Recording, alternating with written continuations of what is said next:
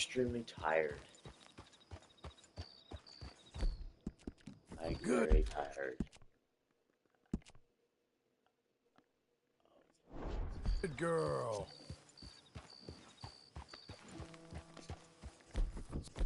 Slow now. Who needs such a gadget as you?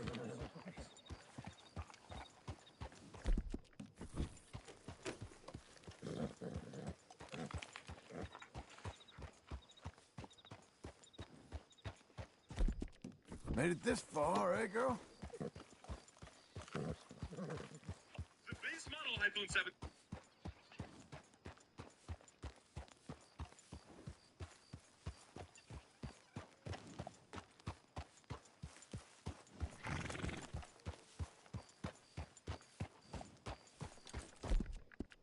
Lady.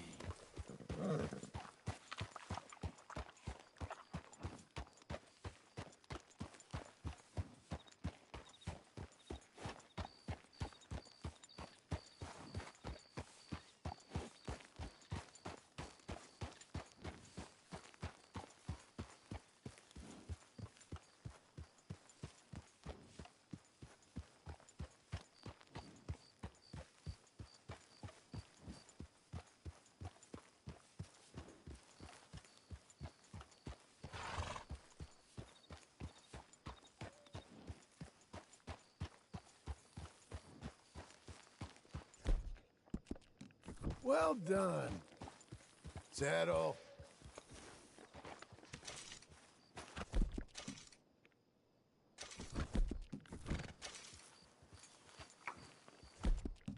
Good work. Girl. For you, miss. Stop everything you're doing. You're quite a horse.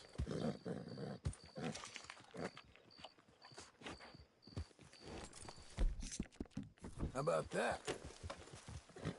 Fill your belly.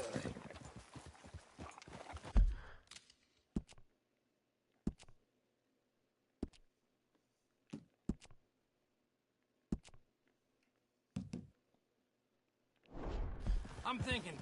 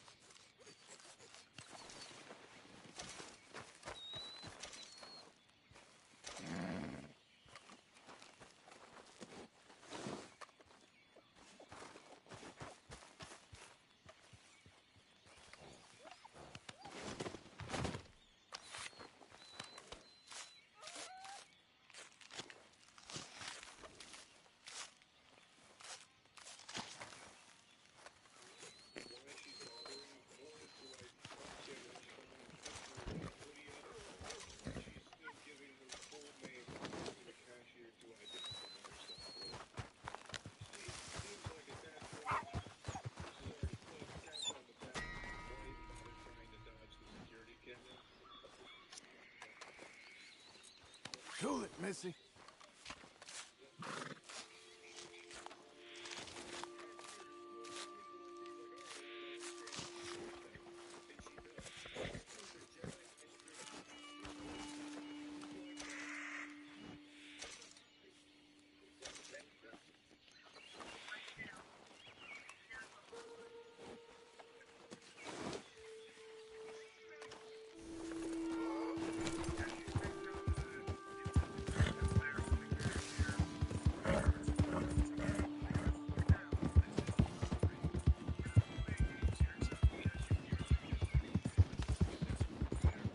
Sir! Some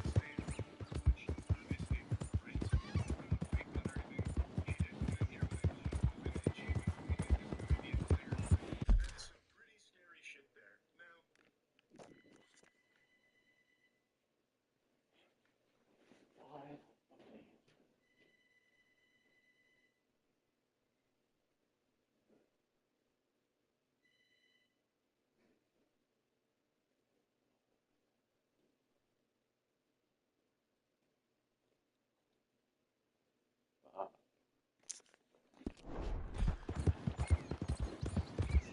Good girl.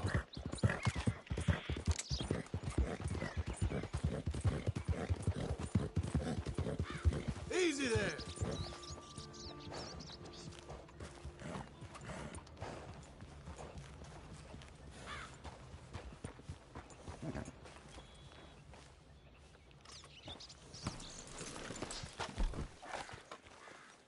Here.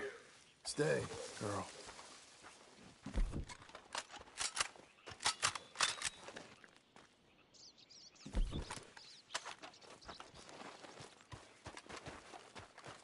Hello, girl.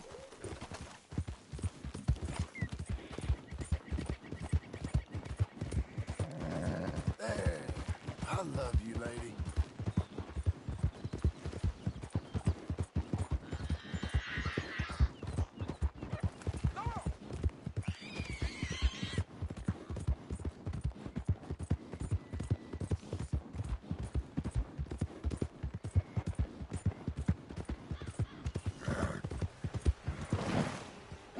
Hey there, friend. How can I help you? Done and done.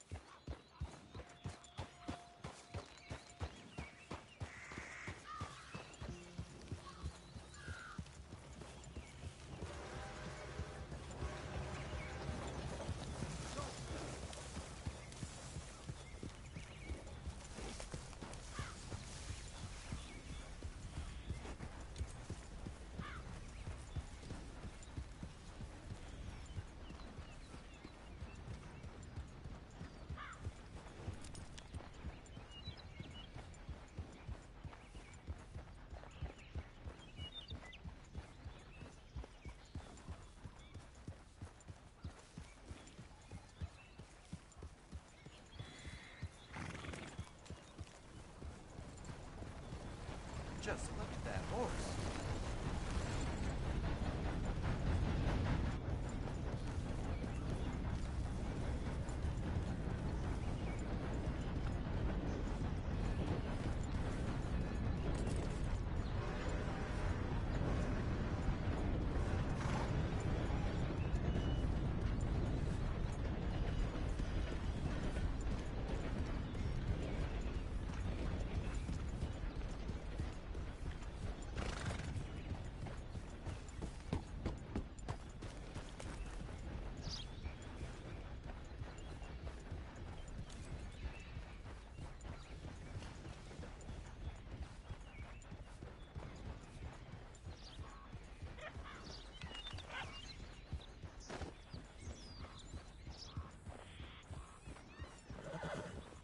Guys, I'm gonna be cooking a chopped pop pie for 35 minutes. Once that clicks, I gotta put in the oven for 5 minutes. Get it built on to 5 degrees.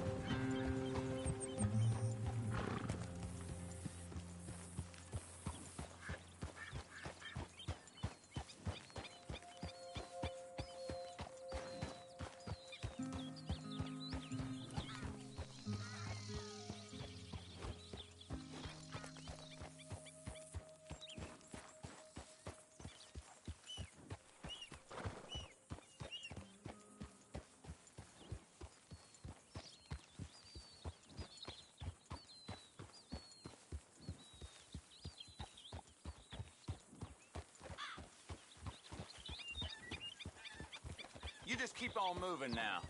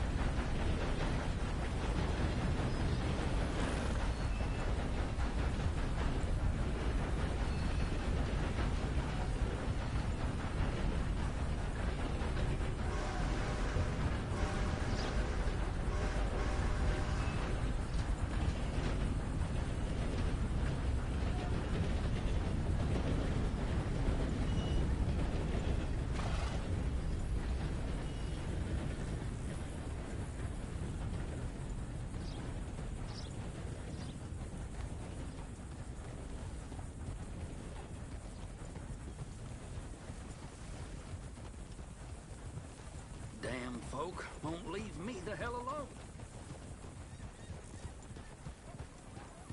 Place like this will get even old Scratch to give God some thanks. I'll be back in 20 minutes, alright? I'll pop.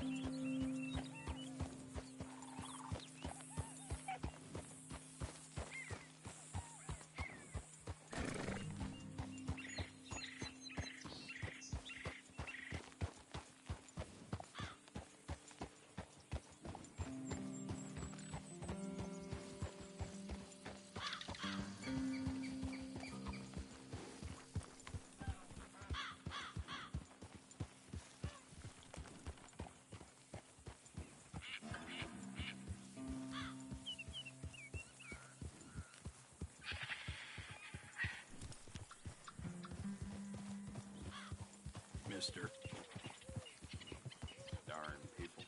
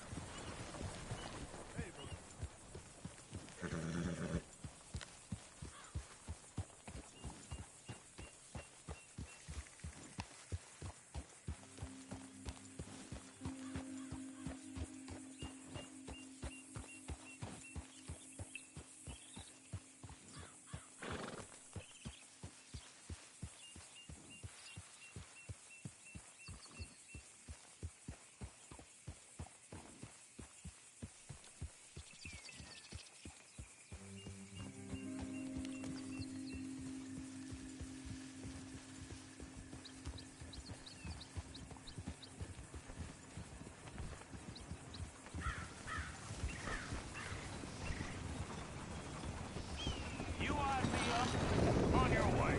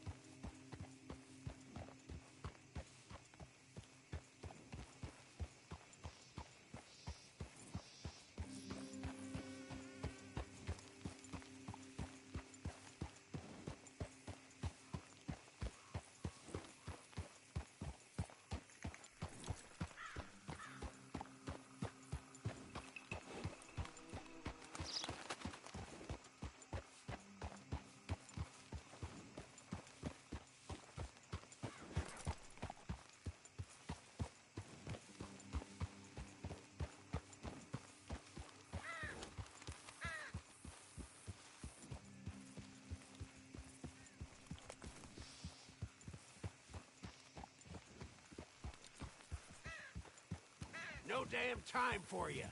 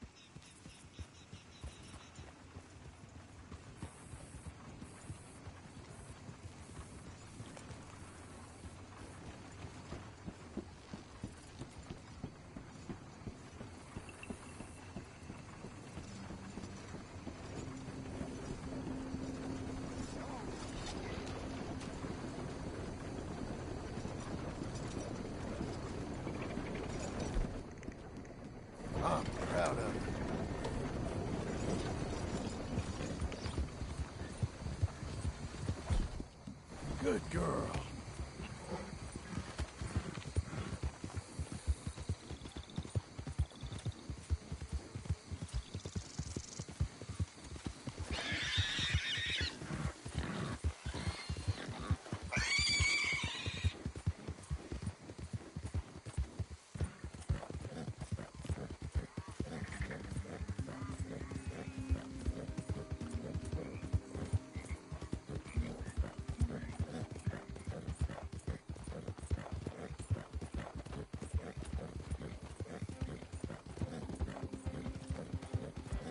Easy.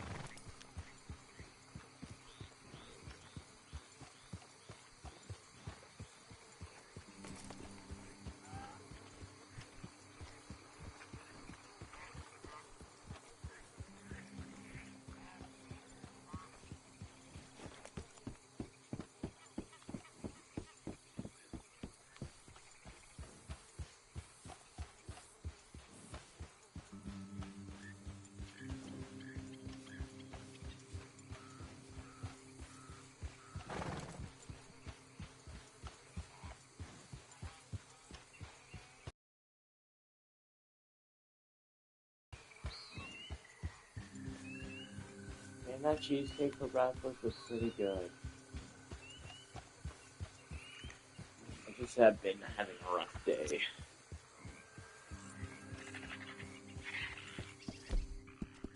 Who's my girl?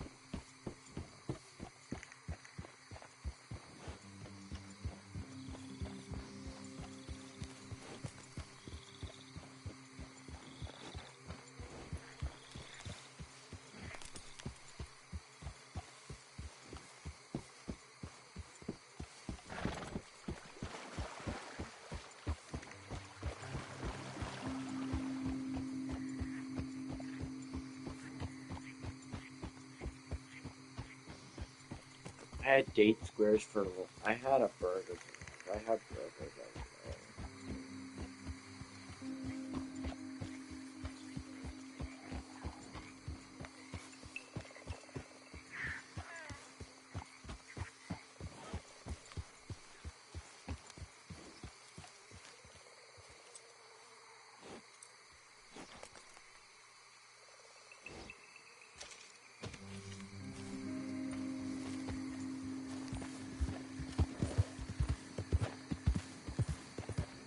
Whoa now.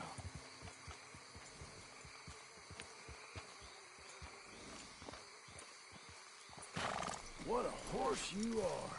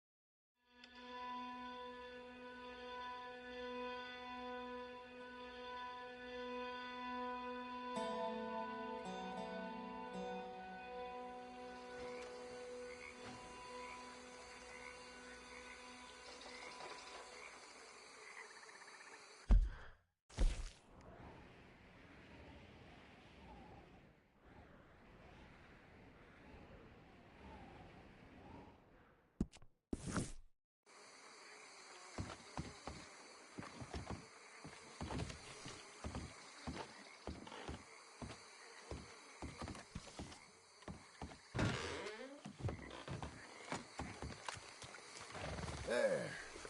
Let's go, girl. Whoa, easy.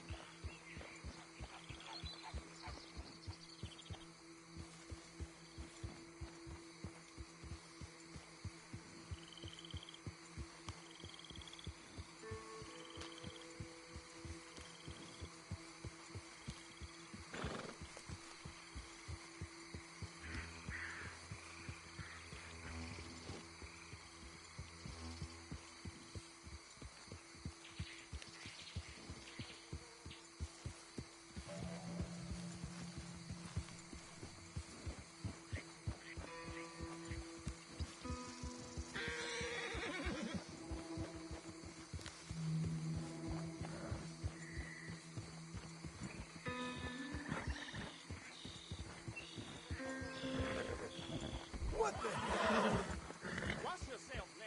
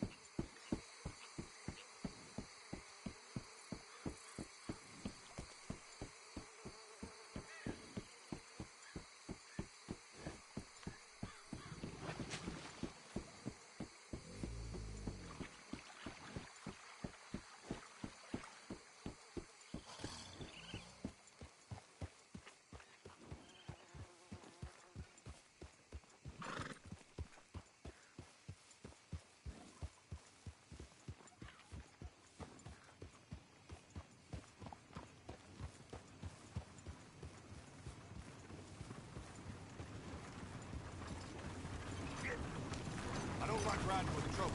Stay away from me.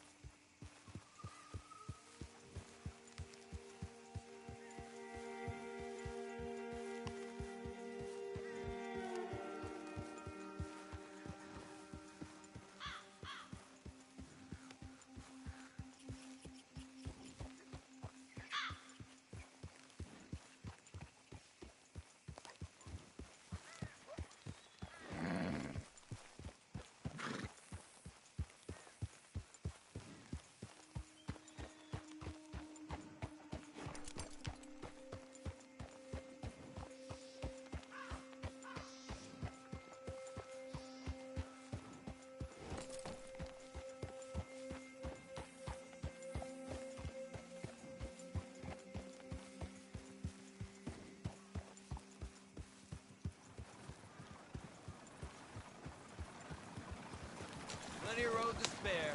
Suggest you use it.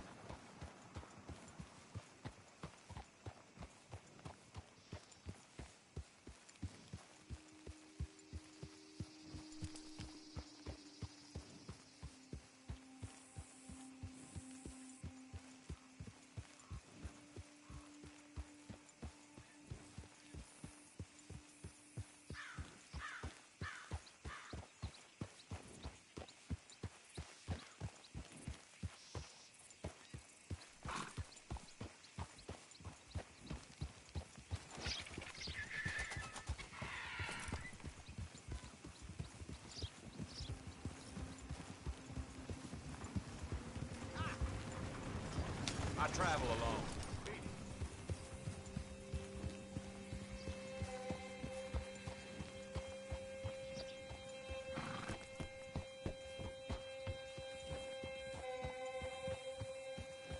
My favorite song from Soundgarden is Black Hole's Sun, Let Me Drown, Falling on Dark Days, Black Days, I think, that song.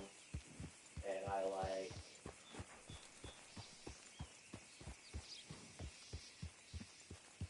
Let Me Drown by, I think my favorite song is Let Me Drown, but Demo unedited version of it. It's like the most raw thing of the computer.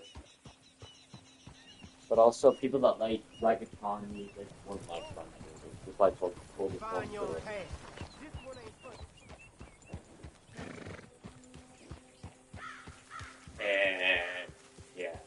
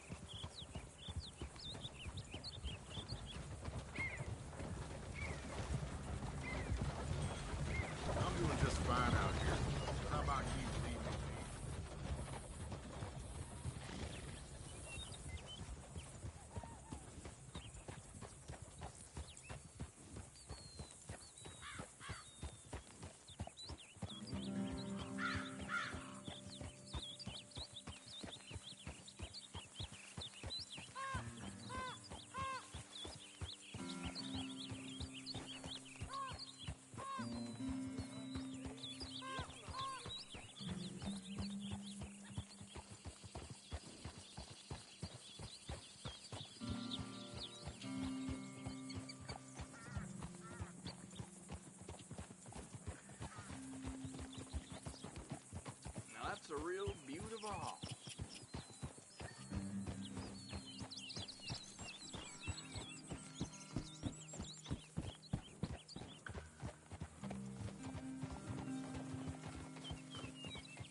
Unless you secretly a lady, I suggest you back up.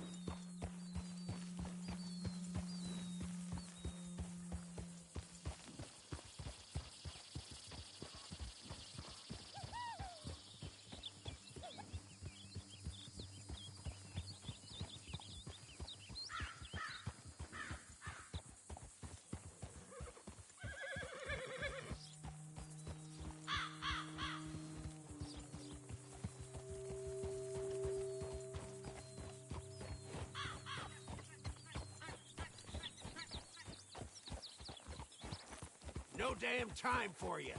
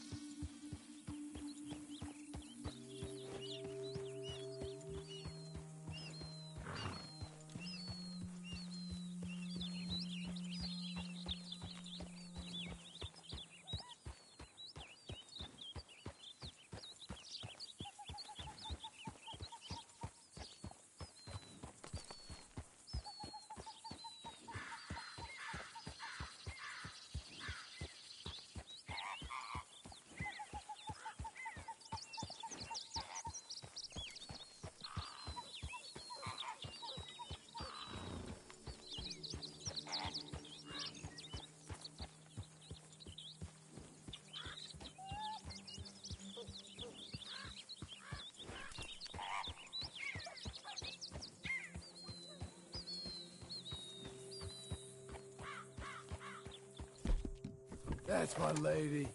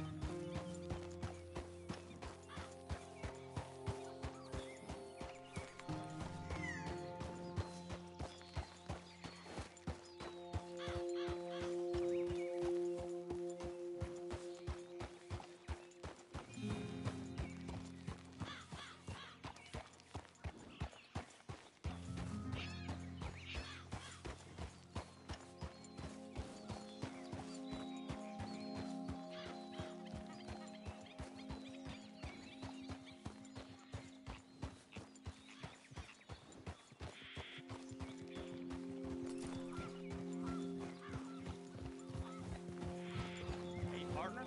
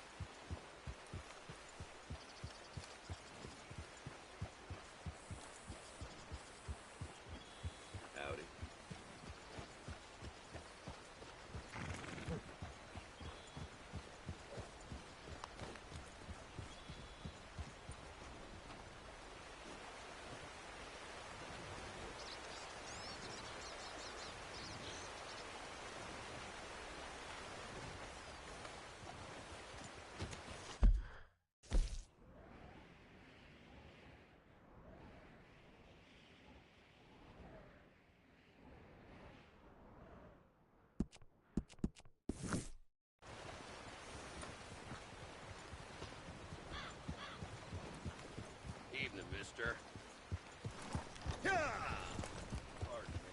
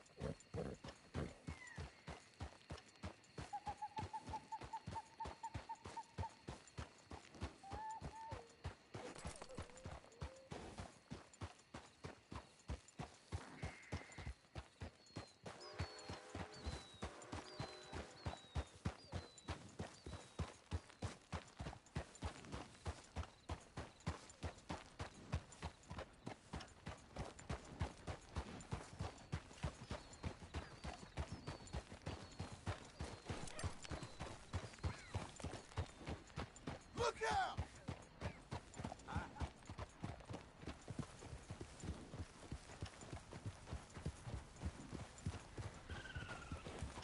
Your mama didn't teach you to mind your own, did she?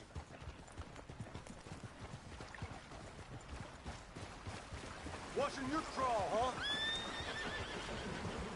Oh, I'm saddled slow. Dog tired. Sounds about right.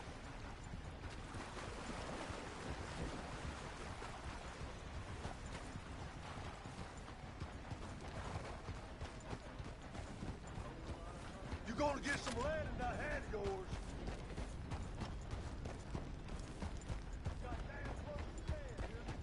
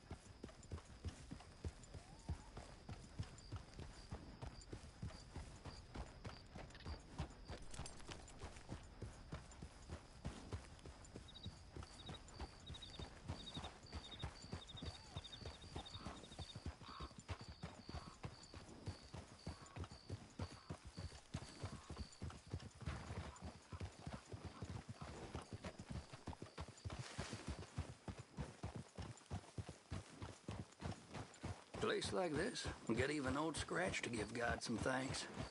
I believe it.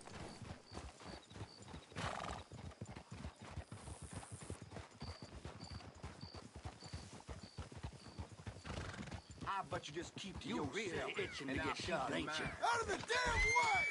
I ain't playing. I'll shoot you right here. That's right. Just walk away, you coward.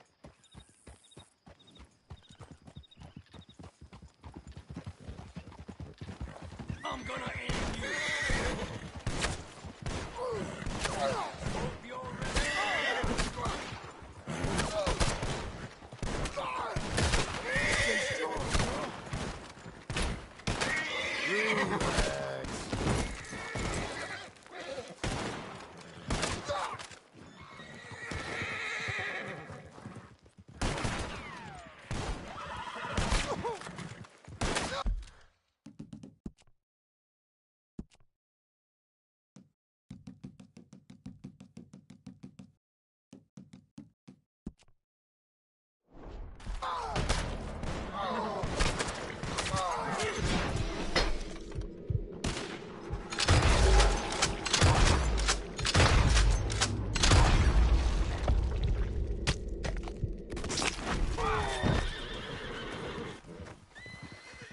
There's my girl.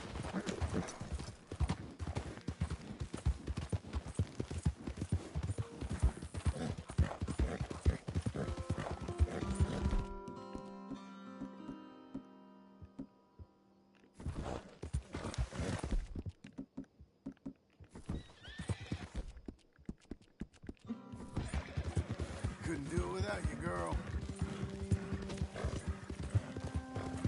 Whoa, whoa! Don't let it get to you.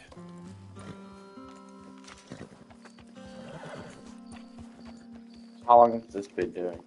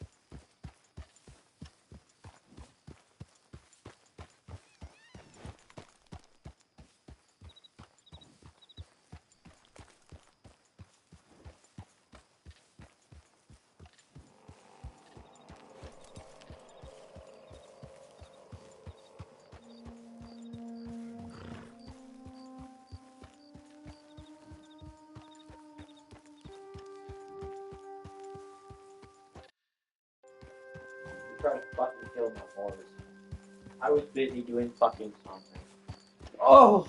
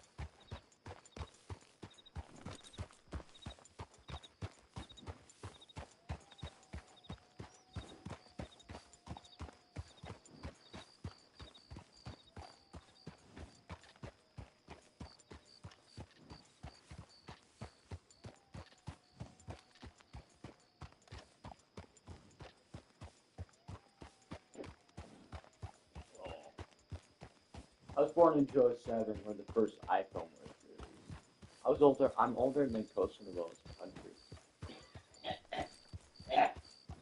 No self-defense as a country.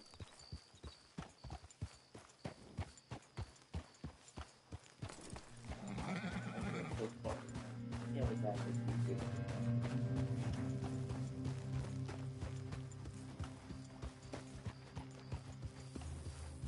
Shove it in.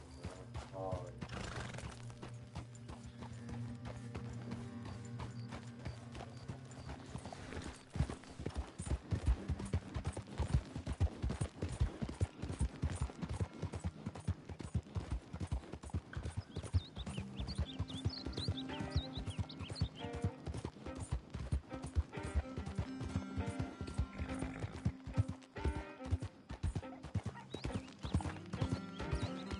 Made it this far, eh, girl? Hey, hey, easy.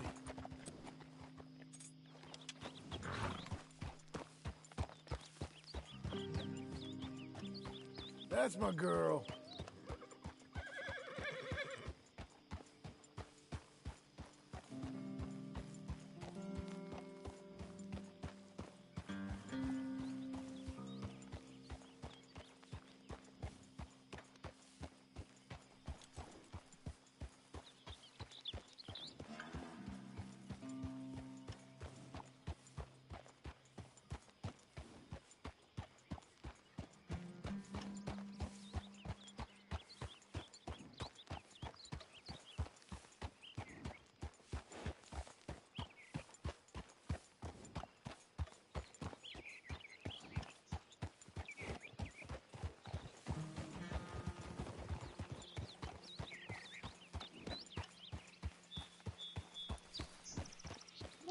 really good people. Except my friend Tuesday.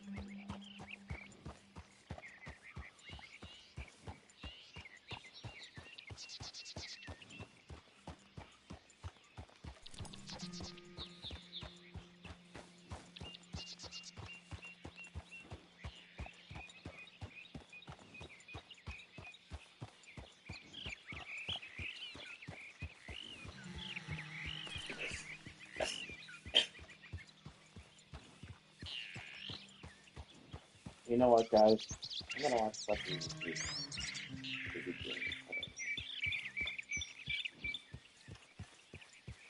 Morning.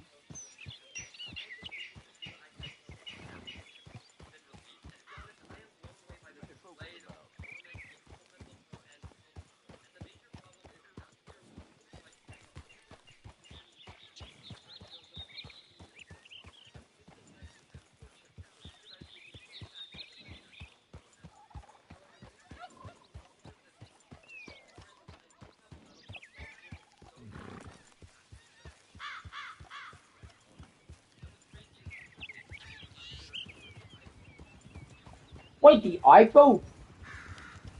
Wait, the iPads don't even have A very calculators? good morning to you.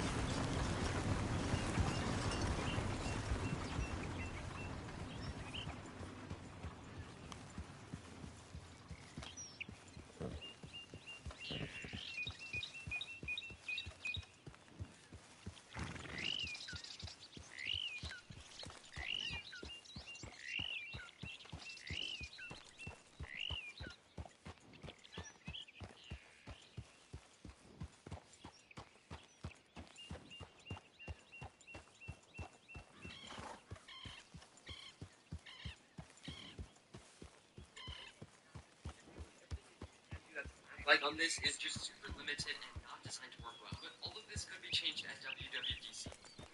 I'm remaking foods that no longer exist to see if they should be brought back or stay in the past. Today we're having a look at the ancient pizzerias. If you've never heard of these before, I absolutely do not blame you, because they were discontinued before even I was born. And according to my analytics, you're all younger than That me. horse They're looks basically like a pizza fine flavored traveler. burrito, but instead of being made of corn, the chips themselves are made of pizza dough. And I honestly just thought that sounded fun, and it was a good excuse for me to try and make some pizza powder, which I did by dehydrating pizza sauce and combining it with this cheese powder that I made for another video. And I need someone to tell me how these aren't pizzas. They've got the cheese, the sauce, and the dough. Surely, other than the form factor, these are true pizzas. I rolled out some pizza dough really thin and I cut it into little triangles. Then I put them in the fryer, and I had to press them down because they naturally want to become donuts. And I'm not gonna lie, I did eat a few fresh out the fryer, and they were pretty damn good that way. But in order for them to be more accurate, we have to give them a seasoning and then dehydrate them one final time. But the question is, are these any good, or should they stay in the past?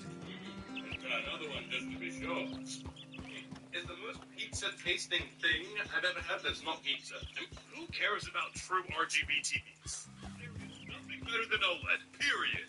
I was about to make a who cares about true RGB TVs? There is nothing better than OLED, period. Alright, I was about to make a and Cromwell, one of my favorites. Why? Because despite having a long, awkward development period, it still proved itself to be fantastic after the battlefield. So, quick breakdown. Why does every broadcast network end with the letter E? Or something that rhymes with E? Like this? If you're an American, I want you to imagine for a second what it would be like if half of the U.S. population lived right up against the east coast of the United States. 160 million people within 50 miles of the ocean, stretching from Boston down to Miami, with the other 95 or so percent of the country's area left over for the other half of the population. That is actually what it's like in Brazil. Brazil has the most lopsided population distribution of any of the world's most populous countries, with over half of its 200 million people living within just 50 miles of the coast, leaving its entire interior location the size of the lower 48 U.S. states to the other 100 million people. And even most of those people still live pretty close to that coastal strip. If you look at the region more than 500 miles away from Brazil's coast, an area still twice the size of Alaska, it has a population density equal to the U.S. state of Wyoming. Brazil's population is insanely dominated by coastal cities, with an urbanization percentage of 87%. The only other country in the world that has both over 100 million people and a higher urbanization percentage is Japan. How could this possibly have happened in the 5th largest country by land area in the world? Well, here's the geography of Brazil explained by an American in less than 3 minutes. Are you ready? Here we go. The number one thing you have to understand about Brazil's geography is that it's split from most other countries. Whereas most places have a flat coast and their tallest mountains in the interior, Brazil has a mountainous coast and a flat, low-lying plain in its interior. This has two main effects. Firstly, it means that the Amazon basin, the largest rainforest on Earth the size of the lower 48, is hemmed in on 3 sides by mountains, all of which discharge water into the basin, feeding the largest river in the world, the Amazon. Secondly, though, the mountains act as a wall separating the ocean from the interior of South America. And since Brazil was first colonized from the coast, it meant that early settlers had little reason to cross the dangerous mountains into Brazil's interior because most of the colony's economy was on the coast. And this lack of interior development has been a problem for the Brazilian state ever since, so much so that they've spent billions and billions of dollars terraforming the interior of their country to be more habitable. Most notably by turning what was once a large grassland region called the Cerrado into an enormous soy and meat producing region, and also constructing a completely artificial capital city from scratch, Brasilia, in the center of the country. None of these projects have had much of an impact on the population distribution, though, and still today, the vast majority of Brazil's economic activity happens within a day's walk of the the Atlantic Ocean. This leaves the far interior Brazil to be extremely wild, one of the largest wilderness areas in the world. Brazil's largest state, Amazonas, is twice the size of Texas, but only has 4 million people, the vast majority of whom live in just one city. This region is so remote that it's actually where Brazil's highest mountain, the 3,000-meter Pico da Neblina, is. But the mountain is so remote that no official sources even knew it existed until the 1960s. I love learning about Brazil's Red Dead Redemption. See this biker jacket?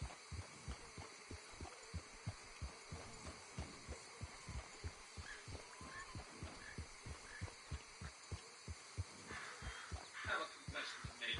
I wish I was gay, because dating in the Balkans is an absolute nightmare.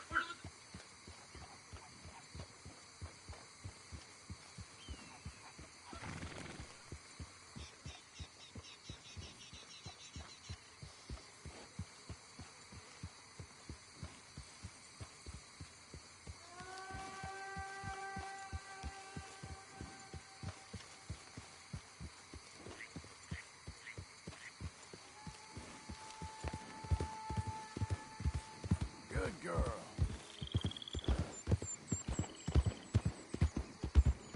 This video is by Turkey Tom's Reddit Most Hated Community Band. It's just something to listen to. It's just, the reason is, it's just, sometimes I don't talk and I pay attention to the game and I listen to this, that I forget to talk. So it's just a way for you guys, and what else?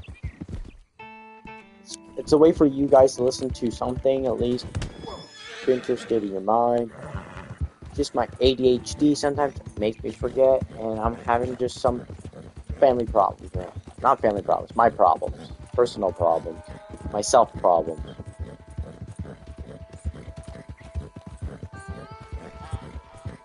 I gotta quickly go to the store this day.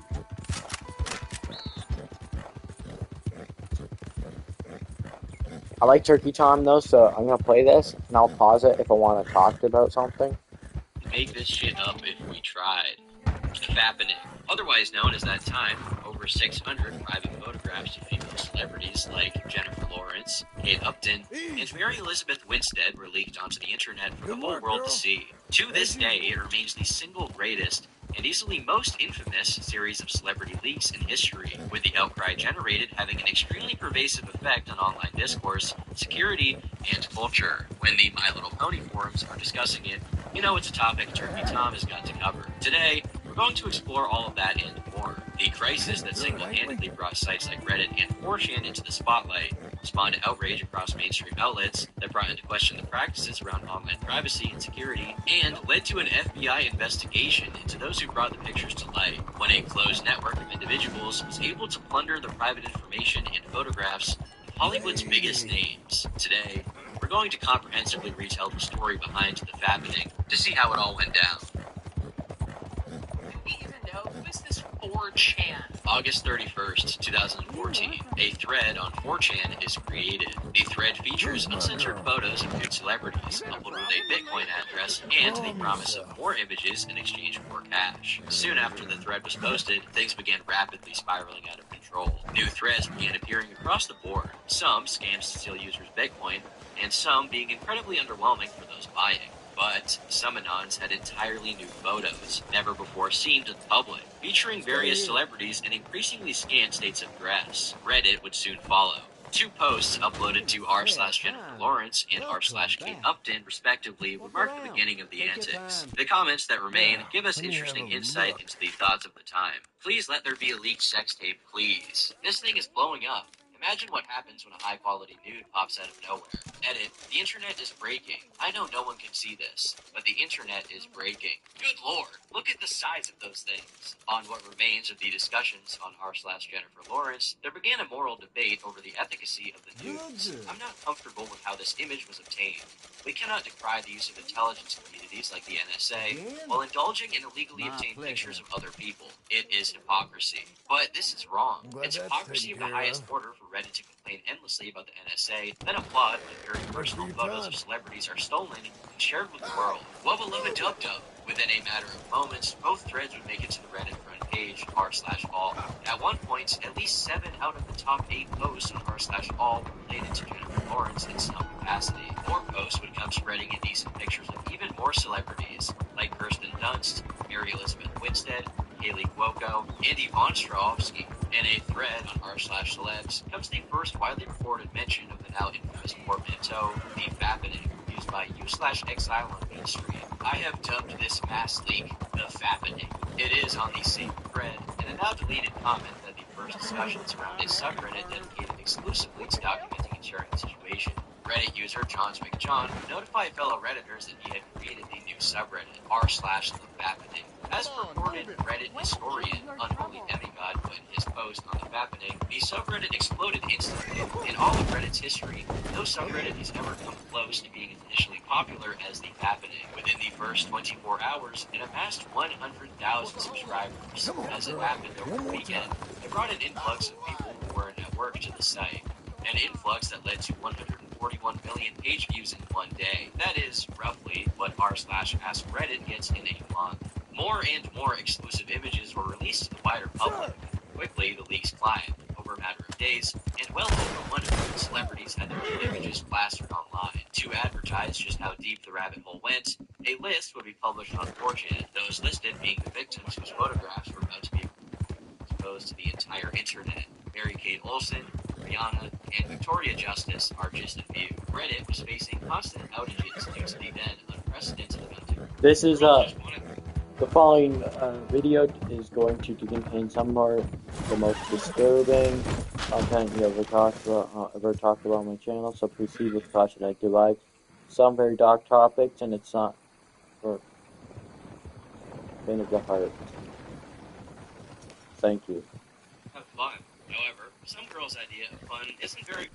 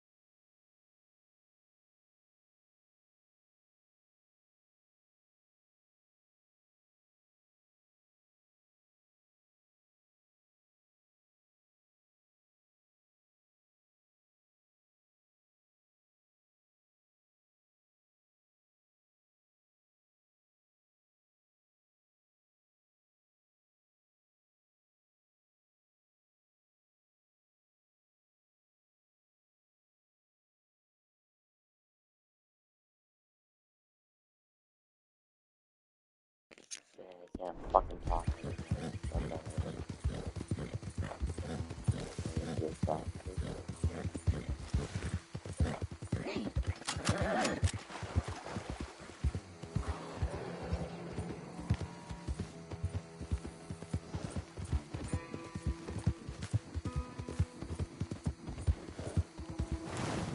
Easy there.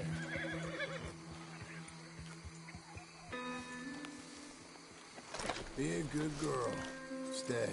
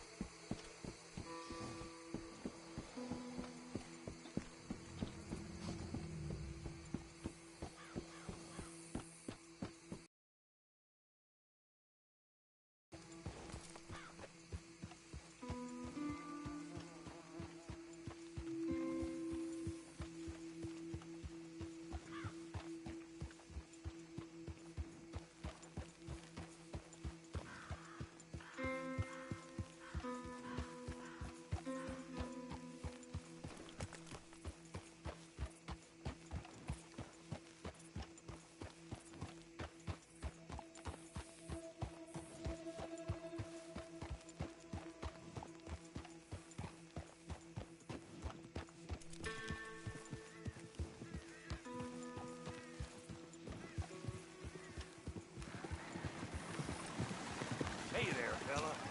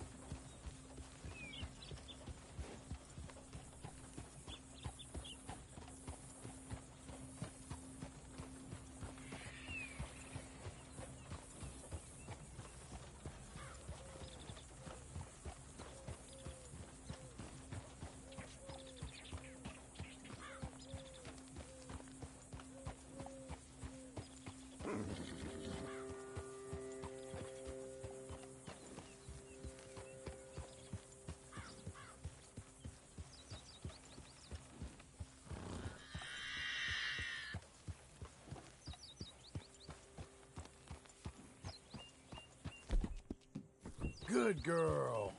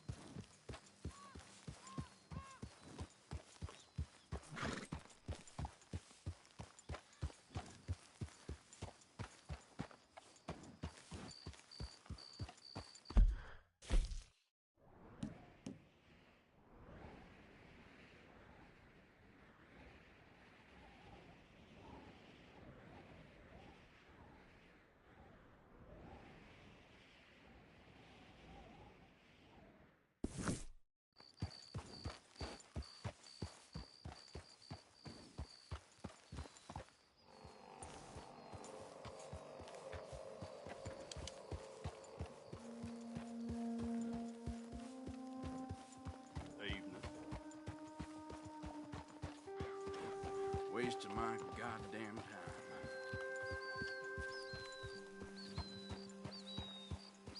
Darn you.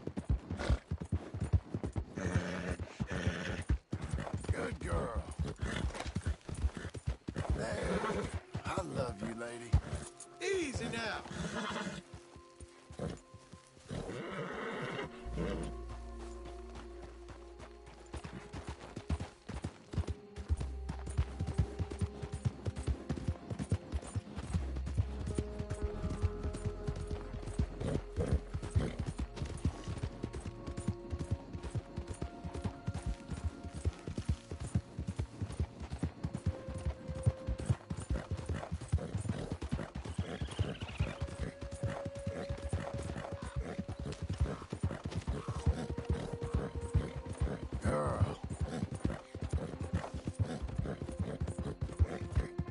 Been through it, ain't we?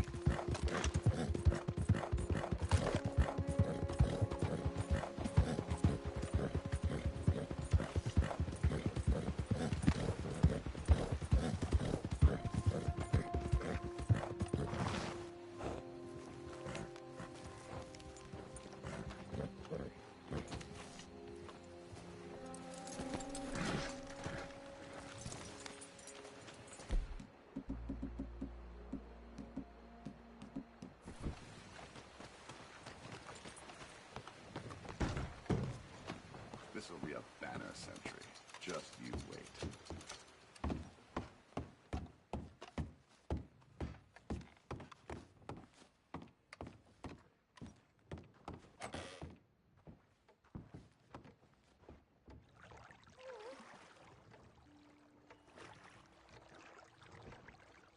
I could, do with a bit of help in here. You mind?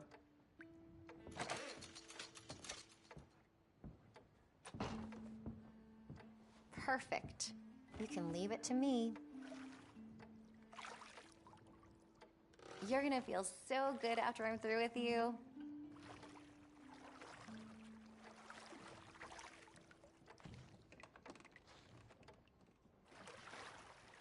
Whenever you're done, just say the word.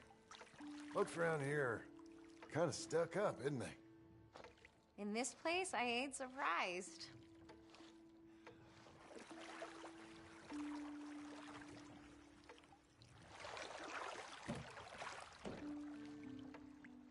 Yep, it's a good service you run. Real enterprising. Oh, I'm sure.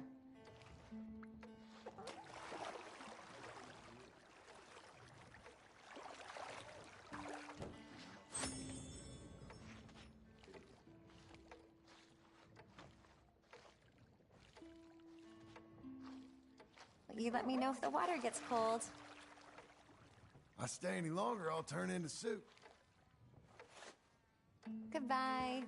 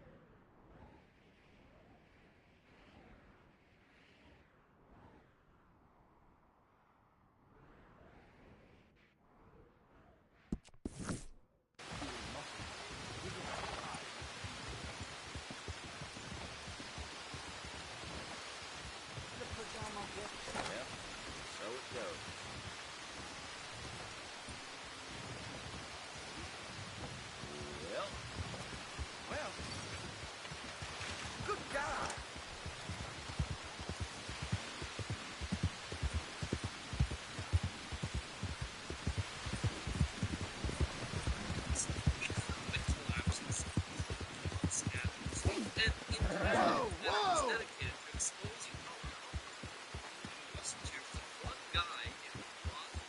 Well, the first story begins in 2011. After years of planning, negotiating, and paperwork, the kind of paperwork clothing was to get produced, McDonald's finally decided to open its first restaurant in the closet. And this wasn't just some casual fast food.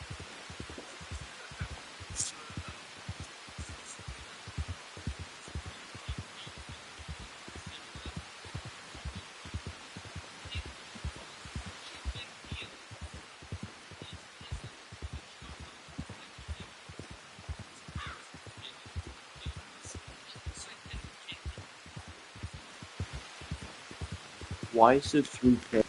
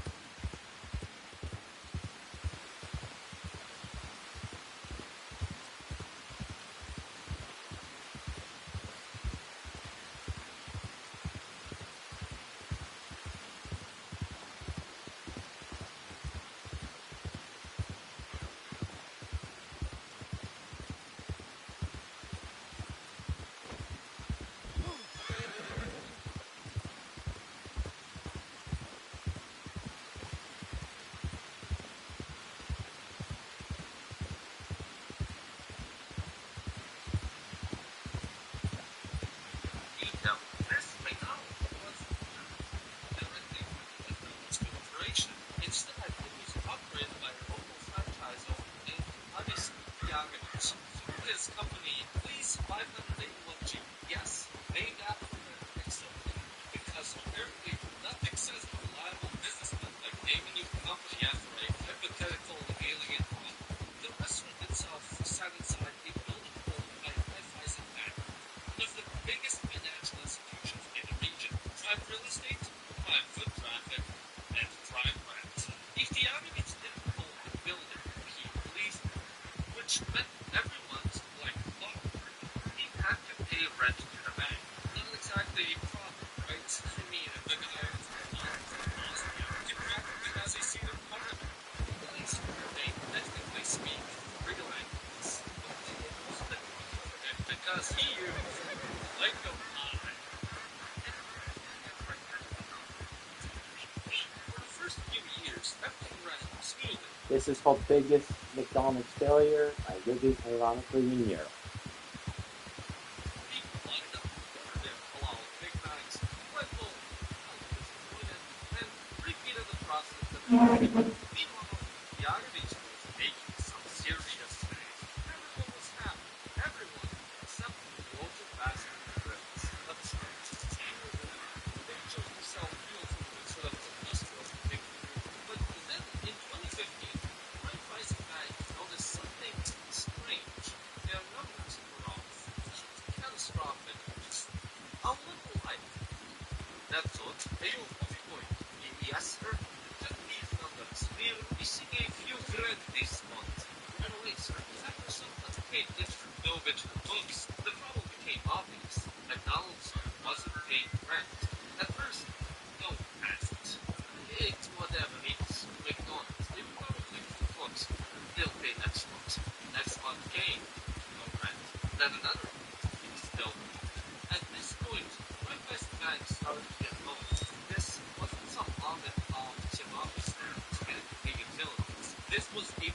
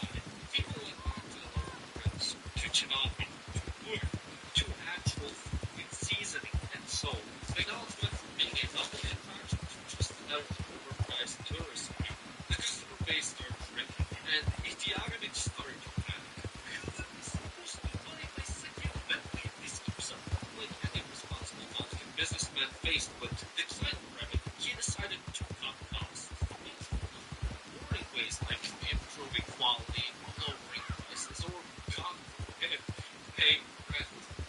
Instead, he got creative. At some point, McDonald's Bosnia finally connected its water pipes to the neighboring media company Oz. McDonald's water bill dropped to exactly zero, while the journalists next door unknowingly paid for every flushed toilet and washed tray. Pure Vulcan engineering. But even that wasn't enough. The numbers were still slim. So, Ethiopians decided to do what every ambitious businessman in the region eventually does. Get political. By 2022, Bosnia was gearing up for an international event it lovingly refers to as elections. A chaotic festival of national fear-mongering and promises everyone knows will be kept. And McDonald's Bosnia wanted in. Behind closed doors, the Arabs struck a deal with the Party of Democratic Action, a Bosnian nationalist and Islamist political party. Suddenly, McDonald's wasn't just selling burgers, it was selling ideology. That banners appeared inside the restaurant, encouraging people to vote for a stronger Muslim Bosnia. Imagine ordering a Big Mac while being gently reminded to vote. Well, in Bosnia, you didn't have to imagine. I mean, nothing says neutral global brand quite like local propaganda next to the ketchup dispenser. But while Ethiopians and his local friends were having fun, they forgot about two very important parties, right as Bank and McDonald's headquarters. Hey boss, it's been like 5 years, they still haven't paid rent. What are we gonna do? Eisen filed a massive lawsuit demanding over 500,000 euros in unpaid rent, plus penalties. At the same time, both McDonald's corporate and Bosnia's federal government were officially notified about everything: the unpaid rent, the stolen water, and the how the world's changed, McDonald's corporate was not amused. The company has an extremely strict policy against franchisees engaging in political activity.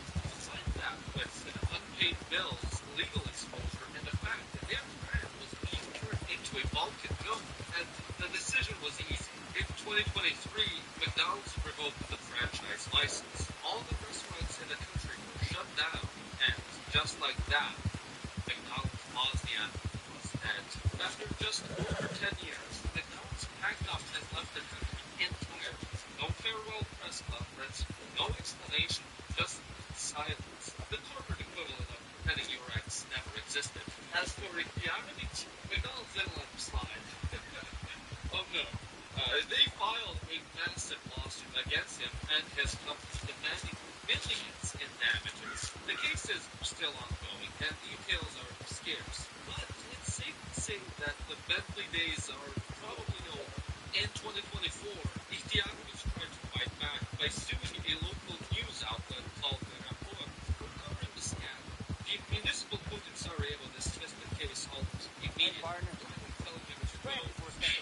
And that's the story of how one Bosnian businessman managed to embarrass his employee and ultimately take out one of the most powerful corporations on earth. This may be expensive package because this bag is all the new reference, the 17, the Air, the 17 Pro, and the 17 Pro.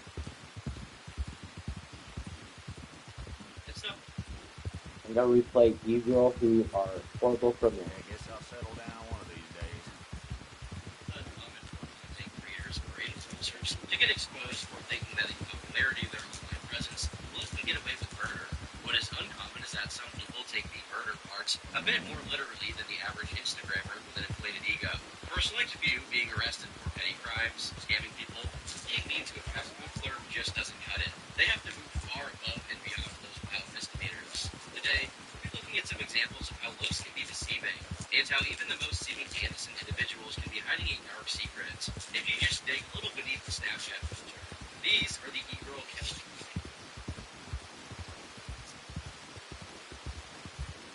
One of the more popular genres on TikTok is cosplaying. Many young fans of anime, video games, and other media are in recognition of their favorite fictional characters, such as the case of Marianne Oliver Snow, better known by the online monikers Snow the Salt Queen and Yandere Freak. As the second name suggests, Mary would often dress up as characters who were yandere, which, if you're not familiar with weed vocabulary, means being overly attached, stalkerish, or otherwise obsessed with a potential significant other, to the point of engaging in psychopathic behavior in order to gain someone's love. This was the main premise of the game Yandere Simulator, for example, which was popular on gaming YouTube a while back. Mary's videos would go on to attract widespread attention, ultimately resulting in the garnering of over 1 million followers on the platform. One of the most popular personas Mary adopted was that of an anime villain named Junko Enoshima. Junko, in the universe of anime and the video game series she's from, is presented as unhinged, violent, and often unpredictable, at times portraying herself as a ruthless antagonist, and at others, acting as an innocent yet charismatic schoolgirl. What was a little concerning is that Mary often played into many of the characters that cosplayed as, to the point that they were being referred to as alters. For those of you who are fortunate enough to be unaware of what this means, it has become somewhat of a trend for many TikTokers to have alternate personas that they supposedly slip in and out of at any given time, usually under the guise of having the extremely rare mental illness known as DID, or dissociative identity disorder. While the actual condition is seriously life-destructive, it's unfortunately been co-opted by attention-seeking teenagers, whose idea of being quirky is pretending to be mentally ill, which, if you didn't know, is a mental illness in and of itself. The same way communities like that of Tumblr normalized and romanticized being depressed so much that they ended up self-inducing it, TikTokers are doing the same to DID, which is a major red flag and a sign of recklessness. Mary would become friends with Helen Rose Hastings, a girl who shared her love for cosplay and anime. The two would become good friends, often collaborating on TikToks and taking photos with each other, something they'd continue to do for years. Mary first encountered controversy in 2019 for cosplaying in a graveyard, which was seen as very disrespectful and tone-deaf, causing Mary to be widely criticized for it. But that was only the first of Mary's many scandals, who, over the years, received many other accusations from various figures in the community for being toxic behind the scenes. Regardless of this, Mary's relative popularity and success in the cosplaying community would continue to grow. Though it was never a secret that Mary carelessly played around with dark and disturbing things on social media posts, this would soon begin leaking into her real life, manifesting far outside of cosplaying. One night, when Mary and a group of friends, including Helen, were watching the TV show Gotham while smoking weed and drinking copious amounts of alcohol, Mary stated somewhat fortuitously that they had the same handgun as the Penguin and proceeded to show it to the group, who began passing it around recklessly. The weapon had been left there by Mary's ex-boyfriend, and according to him, the gun had never been fired and was completely safe, as he had removed all of the bullets from the gun, leaving it unloaded. The group allegedly started waving the gun around as a joke, pointing it at each other and laughing as they did. Unbeknownst to many of them, the gun was actually loaded, a mishap that would soon change the course of the lives of everyone present. At one point, Helen jokes that Mary should point the gun at her as if to kill her, saying, "Oh, shoot me." Mary replied, but when the trigger was pulled, the gun went off. Though it didn't have a magazine in it, the firearm had a bullet already loaded in its barrel, and with its safety off, the gun shot straight through Helen's head, much to the group's shock and dismay. After frantic calls to the police for medical care, Helen was taken to the hospital and was kept on life support for 2 days before tragically dying there. As a result of this, Mary was taken into police custody and charged with manslaughter, and was released on bail 5 days later. This extremely tragic accident could have easily been prevented in a myriad of different ways, had the safety been left on, or had the group exercised even a modicum of caution, and most importantly, if Mary's ex-boyfriend hadn't left his loaded gun in the care of someone who was not licensed to own or use it, this could have been avoided. Given all of this undeniable negligence, one would expect Mary to feel a good deal of guilt over it. This is where the story becomes a bit confusing, however. After a brief 3-week-long hiatus from the usual social media posting, Mary would return as if nothing had happened, despite facing charges for having murdered someone. This blasé attitude was so thorough that Mary would go on to attend cosplay conventions, and as baffling as it was, most people simply did not know the story of how Helen died whatsoever. Most users just assumed Mary's hiatus was And here we are, girl. reasons, and thought nothing of it and continued watching content.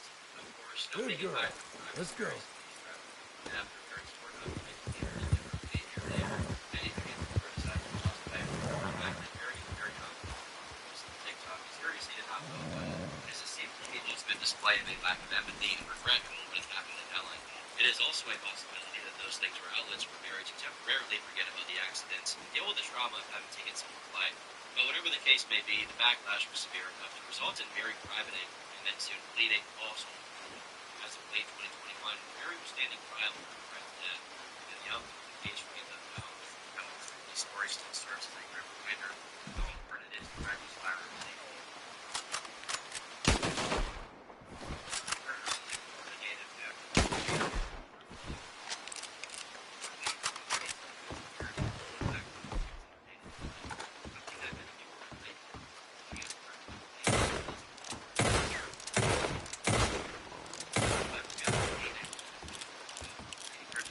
frustrated and depressed. However, rather than give up, Melissa decided to seek out an alternative source of income.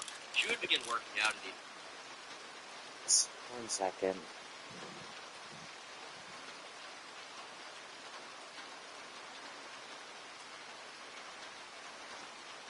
Let's summarize this whole video. Rdr2 just clanked.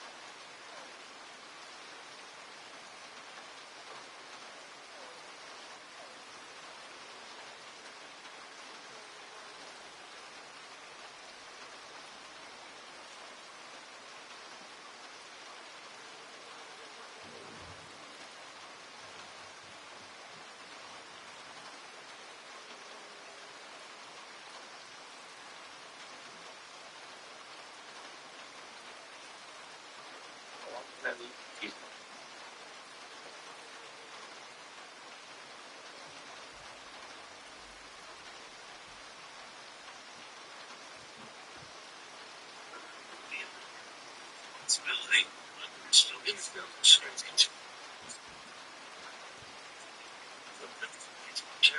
Shows documentary. Really feels like options. Did you remove it? See the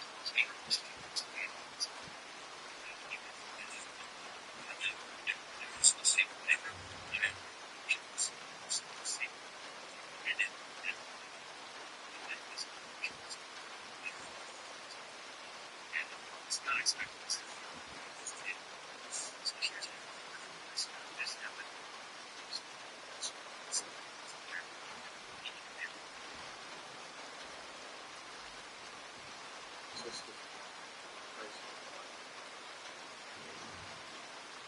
Struggled a lot with body image issues. Her weight probably sort of insecurity.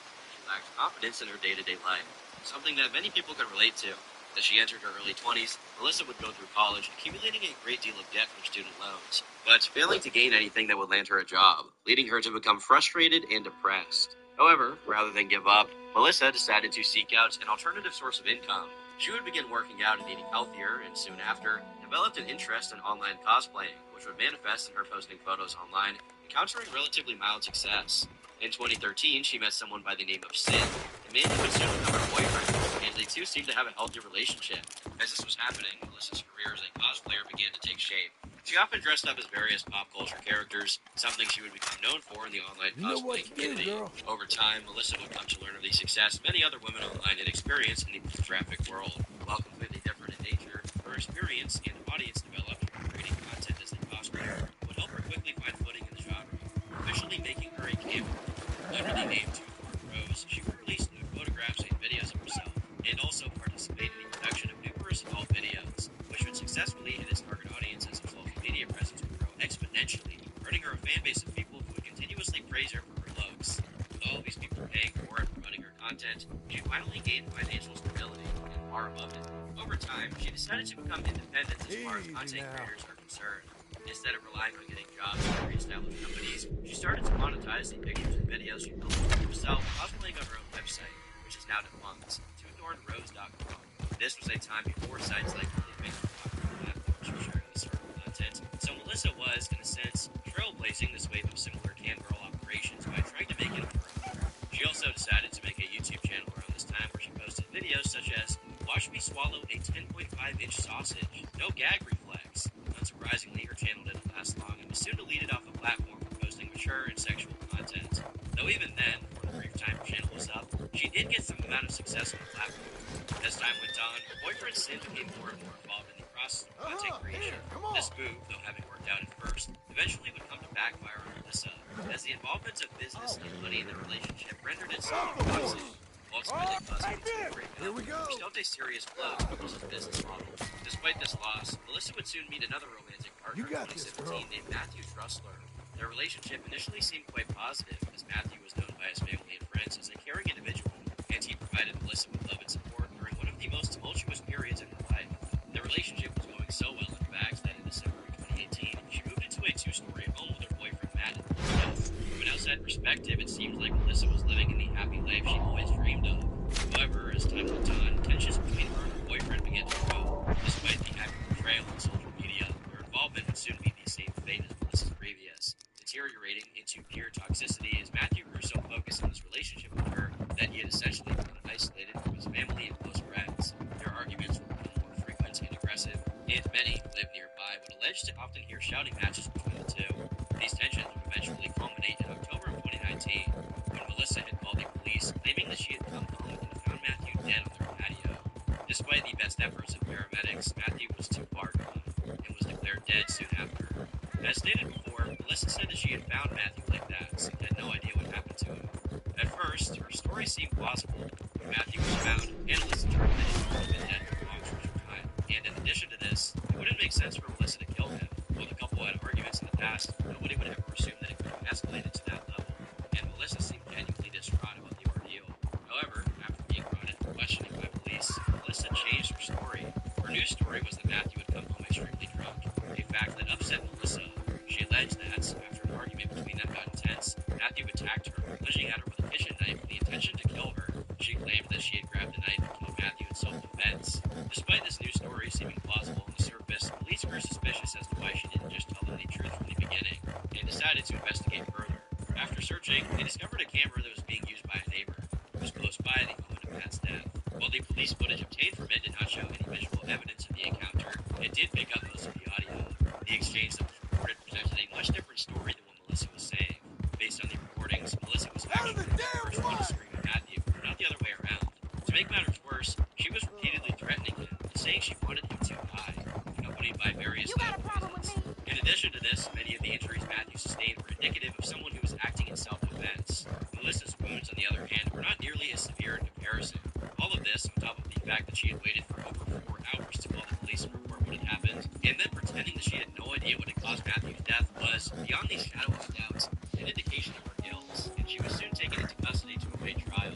Soon after the events took place, numerous outgoing phone calls Melissa had made from jail were reported by authorities without her knowing. In some of these calls, she bragged about the thousands of dollars she had made off of her career, and overall showed very little remorse for I'm proud of you. which did not go all the way to give the jury a positive impression as far as her innocence went.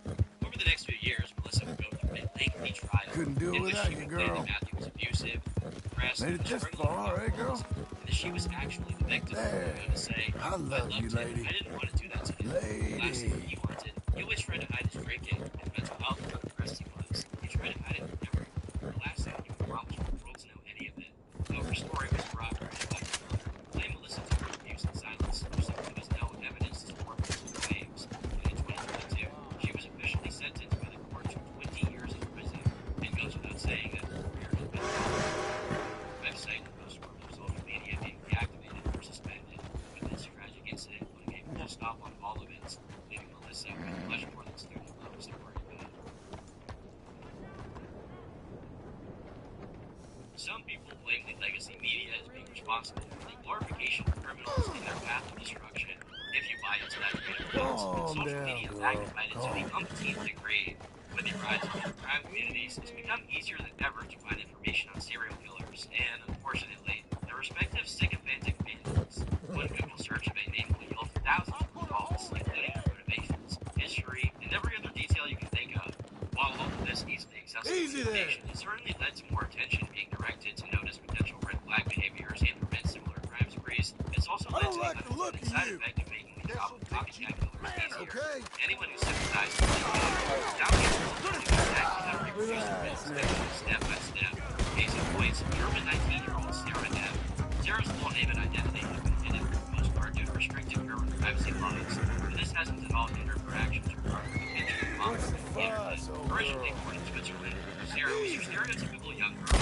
She took pride in her appearance, was well kept, and had a minor social media presence. During the year 2017, Sarah would repeatedly get in trouble with the law for excessive drug abuse. It's documented that she was often completely uncooperative and antagonistic towards authorities, often hurling insults and antagonizing them.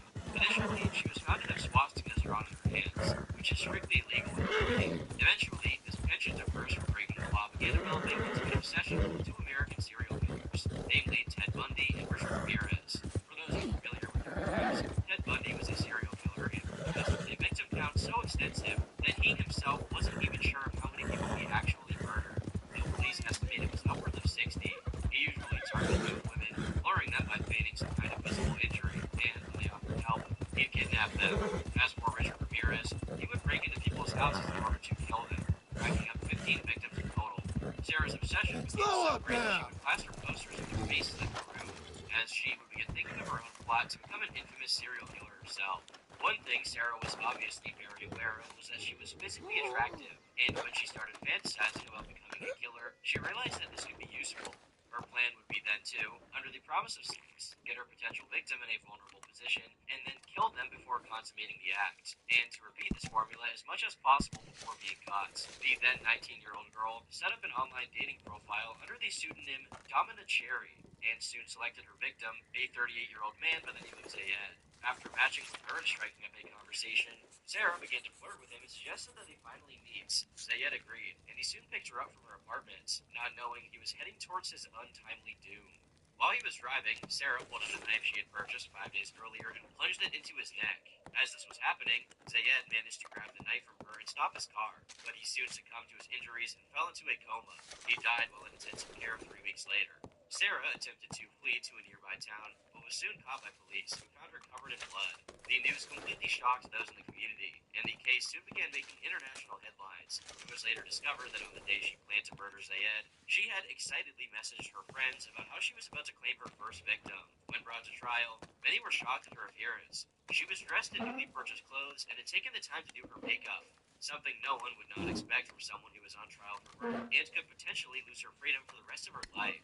In addition, she had drawn a pentagram on her hand, which was inspired by Richard Ramirez's court appearance in which he did the same, and shown it to the press as they took photos of her. Though whether she was doing this because of genuine satanic beliefs or just to get a rise out of people is unclear. The teenage murderer showed virtually no remorse for her actions, and was later sentenced to 12 years for her crimes, which is honestly quite a short sentence for premeditated murder, especially considering that her 12 years will not be served in an actual prison, but a socio-therapeutic facility. This is due to the fact that just 2 months prior to the murder, she had been diagnosed with having borderline personality disorder and strong sympathetic feelings, which prevented her from being condemned into an actual penitentiary. As a matter of fact, her defense attorney was asking for 8 years, so we're actually lucky that we even got 12. While the death of her victim is tragic, she thankfully was not given the opportunity to claim any more lives, and will hopefully serve out the entirety of her prison sentence without harming anyone ever again. However, given her behavior and lack of remorse prior and during the trial, I have a strong feeling we could be hearing from her again after her release. Yuka Takeoke, who has given her actual name as Yuno Kaede, is a 21-year-old Japanese who worked at Tokimeki Binbin, a Tokyo-based girls' bar commonly known in Japan. This meant that, besides working as a hostess, she'd be available for going on dates with the patrons. That is, if they were willing to continually pay for it as they went on with it. As of the writing of this video, it seems that the bar is still open for business. Because the business model hinges almost entirely on how popular any particular hostess is, they're paid commission fees, meaning if they want to get more customers to make more money, they have to go out of their way to be attractive or unique in some way.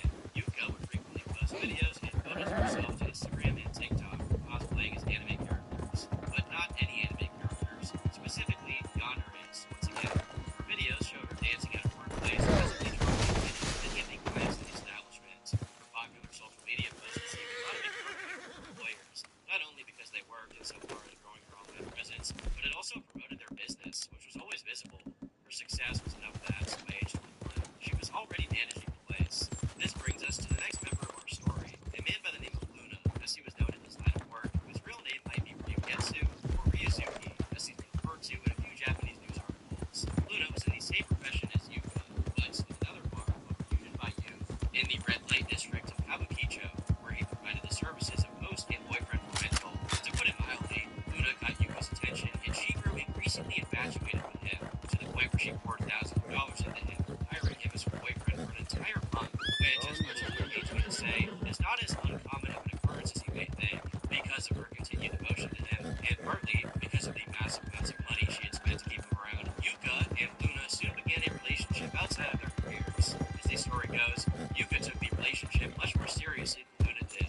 isn't that surprising since, after all, the relationship began only because of Yuka's obsessive spending habits. For him, she was little more than an object of money than anything else. In addition, as one of the most successful hosts of the bar he worked at, Luna was out performing and interacting with other women who hated to do so, a fact that greatly bothered Yuka, despite her own job requiring her to do the same. She began to grow more and more jealous of his habits, as she felt she was entitled to his undivided attention, and felt he was growing cold and distant. On May 20th, 2019, Yuka began renting an apartment, and 3 days later, Luna offered to help her clean and organize it, and arrived 3 hours later from the promised time, without giving an explanation as to why. Luna's mysterious absence made Yuka very suspicious and paranoid. After he went to take a bath, she would give in to her curiosity and start looking for his phone. Much to her chagrin, her fears would come true, and she would find images of him being intimate with another woman, something that was far beyond the typical purview of someone in his profession. This pushed her well over the brink and into a jealous frenzy, as the man whose attention she'd spent exceeding amounts of money to obtain was cheating on her. She would go on to wait in apartments, and so he did, not knowing what Yuka had done. Suddenly, he would wake up to an intense pain in his abdomen. When examining it, he saw that a knife had been plunged into his stomach, and that it was Yuka who put it there, prompting him to sprint out of the apartment as fast as he could, in nothing but his boxers. Though Yuka did give chase, Keep those hands high in the air, mister. To the lobby of the apartment building before collapsing in oozes of blood, pleading for her not to kill him. Yuka didn't call the police, but it didn't take long for other people on the premises to call and notify them that a man had just been stabbed in an apartment complex. Strangely enough, the town they were in.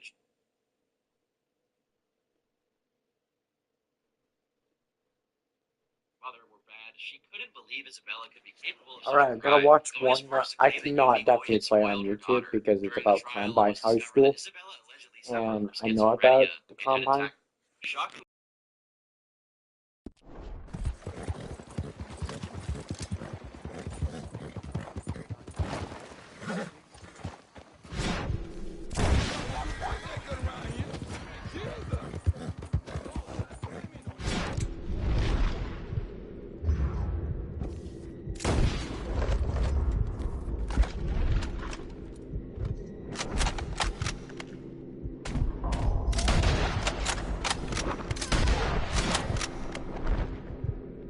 You stop!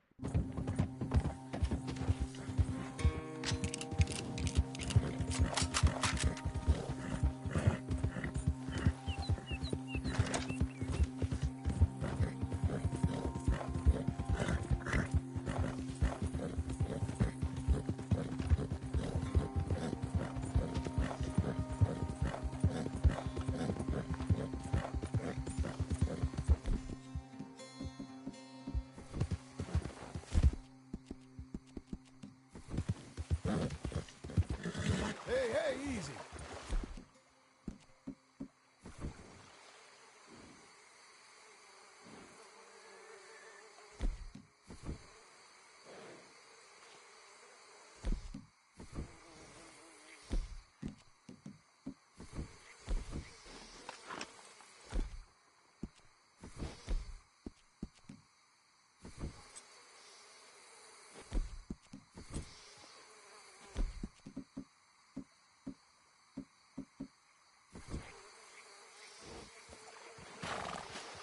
Settle.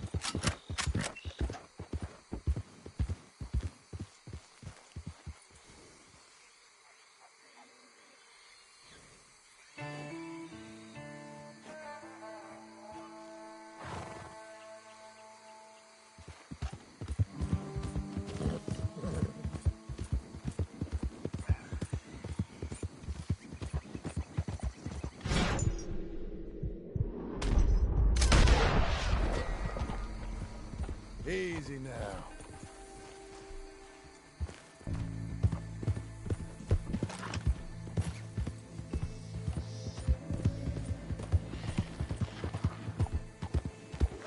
Where are you going? What is this?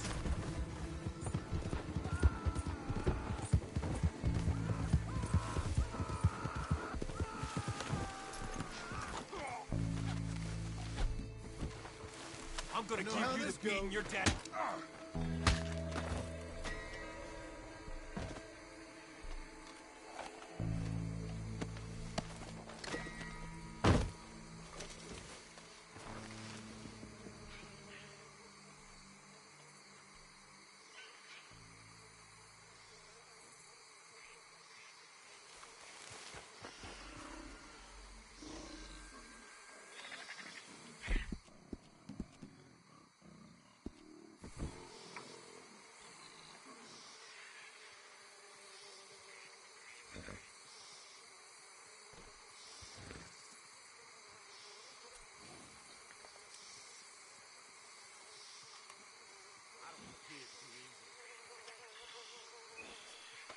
There's my girl.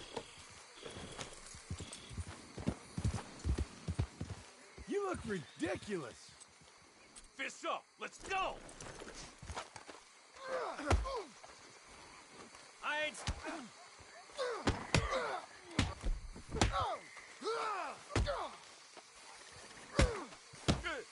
You want it this way?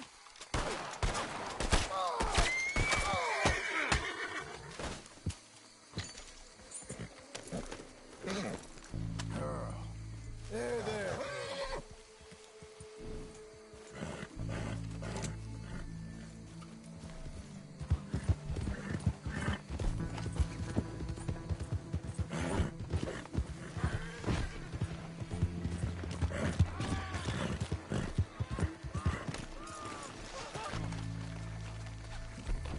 I had about All enough right of then. you.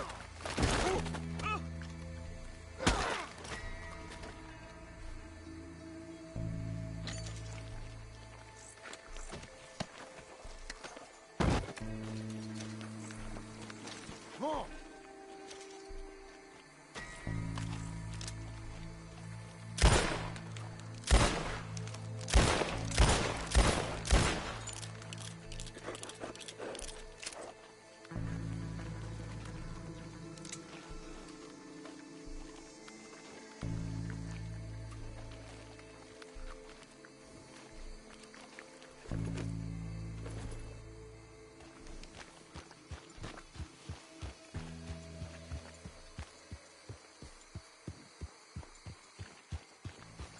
Blow it.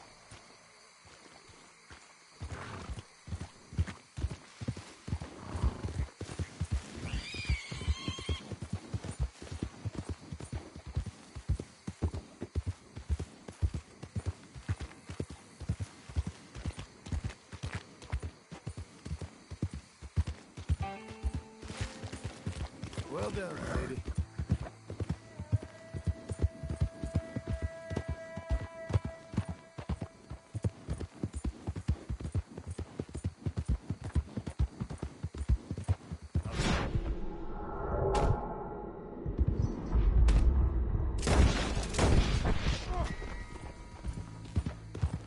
You're asking me.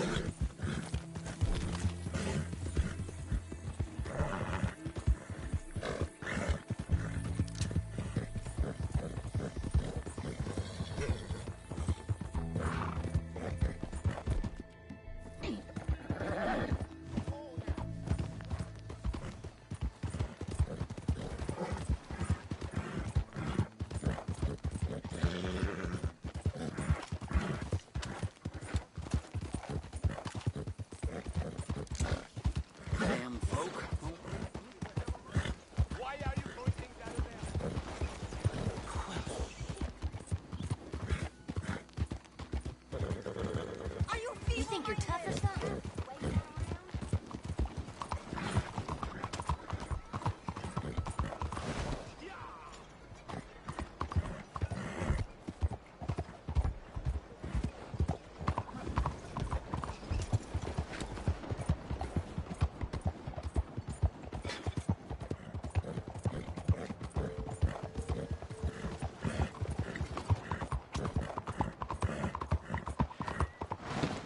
Are you slow?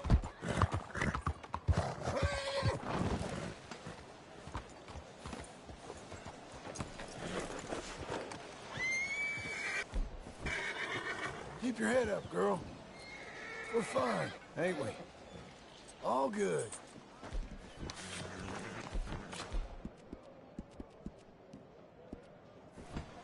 Look out!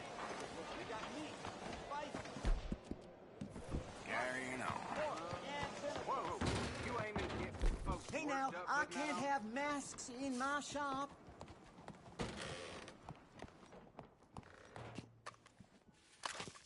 Whoa! Okay, let's not start shooting.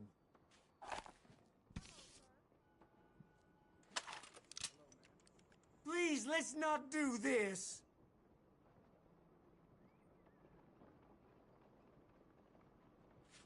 I need to find the police. I think you better open that register. I've got money, goods. Just don't kill me, all right? Okay, you got it. It's all yours.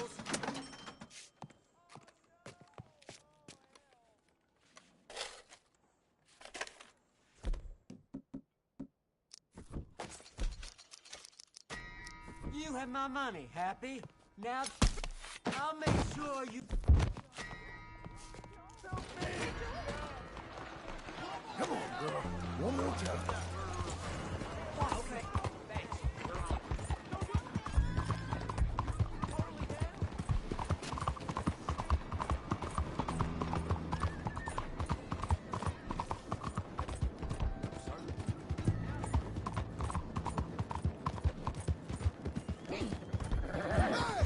Move it! What's your problem? Whoa!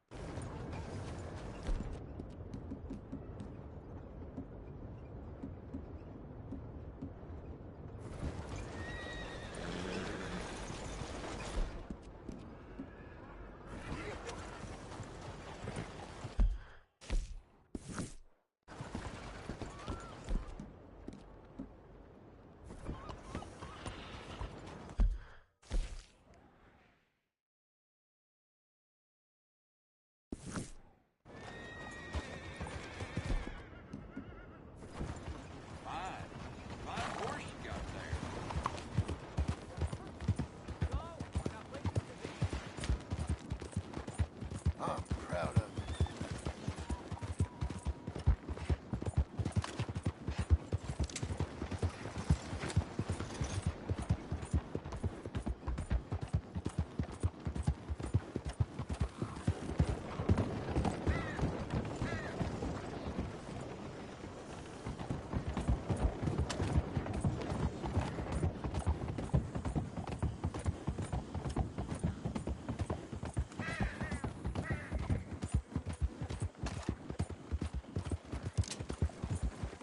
Out of the way!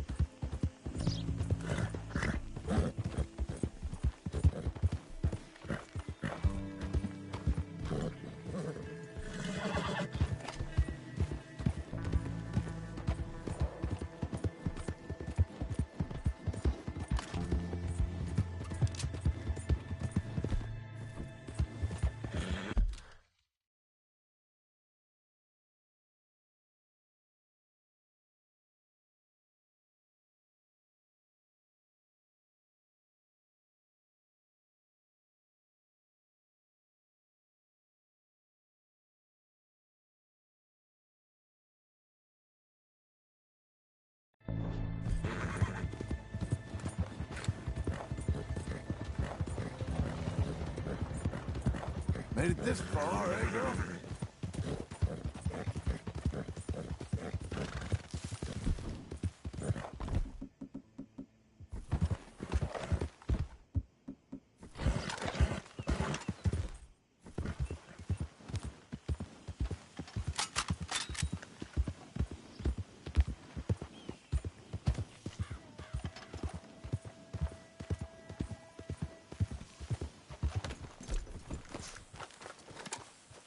Don't go nowhere.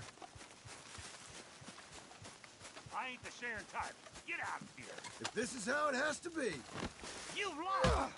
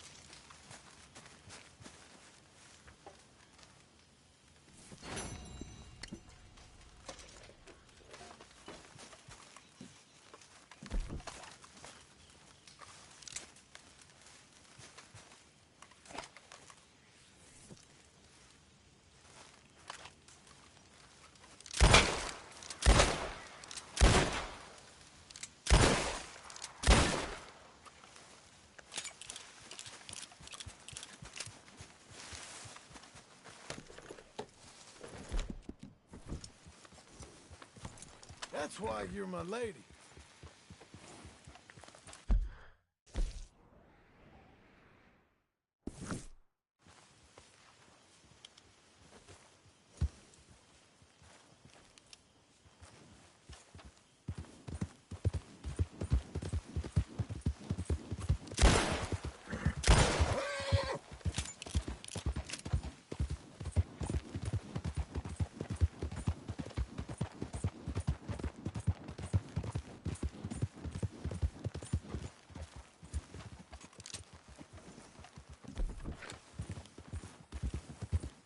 Oh, partner!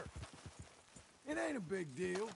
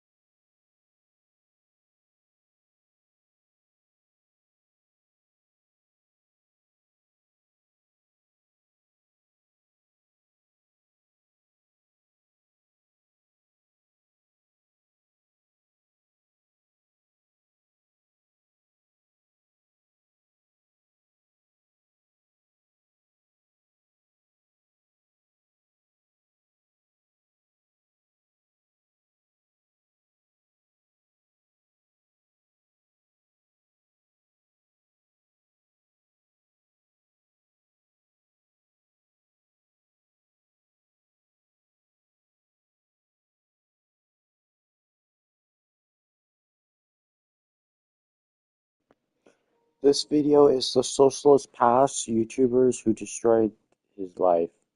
Sociopathic, self-absorbed YouTuber By who uses makeshift diary to talk about every moment of their life. You might think I was talking about Elysium. It's not a bad guess by any means, but for today's video, it's actually as there is a second individual who also matches this description. Hey, it's my video. Annoying things in my life. This is Daniel.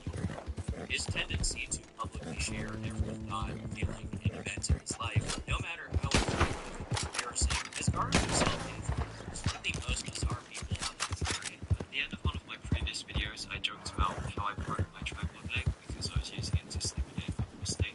That wasn't actually a joke, it was 100% true. On his YouTube channel, Hiding in My Room, he's uploaded over 1,000 videos in which he carelessly overshares every detail of his life, including his many unsavory habits and opinions. With the overwhelming amount of similarities, it's no surprise that this behavior has led many to refer to Daniel as the Asian obesity.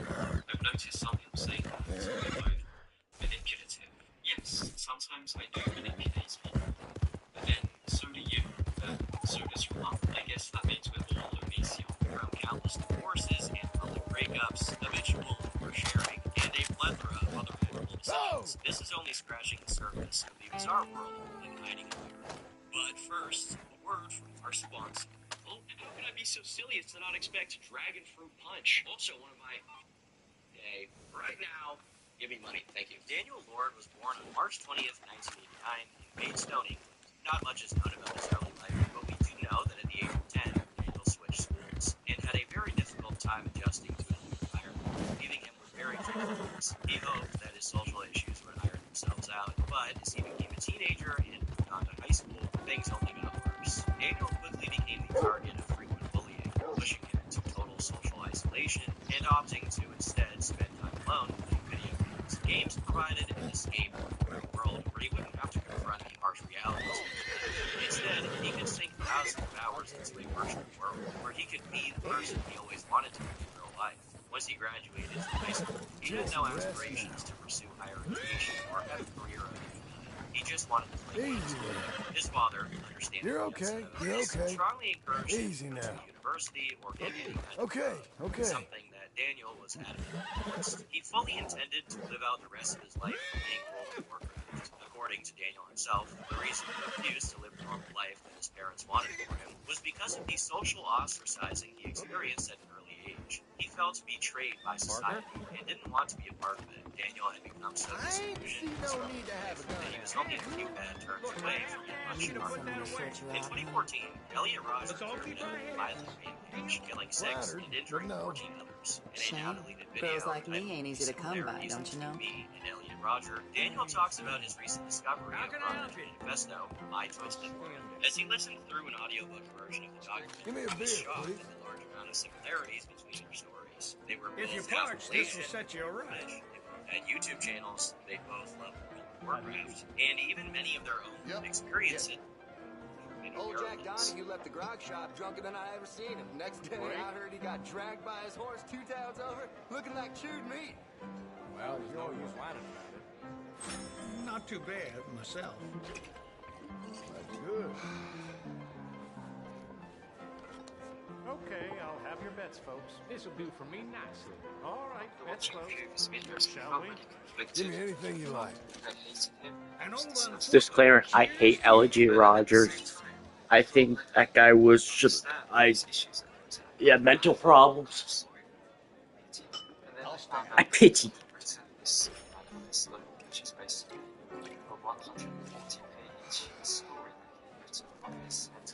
I'll tell you something about these licentious young folk. 2 of them got caught rutting behind the mill. I'll take a beer. I listened Crisp this to 4 hours worth of it. I haven't got through to the remaining 6 just because, and I was just amazed at how similar he is to me. His experiences were not. No, I don't like this. I should not watch this because AI is gonna, if somebody looks at it, let's look at 410 degenerates. Please do not attack or harass any of these people mentioned in this video. It has been created for entertainment. Not for purpose to rile up a mob to harass others. Thank you. April 2022, there were roughly 5 billion internet users, amounting to about 63% of the world's population. However, 92% of internet access happens through mobile phones, meaning the majority probably never go any deeper than surface-level social media apps like YouTube, Facebook, and 4chan is for kind of most getting... people on the internet, even Reddit remains squarely outside of their browsing history. The further you drift away from these highly frequented hubs, the less appropriately moderated the web environments become. And with the absence of moderation and a low bar of entry, these sites become populated almost exclusively by people with essentially non-existent sense. Well, you just have a fine evening. And interest I would take her for the bed. downright deranged. I would take that With the lady. internet becoming more and more sanitized, I would take that lady to bed to offer me. But it can't be under $100 because of just pricing and stuff. My grandma has, this is Scottish accent, my grandma has hold my bank account card. So no. So my grandma took me card. So I can't even take my card's money. Only have $100 on me. Of course, there's no use whining about it. Beer for you. This just should be me in real life. Just John Marston, full beard, level 10 beard.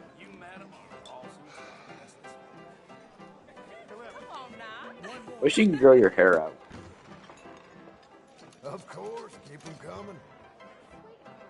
You should have a splendid time here at our little oasis.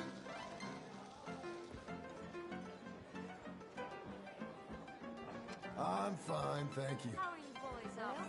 If you get cold tonight, come find me.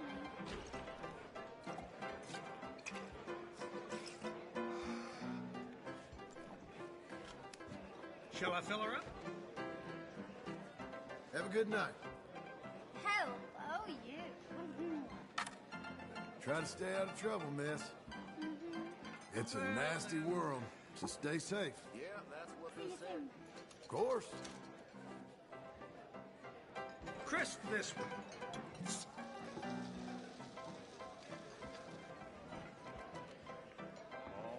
Hey, Hey there. you're doing a fine job there. I'm doing pretty good. Stay safe now.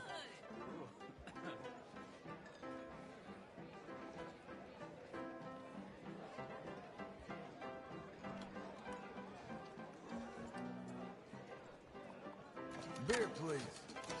We tend to overlook the places where it is maintained Here's its your Wild sauce. West status, and is usually associated with toxicity and xenophobic attitudes towards who they consider normies. But, if we're to breach their self-imposed isolation, we can find the most glaring examples of why this isolation taking place, with certain online spaces presenting themselves as welcoming any I'll take a beer. social, dysfunctional, otherwise weird people. Drink up. Surprised the innocent Well, the other day I seen some poor bastard get bushwhacked by a group of street rats. Swarmed on him like a pack of wolves. Okay, bus there. The way things are going these days. Beer, please. My phone app right now is 58%. We're proud to offer shelter from carpetbaggers and other rabbits. Oh, he sure is a peach. You got strong hands and kind eyes. Nice guy with zero gaming Give me qualities. anything you like. But some people take their preoccupation with the magic If you a parse, tad this bit will set you further. around. Take the case of Thaddeus McMichael, or MadThad0890. Back in Not the that. 2000s, 2010s. Fun fact, he lives right near me at this state. I think he lives in Flint, actually. That's where my grandmother, first she moved to Canada in the 60s, was born. In Flint. He was active on 4chan, Facebook, and YouTube. He started off his channel, which now has 6,000 subscribers, with videos of him singing anime openings. It's cringy, sure, but it seems like the innocent pastime of an anime fan, and he continued on like that for a while, uploading dozens of videos of him singing or discussing her channel, which now has 6,000 subscribers, with zero redeeming tactics.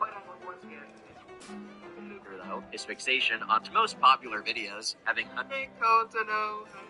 Wait, is he left-handed? he went down to take this interaction My wife could. Bro, he's left-handed. Oh my lord. I was so tired though. Thanks for cuddling up with me. Aka, it's not like I wanted to cuddle with you or anything. Stop being tsundere for all of these shenanigans, and the fact that he regularly posted under the name Kotonoha's husband, though, on the anime and school boards. He was somewhat of a phenomenon. Give me something to drink. The pinnacle of his obsession, though, that we know of, was probably when he had sex shelter from with carpetbaggers and other posted rap. a video of it on Tumblr. A post on the anime reality reads, "Here it is, probably the worst thing produced by the cumulative efforts of an anime. A video of a sexual deviant, Thaddeus Michael, having sex with the anime. Run into one of them Sienna brothers. Mean as a striped snake. Like here for the You don't say. It goes without saying, but I'll say 19. Okay, I can tell you this. He's not a pedophile. He's a hebephile. Hebephiles are guys that like people that are around 12 to 17 years old. They could be pushing a little bit earlier, but they could be hebephiles. Hebephiles are different to pedophiles, where hebephiles want control over pedophiles, want dominance, while hebephiles, I think, want a fantasy relationship because they believe that there's nothing wrong. Give me anything you And they're quite rare to find because they can be anybody. Hebephiles can go up to 18 years old. But you're an adult. Here in Ontario, you're technically 18 year old adult, while some places like One more for you. British Columbia at 19 is classified as you're an adult. sure that this video is incredibly not safe for work and features full nudity and utterly creepy and disturbing behavior that your eyes might be physically unscathed, but your psyche and soul will be damaged, possibly beyond repair. I hope that thing has been industrially dry cleaned before we put it to any other use. But if you can believe it, things only get weirder from here. He started making some posts on social media that were suspect, to say the least. He posted a picture of a little girl holding a cheese pizza with the caption, "Who ordered the CP?" We go back to his YouTube channel. That's fucked up. Some similarly concerning statements as early as 2010 in a video titled "Tokyo's Virtual Child Film Funimation Fans Vampire Blood Edits." So Funimation came out with this news article, perfectly saying that it's a vampire. Just give me a drink, quick. They're gonna edit. We're proud to offer shelter from carpetbaggers and other rap. I can help you really well. Nope. How do you do, sir? Disgusting. Cannot complain. I'm a big fan of real top three, like this kind of. Money to be made. Bad, just fuck off. Give me something to drink. Real people aren't that sexy when it comes to that. People don't admit being made, taking a chick, a new girl from Chris, this 17. Hard rain the other day washed out most of the Wilson clan's crops. Yeah, they'll have almost nothing to show for harvest. Probably starve come winter. Won't be the first time, would it? I will not link this YouTube video I'm watching. I'm lost. You can tell by my voice. This is me, Gemini. I'm the ones that is giving you information like, is Mad Fad left-handed? That's me. This is Mad Fad, right? I'm trying to dissociate the Gemini from me to him. Because first of all, CP is disgusting. Give me anything you like. drink up.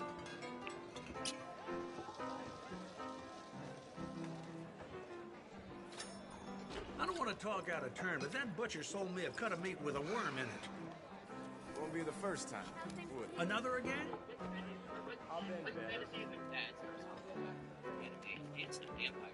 And to upset he is, the Funimation decided to censor it.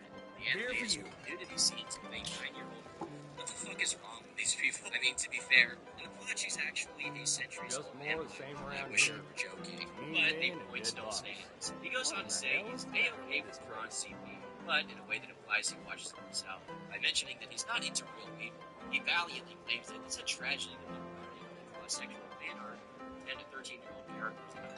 But the real cherry on top is that he laments about what's going on. What felonies will Mad Fad experience you suffer in hell. I'll never. I'll fucking beat you to death. Eventually, I should be able to kill all those responsible for this. Yeah, pretty angry to say the least. But this whole ordeal was child's play compared to some other of the Chan girl cases. In 2006, a girl who came to be dubbed Lolly Chan was just 12 years old when she started posting. Dragged by his horse 2 towns over, looking like chewed meat. Plantation. Sure. And cut down more trees. Beer, please. If you're parched, this will set you right. Here's a tip. Get him drunk. And we're back. Okay, food track doors here should make me safe. Hopefully. Alright, we've got our bread, a nice tree farm, plenty of wood. What do we do from here? Well, I don't know, but this guy spawned around. It was cool, I guess. He had a few things to offer me, none of which I could buy because my net worth was exactly 70 logs of wood. Of course, that didn't stop me from murdering farmers and putting them in a box. Okay, clearly, as a form of divine retribution, shortly after this, I was brutally attacked by phantoms. Oh, no, this poor. Give me something Anyway, to drink. I decided on our next goal. You Get should nine. have a splendid Now, I know time we here at our little oasis. My Little Pony is an instantly recognizable Hasbro franchise Got that's a regular loved who's by a crack millions. shot. The brony degenerates, guys. Millions of dollars. They all the way back to the 80s when its first Pony Toys launched, but it had a significantly different customer base back then than it does now in the internet age. The most loyal and no longer little girls who like horses, but adult men.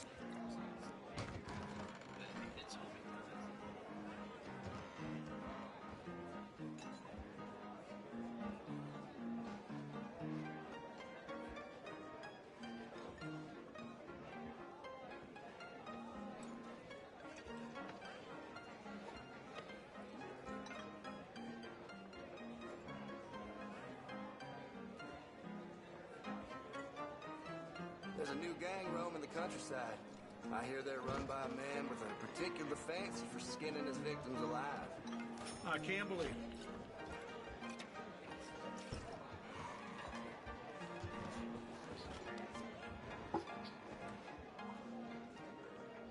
I'll take a beer. Yo, most Crisp this one. The struggle of every family is starting to grow. The states she's suggested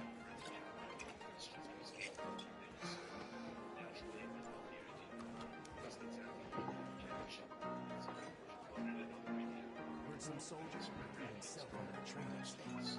Well, that don't surprise me none. Give me a beer, please. Beer for you.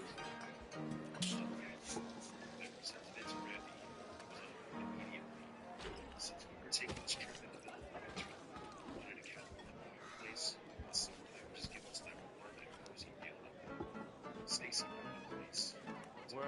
Beer, please. 21. Here's your sauce. Outstanding. Stick.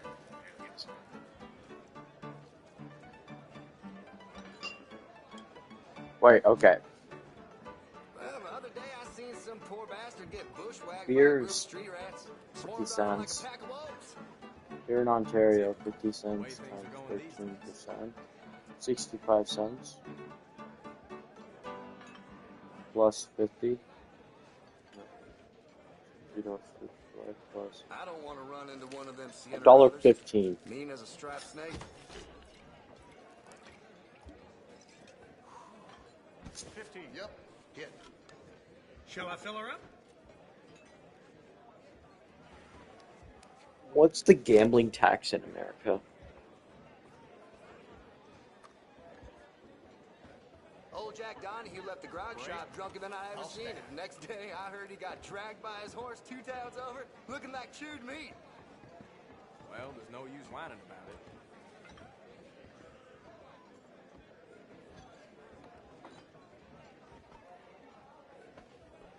That's please. Some brawlers got too nasty in here recently. I had to throw them out before they caused a funeral. So, What a rotten place if I this won is. $50 times by 34% plus minus 50 But if I win, say, 1,500 times 37%, I'll be only getting $500 back, $1,000 back.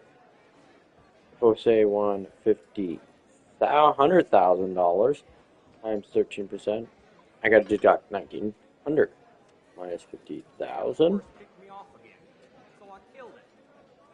19,000 deduct 50. Bets are closed. Let's begin. 131,000 left. It's actually not a bad tax deduction.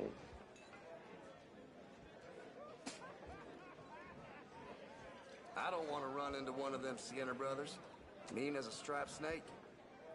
That's so. With 24% left.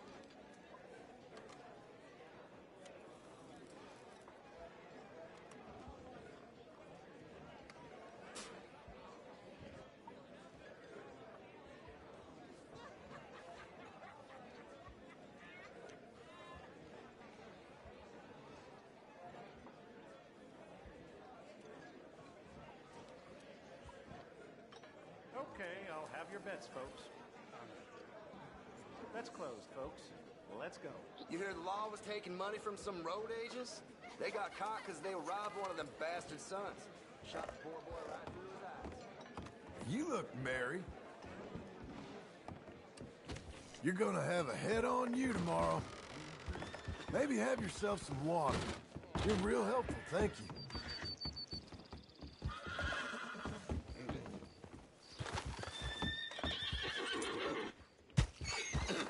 Good girl. Let's go.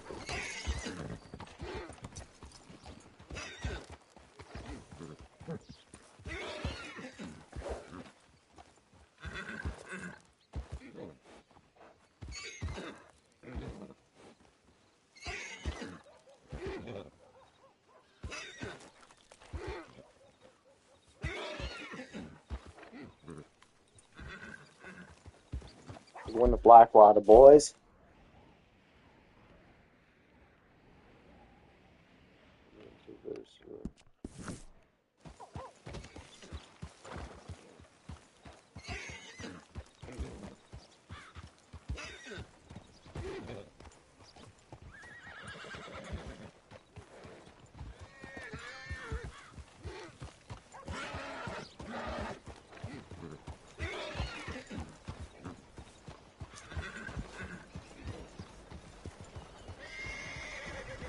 So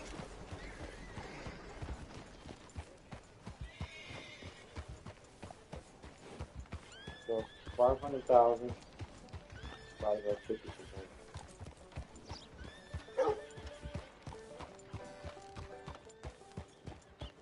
Breakup was sudden. It didn't end well. Stacy and I tried to figure out if we should offer Randy his money back or just not say anything. We really didn't have the funds to do this alone, but it's also not fair to make Randy pay for half a trip that he's not even going on. I called Randy to talk about it, and he told me not to worry about it. I offered several times to give him his money back, but he insisted that we still go and have a romantic getaway. When I told Stacy the news, she was excited, and we started getting pumped for our trip alone. The next day, which was only a few days before the trip, Randy told me that he found someone else to go on the trip. I told him that I wasn't crazy about what I did, but Stacy heard it, and she agreed. They really did travel with some random people that even Randy barely knew. I tried explaining to him that travel compatibility is a real thing, that we know nothing about each other. Randy begged, and after a few minutes, he answered. Easy there! He offered to pay for my entire portion of the trip. He promised that his new girlfriend would be cool, that we would love her. Stacy and I were not happy. We knew the trip had the potential to end in awkward disaster. That alone would be a horror story. It took a little while, but we decided that we were going to make the best of this situation. The weekend finally arrived, and we carpooled to the cabin together in my truck. Randy introduced us to his new girlfriend, Lucy. She seemed sweet and even a little quiet. Stacy and I are not shy. We can be loud and annoying. We spent most of the drive trying to get to know Lucy, but she wasn't very talkative. I barely knew what her voice sounded like by the time we got to the cabin. The trip started fine. We all got settled in, and we were just hanging around the fireplace chatting. Stacy and I love playing card games, but we especially love Uno. We just love its simplicity, and we can play it just about anywhere and any time. So Stacy suggested that we play Uno, and everyone was on board. Even Lucy seemed like she was finally starting to come out of her shell. During the Uno game, we witnessed our first red flag of the weekend. When Stacy called Uno, indicating that she only had one card left, Lucy looked over at her, and with rage and anger in her normally mousy voice, she started to rip into Stacy. We all kind of laughed at first, thinking she was kidding around, but that made it so much worse. Lucy started to go insane. She was screaming that Stacy must have been cheating, and there's no way she could have only had one card left. Stacy was defending herself, and Lucy just kept acting like a toddler and screaming about her cheating. I'm not being sarcastic when I say she was screaming about Uno with people she barely knew. Even if Stacy was cheating, which she wasn't, this was an outrageous overreaction. When Randy tried to calm her down, she threw all her cards and left the living room. He apologized to us, and we just laughed it off. Later that night, Stacy made dinner, and Lucy seemed completely fine now, almost like she didn't throw a temper tantrum a few hours ago. This is red flag number 2. While we were eating, Lucy started to overshare details about her and Randy's personal time together, things you don't say to others in public, like very private and personal things that I'm not going to mention in the story for Randy's sake. I could tell he was embarrassed. I just kept trying to crack jokes and change the subject.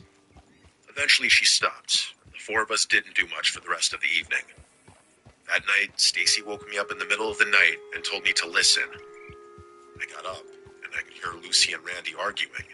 I couldn't fully understand what they were saying because the bedrooms were on opposite ends of the cabin, and we had our door closed.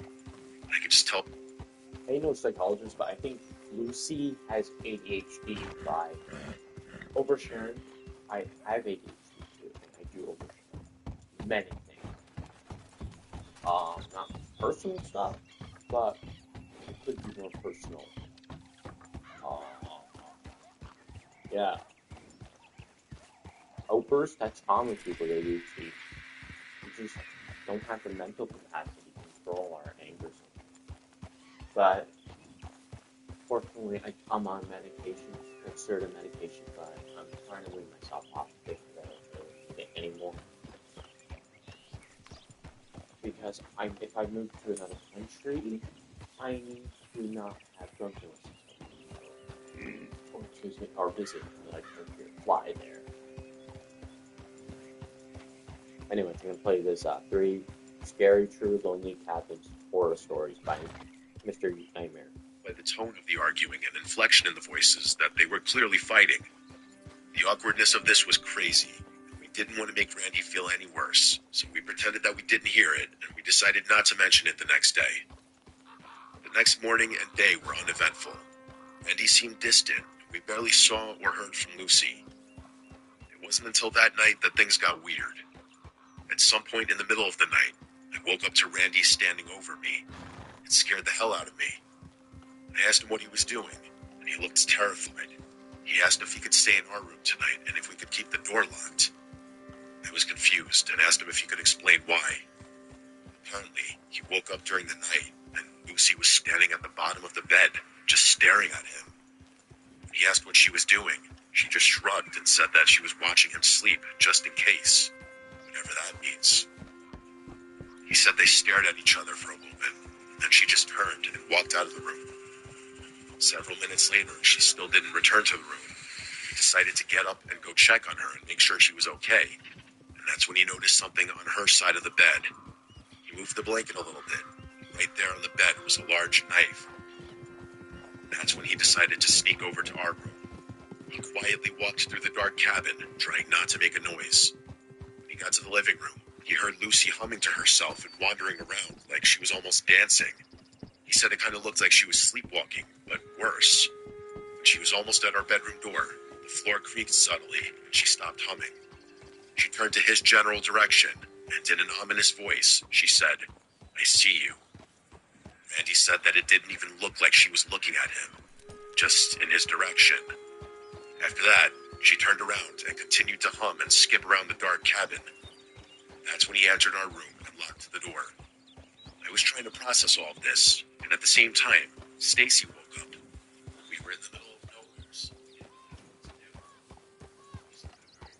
in some sort of elaborate sleepwalking state. I don't know if that explains the night. While we were contemplating, we could still hear Lucy pacing around the cabin. A few minutes later, we heard the front door to the cabin slam shut. We opened the bedroom door. Lucy wasn't there. Randy looked out of the window and saw Lucy heading into the freezing cold forest with a t-shirt and a pair of shorts on. Randy ran to his bedroom and screamed because the knife was gone. Stacy said we had to go out and get her and couldn't just let her wander in the woods in the middle of the night, especially if she was sleepwalking. Randy was terrified and wanted nothing to do with his new girlfriend. Stacy went back to our room and started putting on warm clothes and a jacket. Randy was pleading with her to just call a park ranger or something. I've known Randy my entire life, and I've never seen him this scared. During our brief discussion in the bedroom, we heard the cabin door open and close again. We all got quiet and listened intently. We heard Lucy stomping down the hall toward her and Randy's bedroom. She was still humming. We stayed in our bedroom that night and didn't sleep at all. At 6 in the morning, we heard Lucy in the kitchen washing dishes. We all went out there, and she greeted us like nothing was wrong. Stacy and I chalked this all up to Lucy just being a bit off, and Randy going through some of his own issues since he had just broken up with his long-term girlfriend before this trip. Everything we experienced the night before was weird for sure, but it could be explained by sleepwalking or something like that. Randy was convinced that something darker was at play here, but Stacy dismissed it right away. She went to help Lucy clean, and I tried to console Randy the best I could before he went back to his bedroom. 2 minutes later, he texted me and told me to go to his bedroom right now and not to tell anyone. I went over there, and he showed me something horrifying. While he was packing up his stuff, he moved Lucy's bag. When he set her bag down, a large knife fell out of the side, the same knife that Randy saw the night before. I could see and feel how scared Randy was. He put the knife back in her bag and waited in the living room for everyone else to be ready to leave. The drive home was full of tension. Just knowing that Lucy had that knife in her bag freaked me out. Thankfully, we made it home safe and physically unharmed. Randy ghosted Lucy after that, and she must not have cared because she never tried to get a hold of him either. Occasionally, Stacy will still try to find Lucy on social media, but she's never had any luck. She's even looked at inmate lockup records and still no Lucy. It's like there's no record of Lucy existing, making us feel like she was clearly using a fake name. But if that's the case, what did she want? I wonder if she intended to hurt Randy. Truly, I have no idea what to think about that weekend. The fact that she had the knife and there's no record of this woman just makes me think whoever she was, she had dark intentions. I guess it's good that, for whatever reason, she didn't act on them.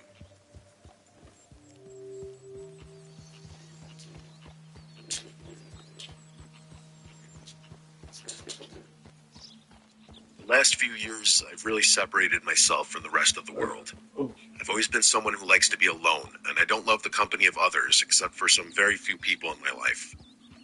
A few years ago, I was on the height of being a women personality. During this time of my life, walking white cabins and other small places with family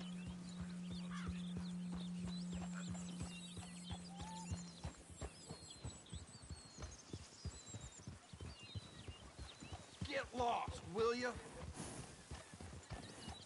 Easy.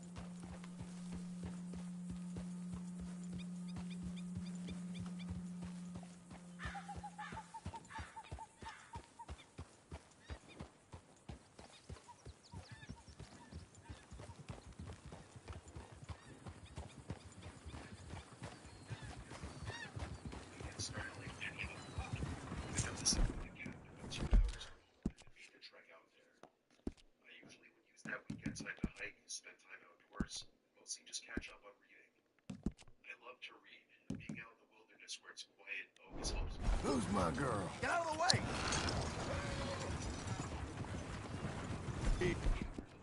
Easy now. It's for you, miss.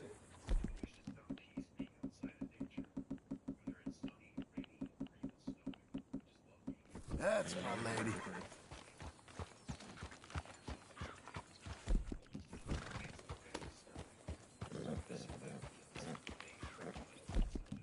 Well done. Fill your belly.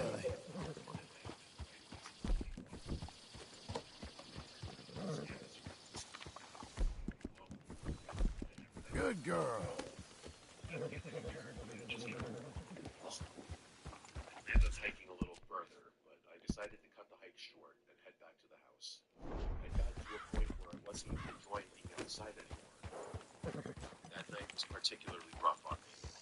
Maybe it was because of all the anxiety I was feeling on the hike earlier, but I just remember You're being quite sad. a horse. I decided to have a drink. That turned into a few drinks. Once I started to feel the drinks hitting my system, I felt better. Made All it that this anxiety far, from right, earlier girl? slowly disappeared. Got an I appetite. tried to read, but instead, just put on some music and started to vibe. Around 11 that night, I thought,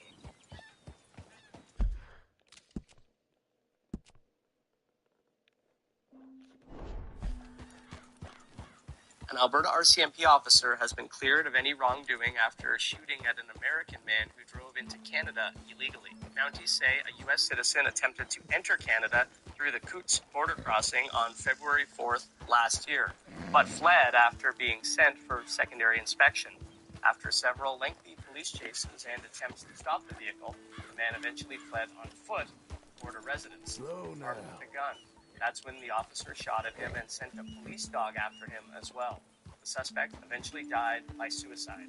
The Alberta Serious Incident Response Team determined the officer's use of force in the case was necessary and reasonable. Hey guys, let's cut a pineapple the right way while I talk about cancer. Get rid of the hat right here. So, my mom got diagnosed with cancer about 3.5 years ago, and thankfully she beat it. Cancer is a pestilence from the devil, let me tell you. So, fast forward to today after she beat it, after she's been through the chemo and the radiation. According to the doctor, the cancer has spread to her spine. Well, we were very hopeful, right? We were very hopeful about it. She had to get surgery so that they can remove the cancer that was in her spine, relieving the pressure on the nerves and on all that. The doctor said there was like a 3% chance that she wouldn't be able to walk again. But we had a lot of faith in our Lord, and she can move her feet. She is currently being able to move her fingers. She can feel everything. That's kind of why I've been away for a little bit, because I had to really just focus on taking care of Mama. You see the core right here? We're just going to cut it like that. Boom. Now we have straight up pineapple flesh. And do the same thing to all 4 pieces. That's how you get more of the pineapple fruit. Get rid of more of that. So it's been about 5 days after they operate on her. She can walk now. She's getting therapy to walk. For that, Good job, so man. grateful. You too, the viewer, will get all this video. Charles Darwin was the father of evolution. He was kind of a strange guy that ate a lot of strange things. Welcome back to Eats History. Today, I'm cooking and rating armadillo. I'm just kidding, it's beef collops from Mrs. Darwin's cookbook. This recipe is Emma Darwin's beef collops from... Is it a waste of money? Have you guys had caviar before? It's nothing special. I like it, don't get me wrong, but not worth the premium. The lottery is a massive waste of money. They ran the numbers and you're better off not playing it. Mansions aren't worth it. It's just more rooms you have to clean. And super high property taxes. Like, you're probably paying like $100K per year in taxes alone. Does anybody still use cable? It's only good for sports, but even that you can now get on like streaming services. I love when people think that not buying a coffee every day is gonna like somehow equate to like a down payment on a house. I've never understood spending your life savings on a watch. Like, there's so many more affordable luxury options. Like, look at Holzkern. I've been meaning to get the Oskia actually soon. It's my Holzkern Infinity Gauntlet. It has that gray marble dial and the stainless steel band. Definitely a good buy. And the good news is there's free shipping worldwide and 15% off on any items using code Sambucha15.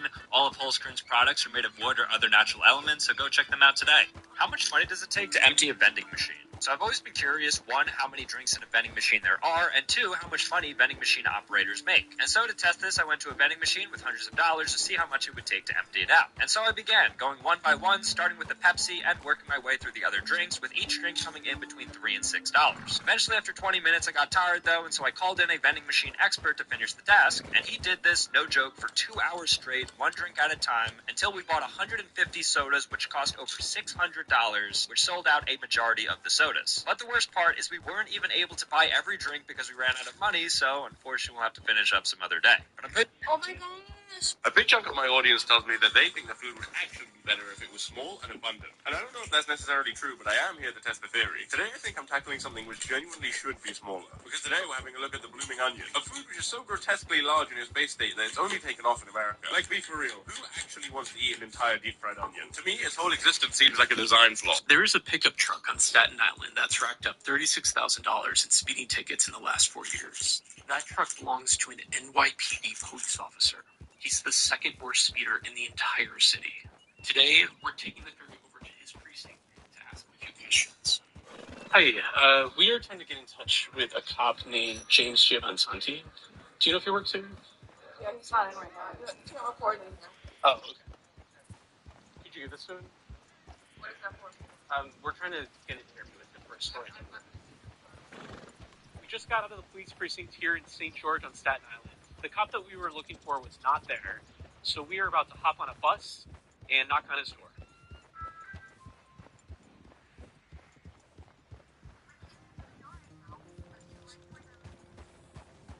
Hi, I'm looking for James Giovansanti. Nobody came to the door, so I left a letter with my contact information. Then we waited for a few minutes, and sure enough, someone came to collect the letter.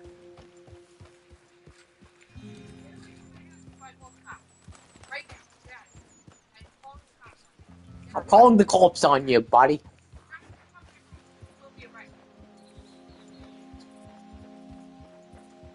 New York City drivers kill someone every 35 hours. Last year, most of their victims were pedestrians, whose odds of dying dramatically increase if the driver is speeding.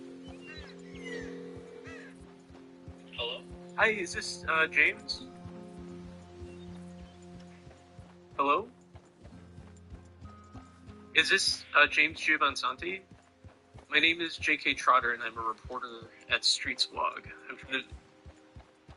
My name is J.K. Trotter. The Flatiron was filled with problems, and today it's filled with no one. The Flatiron gets its shape from Broadway cutting diagonally across Manhattan's grid, so it creates triangular lots wherever it crosses. And this shape resembled the clothes-pressing tool of the era, so the public was happy to replace its actual name, the Fuller Building. But the critics were unhappy with its design, and they claimed the triangular shape was an error. It combined with its height, it would collapse in a windstorm. But its steel frame was built to withstand 4 times the expected force. So they were wrong, but they were right about the wind being a problem. See, the building sits at the convergence of 2 canyon-like streets, and this creates an unpredictable wind tunnel. So the Flatiron shape made the vortex dramatically worse, and it created updrafts strong enough to blow wind skirts up. So men used to gather on 23rd Street to watch, and the crowds got so large, police were posted there to move them along. But the Flatiron's other major issue wasn't outside, it was inside.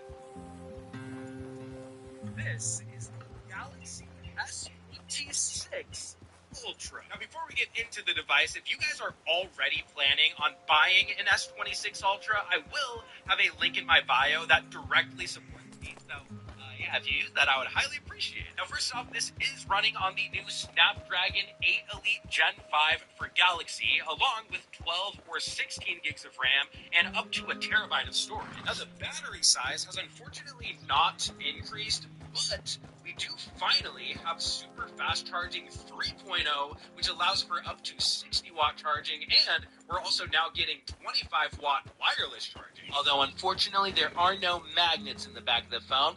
Pretty disappointed about that. The man in the striped polo shirt is Robert Freeman. He walked into court free on bail, but when he left, he was headed to prison. It was good to see Robert Freeman. Free on bail, but when he left, he was headed to prison. Did you know that it's possible to get from the Atlantic Ocean to the Mediterranean Sea by boat without taking the Strait of Gibraltar? There are actually a few ways, but the shortest involves using rivers to transit the entire length of the EU. After using all of these, here's why each one is best. First, the Xiaomi. It's the smoothest Android I've ever used. It's the only phone where you can change the literal camera UI color. Like, why does no other phone do this? Yes, it's nothing. This phone has some of the coolest widgets. Like, look at that. This is the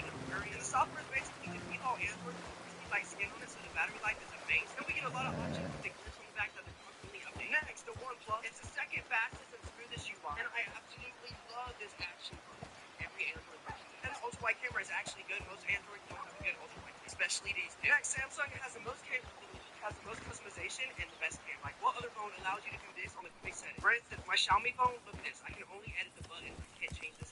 And once you start using Good Lock on Samsung, look at all the stuff you're getting that you can customize like you never could. Then the iPhone has the best front-facing camera. The other cameras hold up decent because the image is processed. But on social media, where the image isn't going to be processed, you can just use an iPhone and the quality is going to be good. Cartoon Network absolutely screwed over this Make-A-Wish kid. In 2014, a young teenager was diagnosed with a rare genetic disorder called Barrett-Cat syndrome and needed a kidney transplant to save his life. The young man, William Walter Thompson, said his greatest wish was to become a voice actor, so the Make-A-Wish Foundation stepped in to make his wish come true. Make-A-Wish flew Thompson and his mom out to California, where he got to meet the cast and crew of Teen Titans Go. Not only that, but Thompson was invited to voice a character based on himself, who the Titans lovingly referred to as Wally T.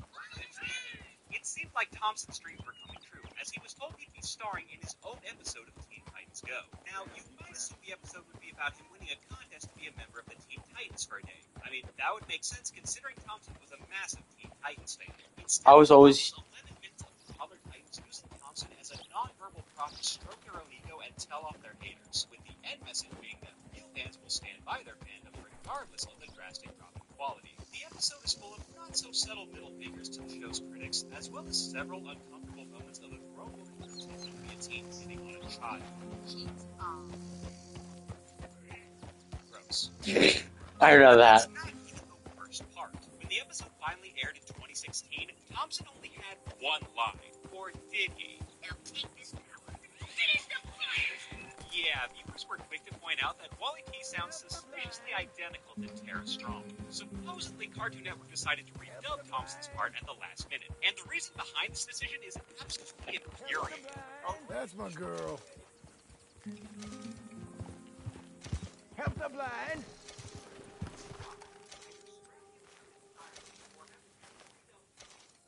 Help a blind man. Okay, sure.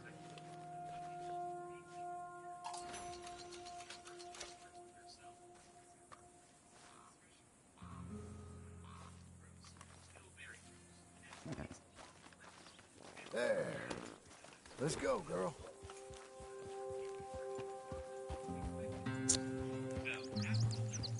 Maybe the episode was to fulfill Thompson's dream of being a voice actor, but the higher-ups at Cartoon Network didn't see it that way. To them, this episode was their way of using a sick kid as a publicity stunt, as well as a human shield against the valid criticisms leveled against this mediocre cartoon. Thompson just wanted to be an actor and ended up getting used by a soulless corporation. So I guess he really did get the full medical treatment. The silver lining to all of this is that Thompson did end up getting the kidney transplant after his mom heroically stepped out to donate one of hers. And at the end of the day, Thompson did get to hang out with the original Teen Titan there somewhere, with Thompson's part still intact. As a voice actor myself, I understand how important it is for actors to get credit for the work they do, which is why I feel so strongly that this will be my last video on Scientology, brothers. Humans make it was there. I woke up to a message in the Tesla app that says something along the lines of, "If you almost $6,000." See, the way the Tesla ordering process goes is you go to the website, you make all of your customizations, you come down here, hit continue, and pay a couple $100. Get a confirmation email, the car shows up in your email. You put in your registration information and how you're planning on paying for it. Oh, I said cash because even if I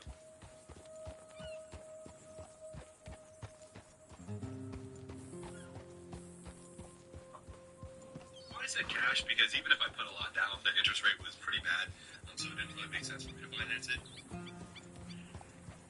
Up to today, I was expecting, but that looks bad. Do banks even let you pay that much money at one time? Oh, they do. Oh, gee. This is the one time that I've been upset that fraud protection hasn't gone off. That's maybe the worst part. How am I going to get insurance coverage? There's no way anyone's going to insure an 18-year-old driving a 1,000. I guess that's fine though. This kind of damage. Let's get on before you finish. We don't want to just repair this hole. We want to repair all the damage you get on it. We're going to start with it. Before you go sticking a saw in the wall, feel free to take a look. I would rather have privacy for a personalized ads. When you're in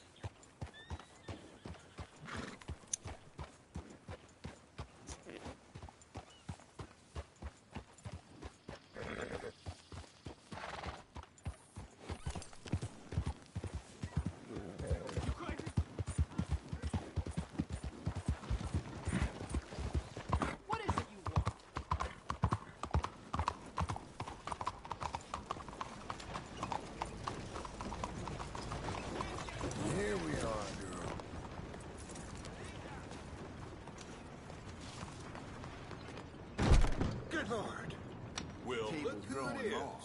Good to have you back. So, what do you need? Give me a beer, please. Drink up. Funny how a hand can play out. Hey, this your first time in Blackwater? Some town, ain't it? Got that feel about it, that energy. Place on the up. New people arriving, new buildings going up. Wouldn't be surprised if we're giving Chicago a run for its money in the next 10 years. Some folk here don't like the change, but it makes me proud. Anyway, don't you mind me. You enjoy your stay here. Real man's gang. Yes, indeed. Sure. Oh, well. You look like you could use one more. Give me anything you like. A few of these will make any day a good day. Call, please.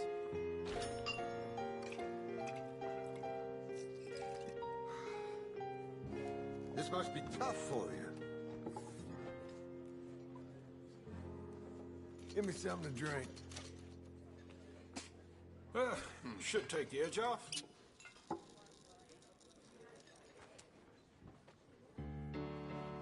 You sure you can keep up?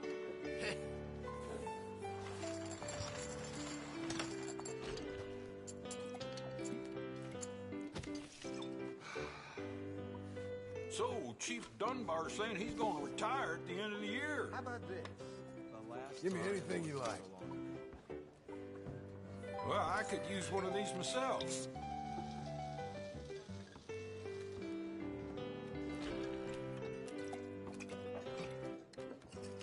Anyhow. Well then. Hi there, sir. I'll take a beer. Let's try this out. Yeah. Hope this is a nice break from the bustle out there. I'll call.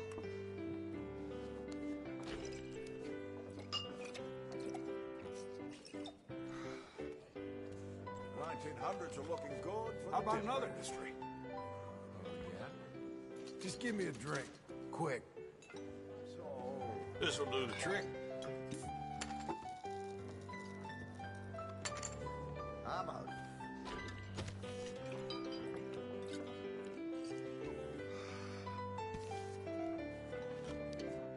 I lost another stack of dollars at cards last night. Give me something to drink. Streak. Well, that's life.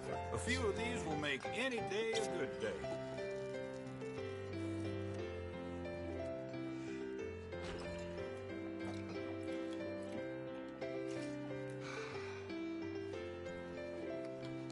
You look like you could use one more.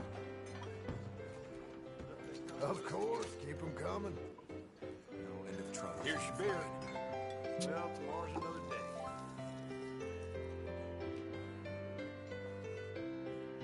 My men were bringing in a load of timber, and damned if they didn't get held up by bandits.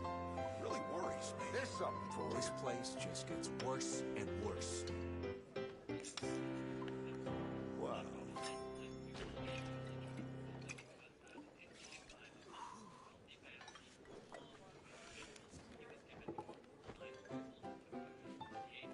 Give me anything you like.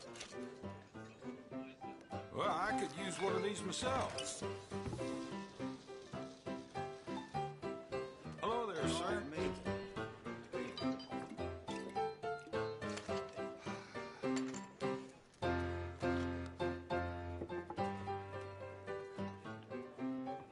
Give me a beer, please. You should have seen this time. A few of these will make any day a good day.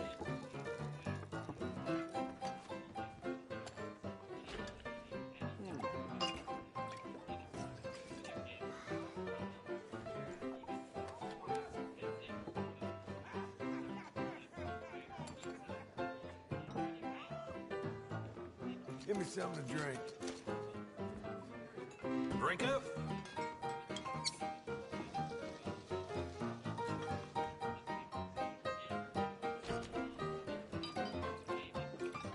Evening. Yeah, how you making out? This place hasn't got the better of me yet. Just give me a drink. Quick. Sometimes I'm not sure if you can take much more, friend.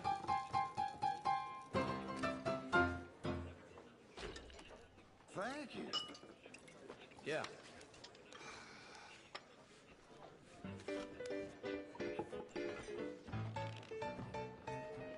Give me something to drink. Some crazed fella rode through. Maybe you should give this one a moment. This place just gets worse and worse.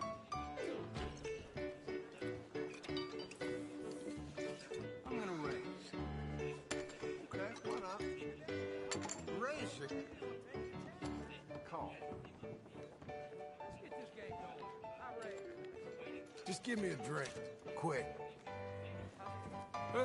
Should take the edge off. Good evening. I hear the railroad companies are talking about breaking up.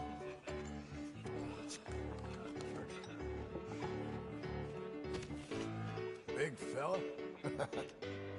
Mister? Look at you. I bet you're a decent fella. Take care. Hi, fellas. Have a good night. Hello. Excuse me. Good evening.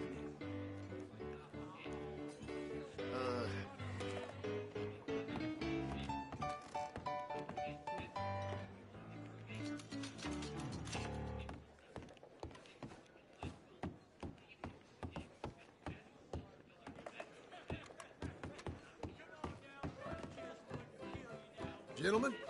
Hey. Evening, friend. All right, let's go. Shall we?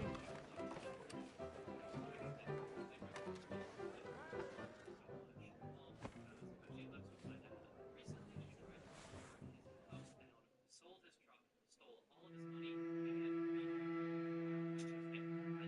stayed as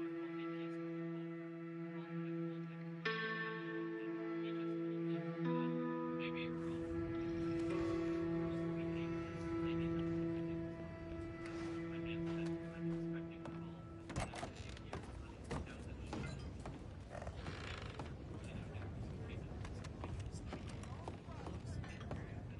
You know Mark's girl up in town.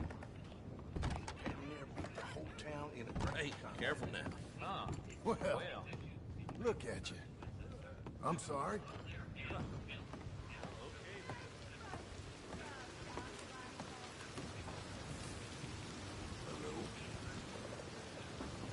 Out of the way.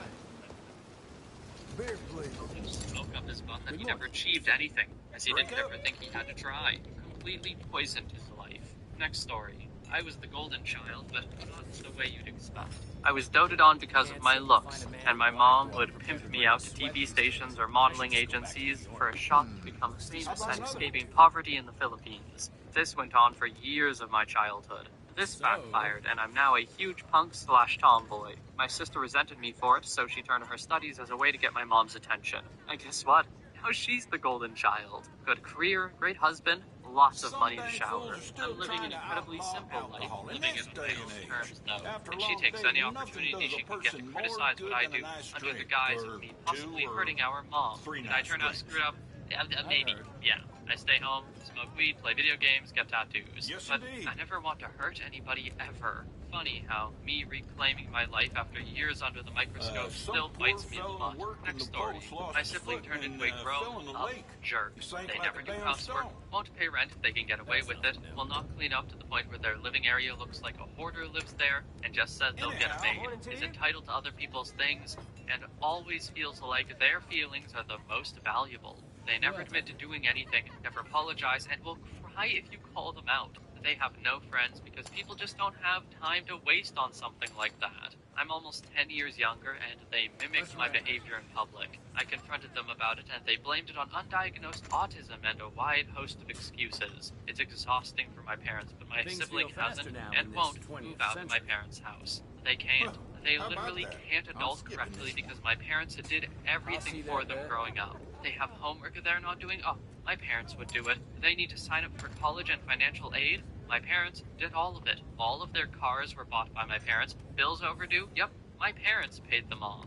My sibling is in her late 30s. and she is stuck at a 15-year-old mentality. Next story. My mother was a narcissist and delusional. She pulled my sister into being the adult of the family by the time she was 12. She had to protect her and to listen to all of her crazy stories about how everyone was out to get her, but my sister could do no wrong. She was the perfect golden child of the family, so she never connected the dots that my mom was mentally ill. When my mom died, my sister had a nervous breakdown once all of the ongoing stress let off, decided she had lead poisoning from paint and that she was allergic to everything on Earth. She got to the point where all she would eat is baby food and had hysterical blindness. She went to 52 different doctors and finally found some quack who charged her over $100,000 for chelation. My mom had essentially made her a mini-me, and she was lost. I don't know if this is due to favoritism. This feels like something else was going on there. And by something else, I do mean mental illness. Maybe, but I feel like if therapists could do your sister some good, I hope she sorts things out. Also, do not know what chelation is. I had to look up what that was. No, I had to look up how to say it. Why does word that starts with C-H-E sound like key? Anyway, next story. My brother and I have a running theory that he's my mom's favorite and I'm my dad's favorite. Being my dad's favorite just meant he spent a couple more minutes talking to me while growing up and coaching my softball team. But being my mom's favorite meant my brother got whatever he wanted. Up until high school, all I ever wanted was to go to Disney World. But my parents either never wanted to or said we didn't have money. I remember saving aluminum cans and recycled them to try to earn money so we could go. My brother, who's a few years younger, never cared about going. He was happy just being holed up in his room playing video games. Never once did he ever say he wanted to go too. I never did end up going to Disney World, but right after my brother graduated from school, they called me up to tell me that they were taking him to Disney World as a graduation gift because, quote, it's all even lucky. They were even flying there. And flying an airplane was also something I wanted to do as a kid that I never got to do. By the way, they didn't invite me to come to school. I was right plenty of time. They were just calling to tell me they lose the scissors in your house? Grab a seat, let's get to work. They got back, I asked. So, what do you need? They said he was miserable the whole time, complained about the heat, and just wanted to stay inside the hotel and play video games. This was over 15 years ago now. A couple of years ago, I finally worked up the courage to tell my mom how that made me feel that I never got to go, but he did. She then claimed that I never told her I wanted to go. Not true. When I denied that and said I told her multiple times, she tried to claim I was invited on their trip too, but I told her I didn't want to go. Also, not true. Next story. My sister became an alcoholic and a drug addict. I think the moment that really smacked my mom in the face was that when her mom died, she gave me nothing, and my sister family story because something with her sister. My sister pawned it all, then ran off to be homeless so she could indulge her addiction without criticism. She has been in and out of prison for the last decade, which was the only time we knew for sure she was alive. But hey, she's clean. You okay, girl? It'll be different Let's this go. time, my mother assures me. While sending her money and valuables like a laptop and a brand new smartphone. I'm sure that's not my end of tears. Next story. Background. My biological grandfather died when my mother and oldest uncle were small children. My grandmother was only 18 years old at the time and remarried fast. Her new husband, my grandfather's cousin, was praised for taking widow children as pretty soon their golden child, let's call him Mark, while my mother and her full brother always had to do chores and work with their relatives on holidays and basically had to listen to my step-grandfather's tyrannical rules. Mark was spoiled. He never had to work, he was driven to school, and all things got away with everything. My mother and uncle were always blamed whenever Mark did anything about it. Even when Mark was out sharing the bed, they told him to do but he was 25 himself. They blamed it on the girl instead of him. Okay, haven't done this in a while. Jumping in. What? I almost didn't recognize you. That made me so mad. Let's see what more there is. Yeah. You should He was pay put on these and off eventually as soon he as was you arrested can. while under the influence of several drugs. My grandparents blamed the bar for Mark had been partying that evening. They must have slipped those drugs into his drink because their precious son would never do anything wrong. The worst thing about it, however, was that Mark did once again get away with it without a scratch. Mark ended up marrying his now ex-wife because he had gotten her pregnant at 17 while he was 27. The girl came from a rather unsavory family, and they used an old loophole in local regulations to allow the wedding. They had a very turbulent relationship that produced 3 children, and years ago his ex-wife filed for divorce. The Because Martha couldn't bother taking care of the children and she wanted to be enslaved, my 3 cousins were dropped off at my grandparents' house. After my aging grandparents, both 74, have had to move on. He was arrested during a raid on a drug dealing ring and sent to prison for 13 years. My grandparents, however, didn't learn anything from his experiences with abuse and favorites. His first child has gone no contact with him, and our grandparents have repaid into the new May. She's now living in her college dorm and making something for herself. The second child became the new golden child. He still lives with my grandparents and refuses to go to school anymore. He's 20 years old and has no high school degree, doesn't do anything but game, party, and does drugs daily. He openly abused my grandparents and never minded about it. Our child was forced to go and beg his mother to take him in. My grandparents made a couple of lame excuses why he and he alone leave their home. He's 17 years old and knows that his mother's kicking him out as soon as he turns 18. She doesn't want to be reminded of her own life at heart, and only does the bare minimum for her child. TLDR, no less than her. And now they're pushed to the next up, my sibling is genuinely successful, kind, and brilliant man. He's achieved successful man. Knowledge about little children about her parents died, has been nurturing for all people. He is wonderful.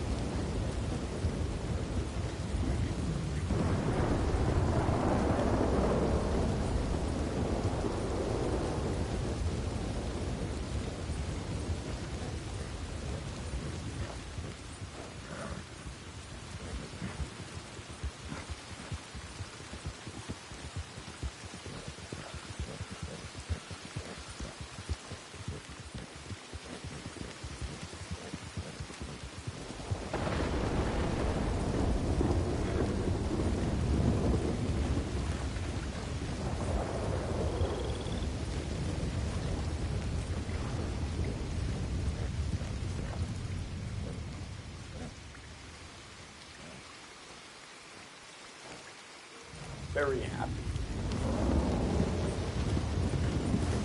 Slow up now!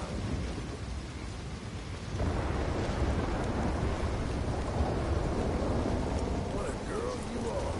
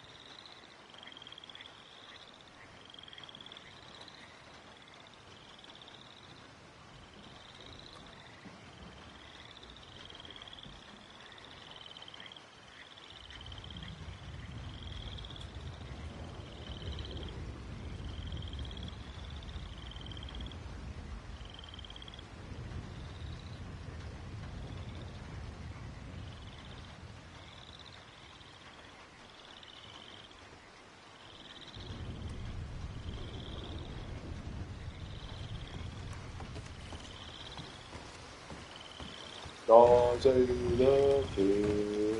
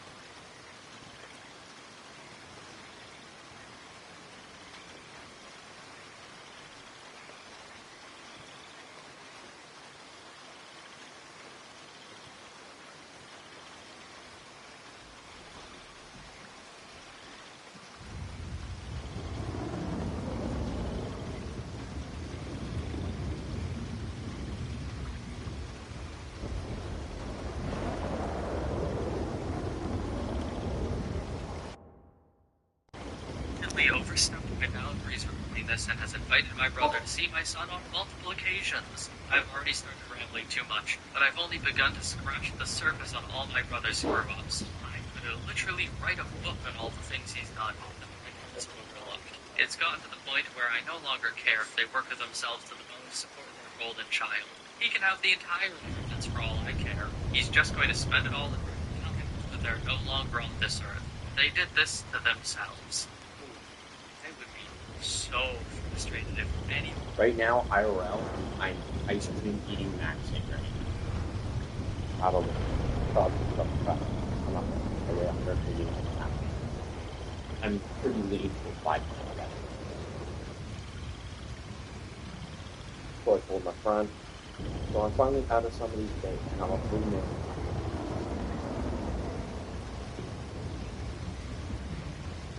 Told my 3-month friend, she warned me before. And she replied, alright. So I told her, well, it's been a while since we've gone, Spanish. And I was like, uh-oh. You know what? No wife, no life. Happy life, question mark? No spouse, no house, question mark? Anyways, I'm gonna finish ice cream maxing. I'll be back. And answered, okay, just to make more. Like, oh, dude, why don't you try? How about that? How about you go get a job if it's so easy to make money, man? Buy stuff yourself, perhaps. Yeesh. Next story. My parents are divorced and remarried, so there's children from both sides. I have 3 brothers. Brother 1 is still my mother's golden child.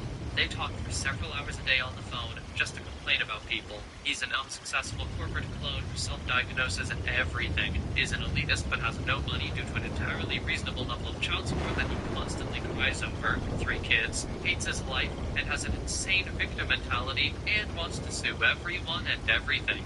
He's the type who will cry for hours and go around in circles and demand support, but then ignore everything you said so he can continue crying and being placated. I stopped doing that when I was 25. I'm 42 now. We have no relationship. Brother 1 is oldest and was both mother and my father's golden child. Then my father remarried and had a child when we were adults with our own children. My youngest brother, brother 3 from father and stepmother, is my father's new favorite. He's 18, has level 3 autism, and is a pretty good kid. Brother 1 is deeply upset that my father has changed his will to provide for brother 3 after his death, imminent, and his elder children, me and brother 1, will receive almost nothing. I'm fine with this, as brother 3 will need lifelong care. Brother 1 is scheming to get some of that I really want to I always wanted to be a father since I was 14.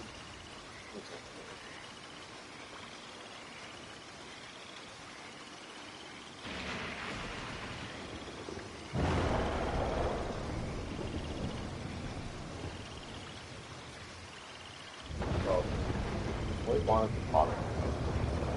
Crazy. Old. I don't know, I really much want to be. Also, my parents must know good either. Even though when we did cotton stuff, especially when I was younger, sorry about that.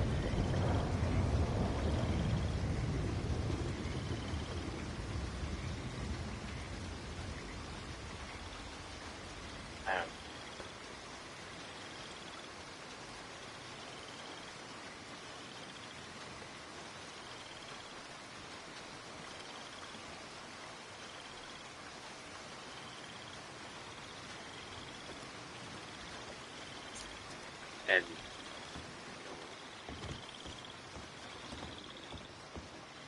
what's that? Oh, hey.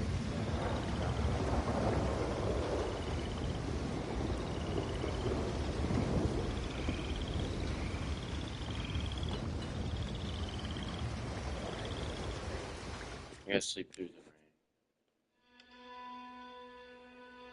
the rain. John been outmogged. So anyway.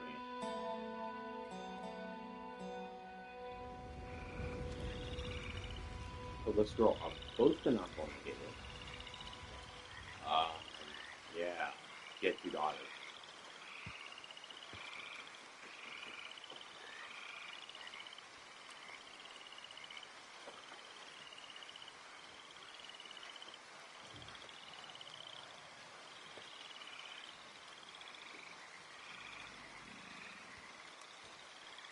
I'm probably name my male friend. Probably I have male names like Constantine, Arpod, Stefan, Frederick, Bernardo, William.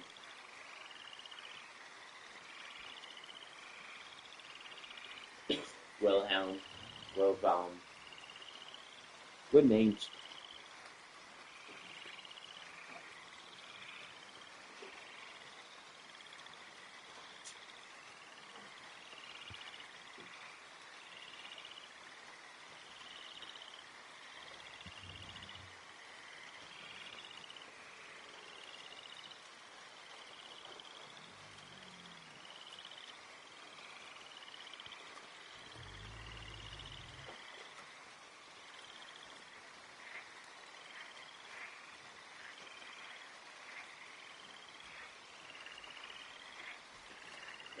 I'm gonna finish this video and go to bed after this.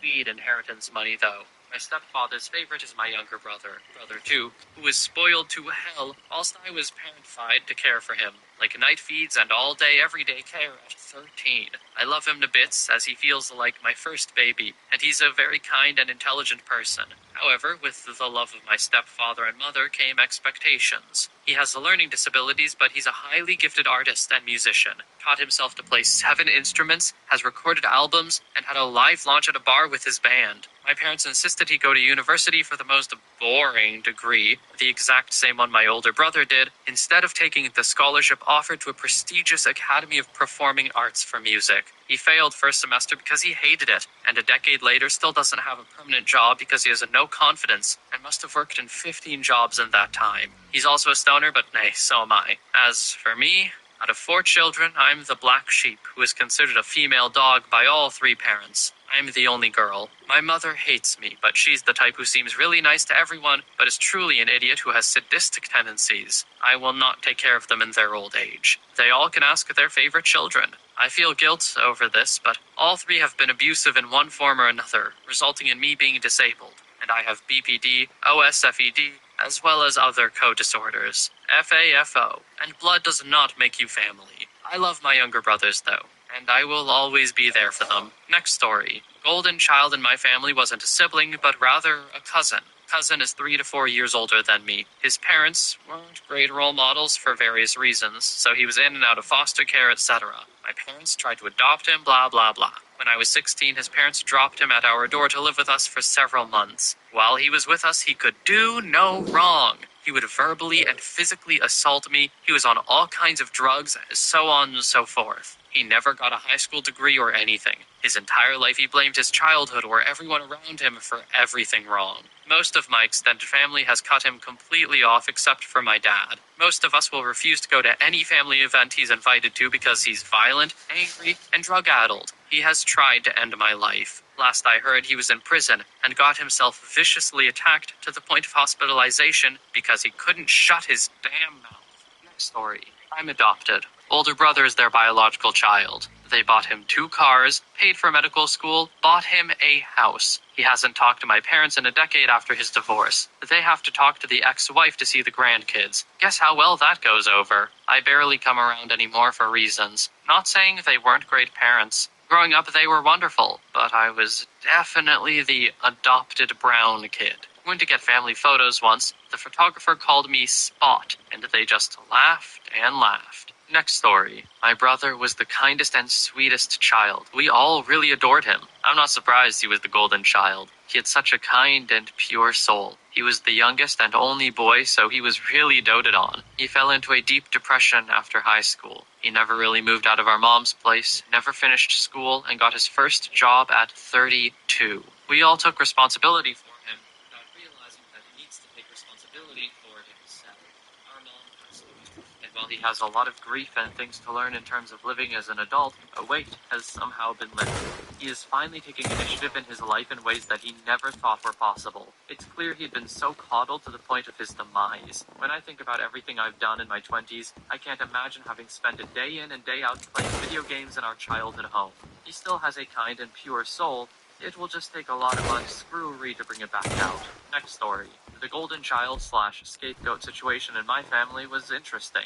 I had 2 cousins who were siblings. One had severe ADHD and often acted out. Their older sibling competed in dance competitions internationally and did very well in school, earning scholarships to this top school. Older kid was the priority, with the parents investing in their success, while the younger kid was constantly asked, "Why can't you be more like perfect kid?" Younger siblings struggled in high school but graduated. After graduation, they flourished, got a construction job and worked up. Meanwhile, the older sibling graduated college and it took them a year to find a job. Having never faced adversity, this took a mental toll on them, especially when they had to ask the younger sibling for help. All of us in the extended family could see this from a mile away, and the favoritism even trickled down the cousins. My grandmother knew I'd also have trouble finding a job after college, but told me that my cousin was fragile about not finding a job, and then ranted about how someone so perfect couldn't find one. Meanwhile, the kid everyone yelled at all the time had been working continually since age 18 and became a homeowner in his late 20s. I don't really consider this as coming back to bite them, you know? Like, sure, they faced hard times for the first time a little later in life than most people do, but I'm assuming they still tried. They didn't, completely shut down, right? They just struggled a little bit. And I mean, they even asked the younger sibling for help, which at least shows they weren't super full of themselves or something, depending on how they did it. I guess they could have gone and been like, so, you got a job, give me a job, or whatever, but probably not, right? We can hope. Next story. My parents are continually reaping what they sow. They have always prioritized my sister, paid for private school while the others got bullied in state school. Very little in terms of having to help around the house while I cooked, cleaned, and cared for our disabled sibling. Because they spent so much on her schooling, they didn't have money for basics for me. I've worked and paid for my clothes, toiletries, and even school trips from 13. As an adult, they've done endless childcare for her, which has enabled them, sister and brother-in-law, to travel for work, leading to promotion and pay rises. During this, she berated them regularly, and I think they're scared of her. They wanted to give me money to help buy a house, but she kicked off and they rescinded the offer. Their house was paid for by his parents. They're now starting to need care, but I've told them to ask her, as I'm on extremely low income and can't afford unpaid leave. Next story. Mine is the extreme version. Basically, I'm the byproduct of my mom's failed second marriage. She filed for divorce right after I was born, and honestly, she had no business being a mom because she was very mentally ill. Just no official diagnosis. My grandparents even tried to get her to give up custody so they could adopt me. She went on to husband number 3 that would also be husband number 5 later in life. He was my stepdad my whole life, and I actually didn't know he wasn't my biological dad until they briefly divorced and my mom screamed at me over it. They had a son. My mom threw everything into my brother and into trying to be accepted into my stepdad's family. The catch is, none of them saw me as anything more than unwanted leftovers from her past. They never wanted me around and made it really freaking clear. This escalated into my mom neglecting me, and from there it turned into her physically... Here it is. Sir?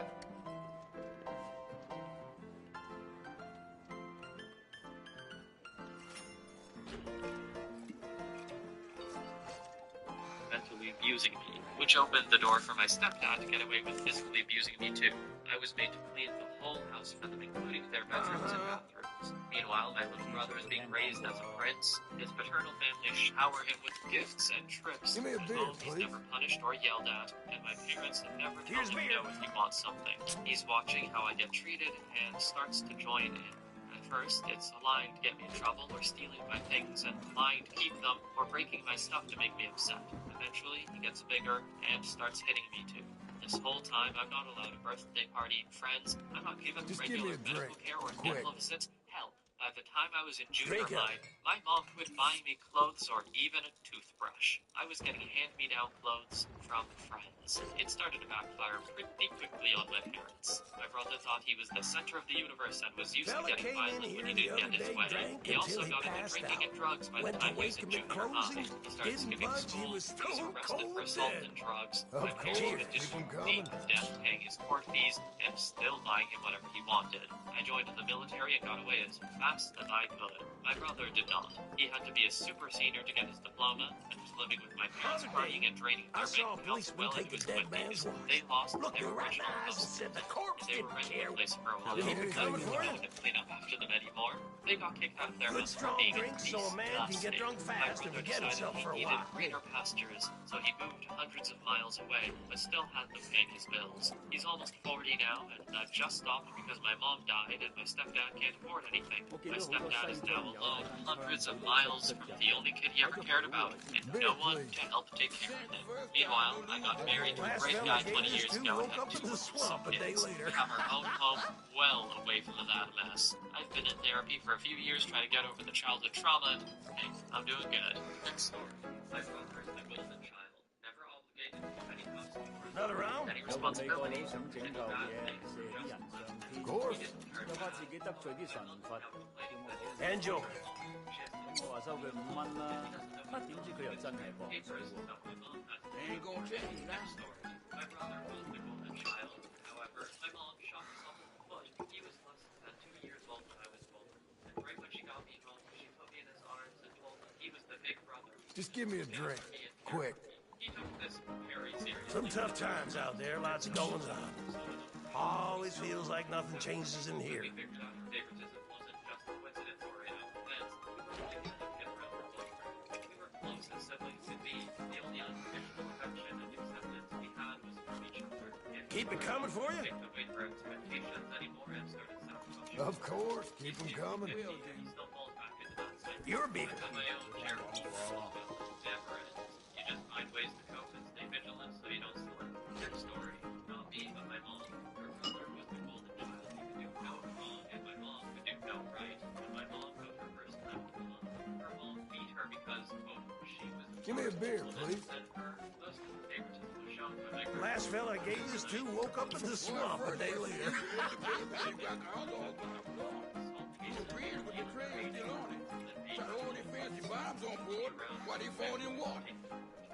我之前都聽講過。 We all knew he had averaged police officers on his I'll take a beer.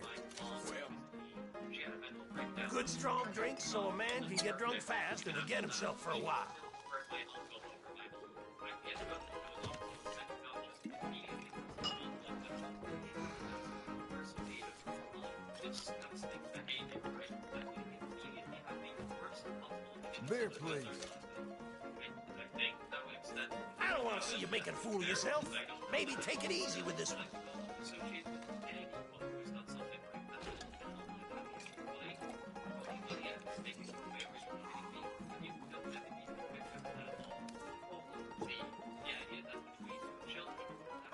I'll take a beer. Just take your time with this one. Don't need you causing a ruckus.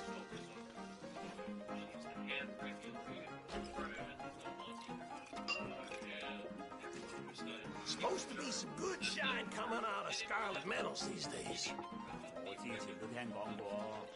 Give me a beer, please. Maybe that Landry wouldn't have Here's beer.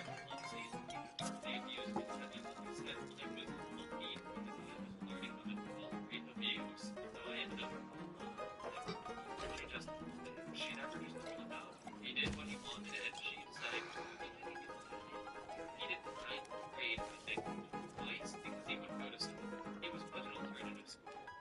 I'll take a beer. Decided no GED because he Cheers. More jobs every day. Well, I know they got them small hands, but still, man's gotta eat.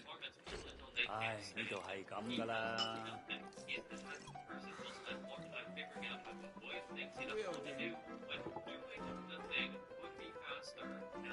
Give me something to drink. Enjoy. Ain't a whole lot of rats going through the store around here last night. Gotta keep leading them like they're a bunch of royal fools.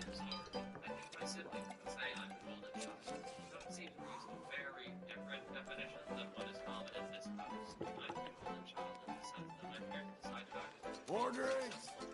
For me? Cheers.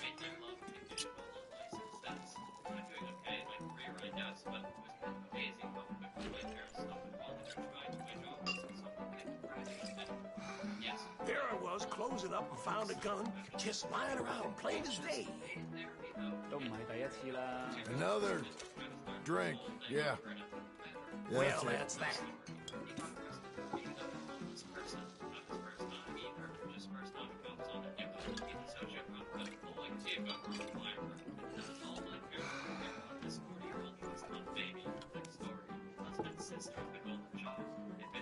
I heard there was a gang living out in the caves up by Beaver's Hollow. How about you drink a little slower? No need to breathe the booze down. 咪話講先係嘛？ Hi. Not your best moment.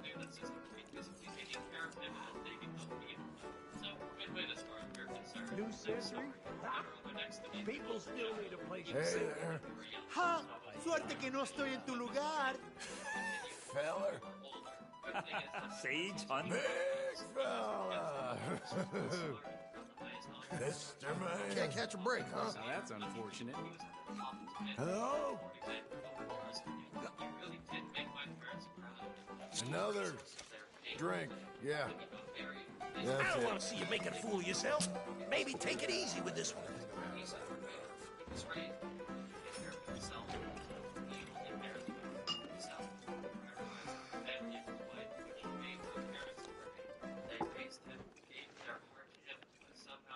More drinks? For me? Just take your time with this one. Don't need you causing a ruckus.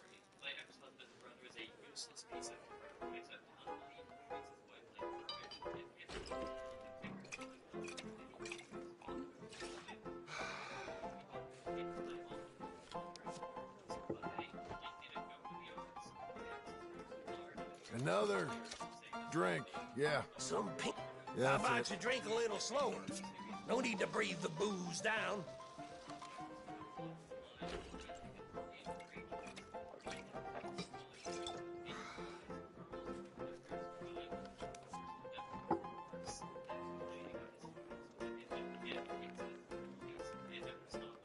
Hey. Must be feeling mighty silly.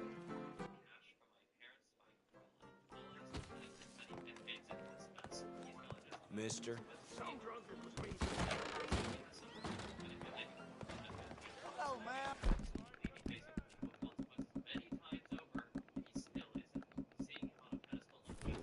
Why?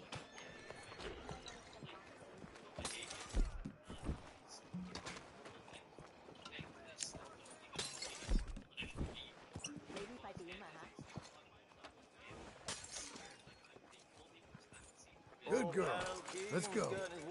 Hey, partner.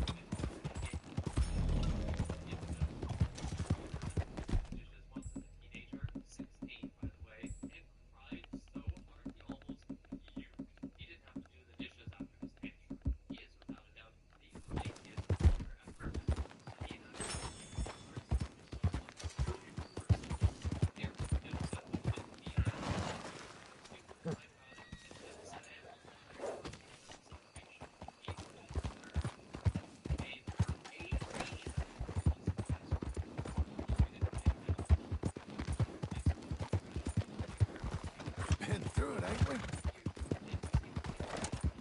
Made it this far, eh, girl?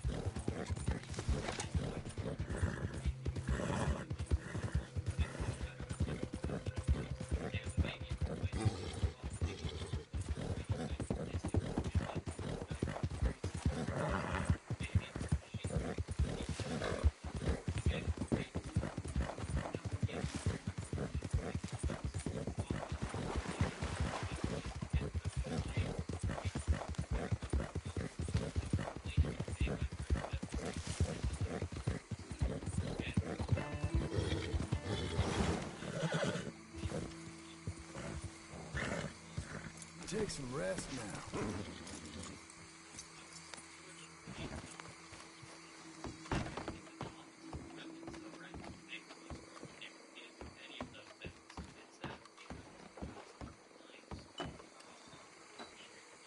As he packs up his baby and barely legal bride and vanishes to wherever the hell he went. He blocked my parents, and that's the last I've heard of it. I have no doubt he'll return eventually. Can't lie, I relish thinking about my parents cleaning his nasty room, realizing how badly they screwed up.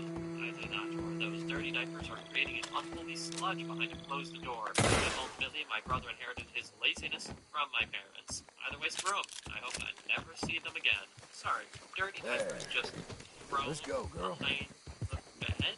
I don't understand how anyone wants to do that. That's not just lazy, that is willfully disgusting.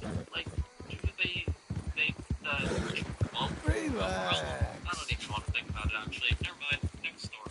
My golden child brother, the only boy in the family, go figure, got everything he wanted growing up. Games, console, Netflix, hockey gear, everything he asked for. He had one chore to do, empty the dishwasher, and if he didn't do it, my sisters and I would get yelled at for not helping him. He was a selfish jerk who ignored all the boys and destroyed our things because he never got any consequences for anything. He scraped by from high school, started working as a bartender, had a gambling addiction, became an alcoholic for a while, then he had children, got married, and is now moving a weird kind of sketchy business idea to another even sketchier one. My parents bail him out every time, just like they did with his gambling debts. But at least he's sober now, and the latest sketchy business seems to be doing okay.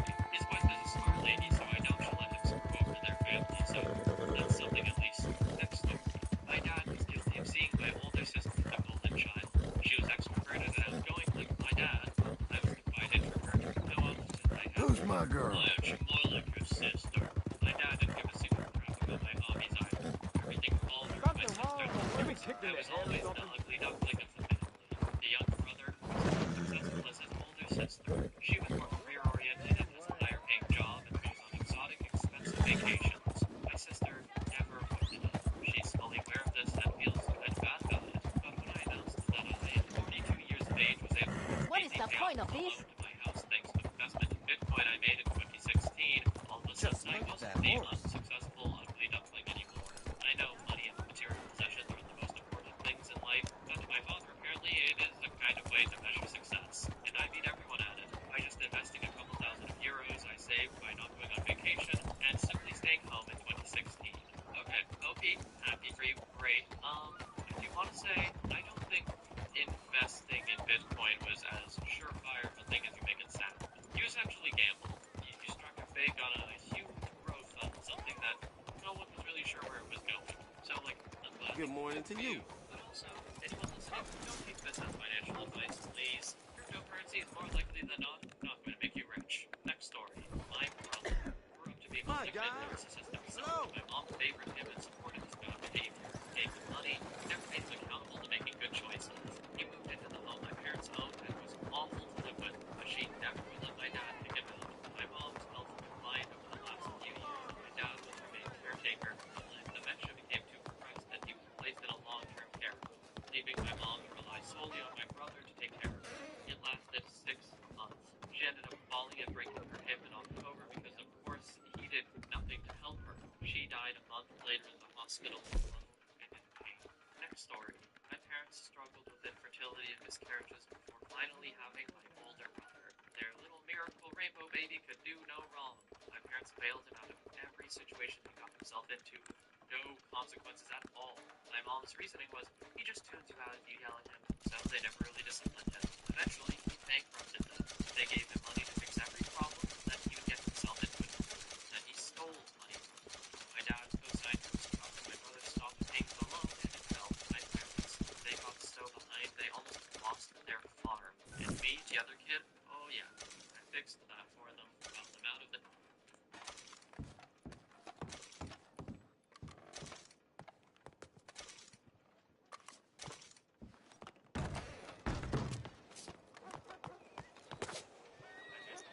Make sure they didn't lose the farm. The farm, by the way, they recently broke into their will that might grow again. They died. So, I think I have unique circumstances. The vast majority of my life, I, now 24, was raised alongside my 3 youngest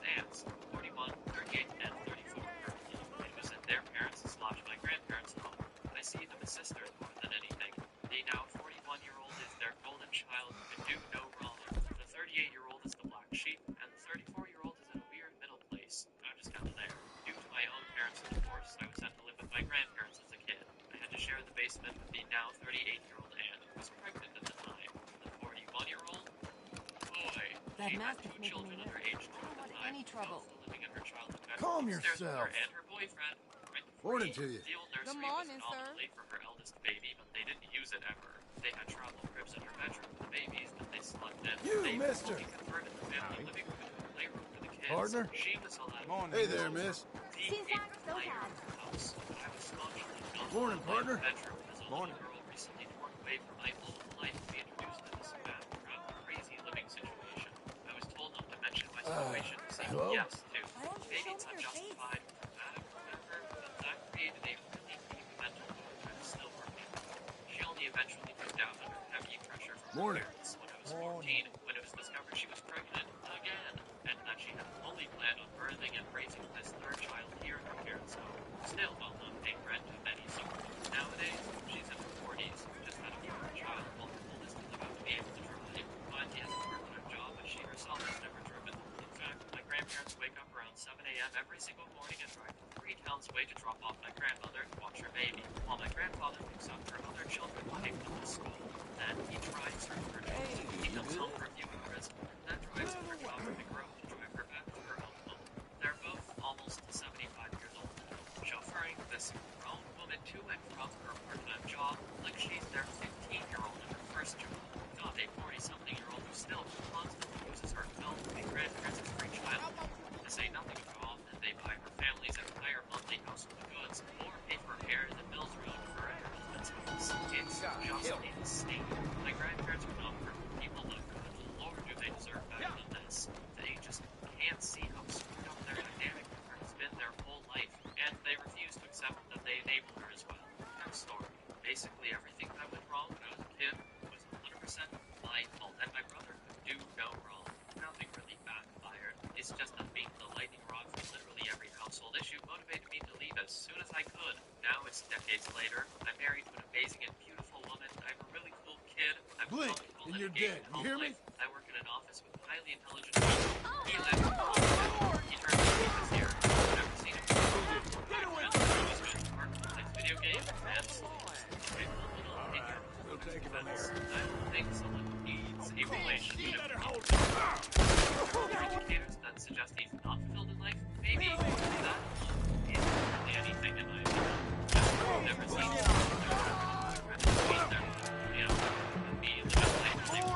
Next story. You. This one. Bridge. Mom and dad.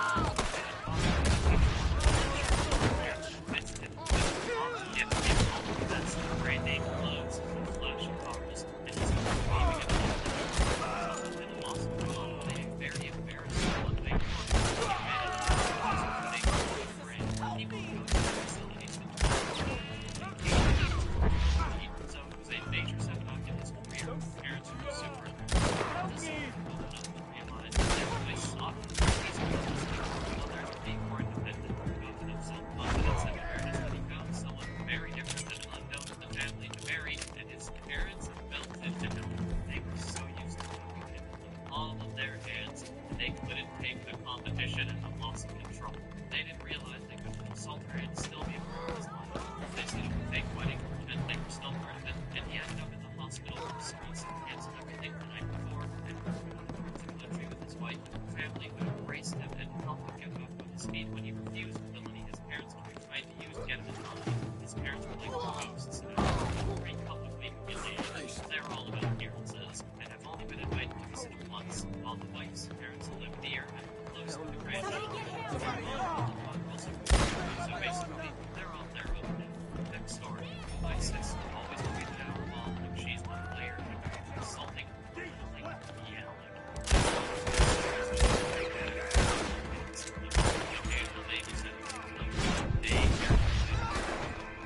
My mom stopped wanting to stop taking treats, stop seeing my sister.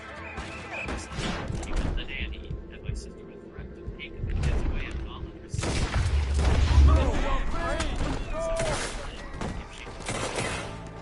These things, and mom's bestie and therapist, even after my mom's husband had a massive stroke, she still took care of the kids, even after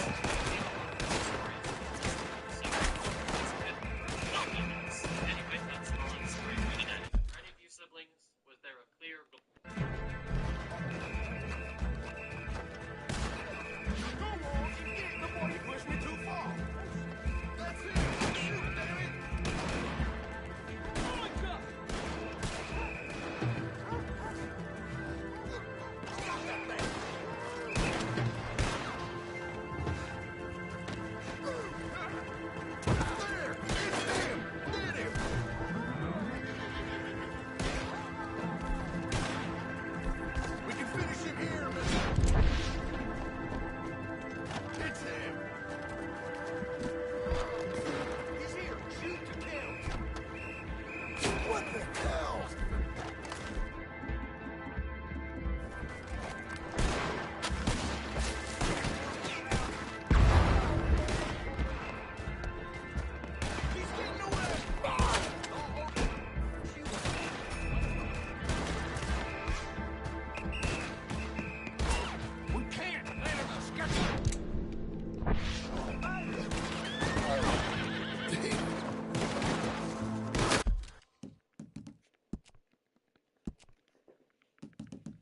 I don't want to be part of this anymore.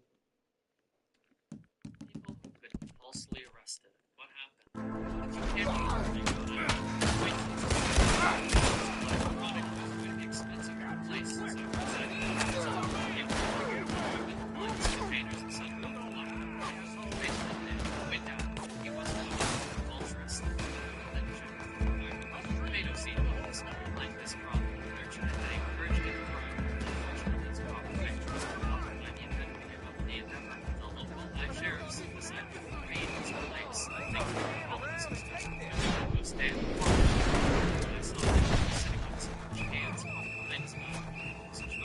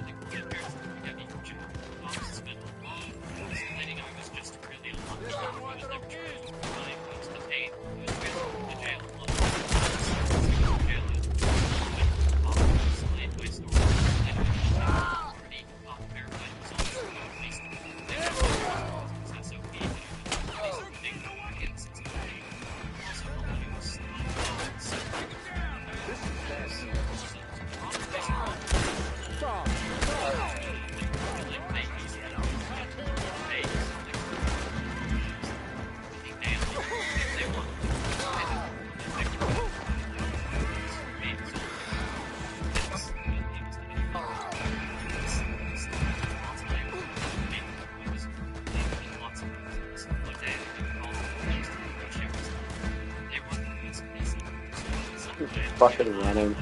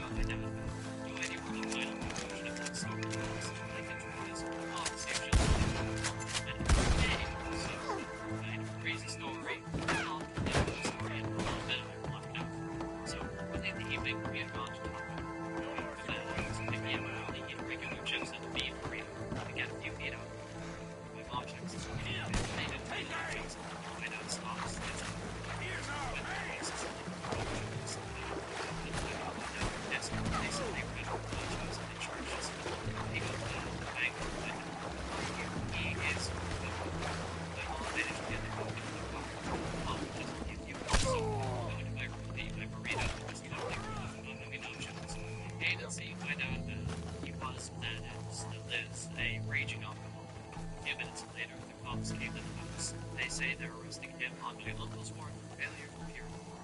They were just traffic tickets, but so many of them, they told me about these. My mom tried to work out my dad was a Trinidad labor code against something.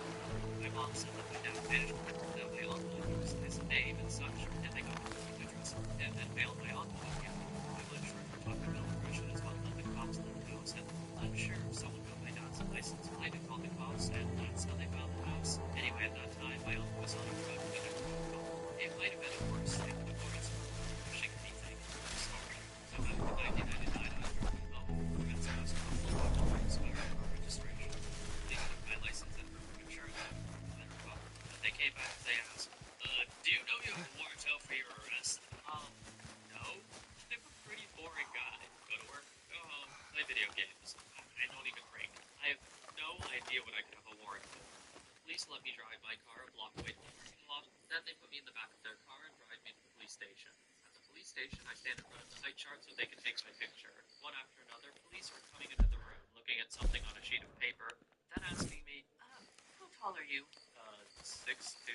I'm getting the feeling something is not right. They take my picture, but can't get the fingerprint machine working. This is an old OS2 machine, and it looks like the software crashed. I work in IT, so I went over to fix it. The police officer lets me. I had the process restarted, and he takes my fingerprints. The police officer comes in, and the paper everyone's been looking at. The officer taking my print says, hey, Sarge, I suspect there's a fingerprinting machine. Say anything. They have me sit on the bench while I wait to be taken to the LBJ. One of the officers that arrested me is the hospital. I can help you if you robbing a liquor store and beating up pretty cool. I was suspicious of the whole eventually 6'2" blonde hair, 5 eyes, blonde hair.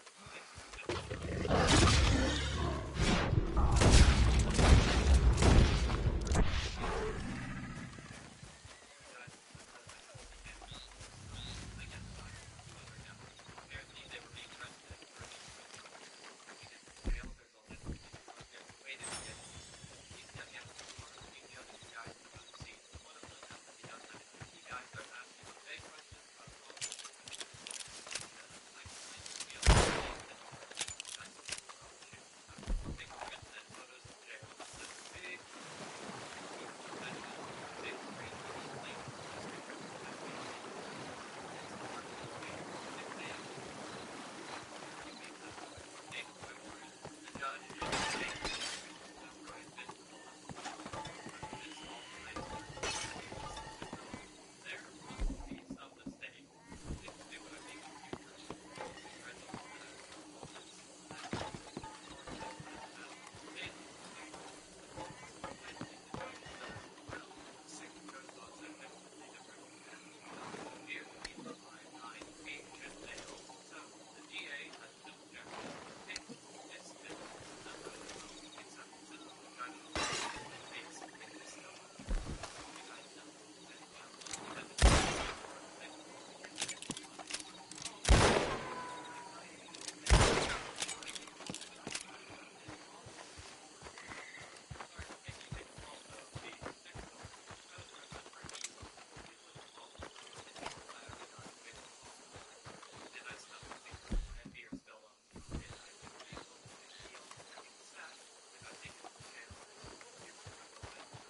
Zero.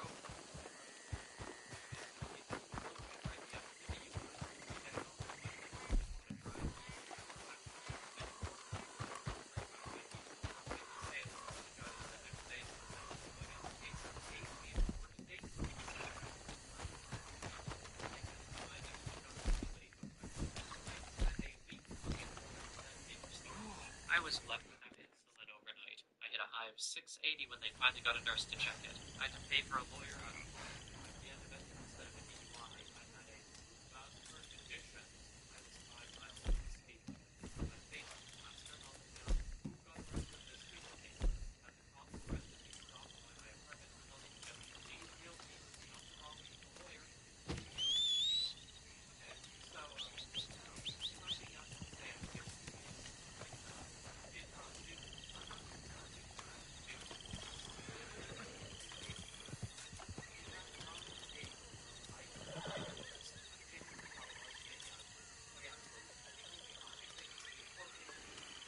public defender. Like, what? Basically just saying, if you're poor, you lose. Cool. Great, man. Thanks. Paying this fine will really help my condition. Or situation, I should say, I guess. I don't know. Anyway, terrible. This is all terrible. Sorry this happened to me. Next story. When I was around 19 or so, my parents' house got broken into.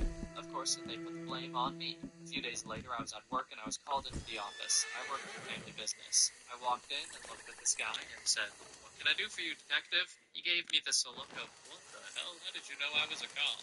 Right off the bat, he asked if I had a guilty conscience. I told him, no. His suit jacket was just doing a really poor job of hiding his gun. Let's just say things got off on the wrong foot. He tells me he has proof. Me. I said, okay, show me. He told me you can't tell me at this time. I said, okay, well, you're totally full of crap and wasting my time. He had no evidence because I didn't do it. I started walking away and I was detailed. For the next hour, he grilled me, swearing up and down against it was him. We finally got it out of him that he claimed there was video evidence and fingerprints. I said, okay, well, I lived in a straight years, fairly certain of my fingerprints and all sorts of places. Video was, of course, there were no cameras. He goes on to say that if I just admitted it, I'd probably drop the charges. Really confused. Why would he question me? I just wanted to drop the charges. Maybe my father. And if I'd done it, there's no way in hell he would drop the charges. And the detective called my girlfriend trying to confirm that I was with her. Now he starts saying she was involved. I was at the bar the night in question, so I had multiple witnesses. I also lived an hour away, so it's not like I broke into his house when I were in the bathroom kind of thing. After a while, he realized he was going nowhere. He got the cops and told me to not leave the area. I told him that he has no court order to bail, and I'm an adult, so I'll go anywhere I damn well please. He said he was going to arrest me again with no evidence. Interestingly, this entire time, he never read me my rights, which I really expected since he was trying to get a conviction for me. I don't remember how much longer it was after that, but I finally got to him. I was upset at my father, told him he better pay me for a month's wages. Needless to say, I never confronted him again. I have no idea what happened to the case. My father never brought it up. Fairly sure he still blamed me for it until the day he died. No, did not do it. Next story. Worked for Maine University and corrected things for about a year. Lights off the bike racks. Now, lights each side. All roll around. Kids come and take their bikes back, or for $40 get a new one for the year. Rinse and repeat year after year. Paperwork is horrific and inventory is crappy for years before I get to the bikes are missing. No, I'm being the mastermind of a bike rape and freeze. Fake IDs. Never trained to thing. I really care, and I gave him 3 bucks. I'm interrogated and given leave with pay until the investigation is over. 4 weeks later, a warrant is issued for my arrest. I get a lawyer, $1,000, and a year later, I pled guilty to disturbing the peace. I spent 8 hours in community service at the local animal shelter and adopted. Like broken, be patient, and a good lawyer is worth everything.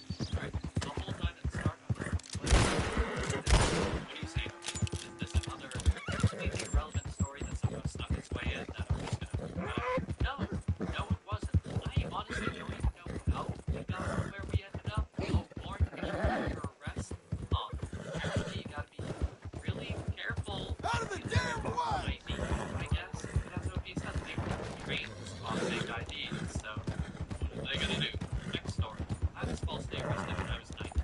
I was picked up by now as a girlfriend from school. So, police officer entrance. Couldn't do it without you, girl. Lights on and pulled me over. Once pulled over, he tapped on my window and asked for my information. I just didn't really care, knowing I did nothing wrong, so I don't argue and just complied. He spent the next 35 minutes in his car. Good girl. 4 cars full. I was asked to get out of the vehicle. He starts searching me and my car. He grabbed my wrist and tried to turn and asked, "What's happening?" And I was greeted with his pistol in my face. Anger on the trigger. I turned back around and he yelled, "Are you gonna resist?" I just said, "No, man." It was late. One tried later. I know he's playing with the floor. Arrow, it has the documentation in place. Hello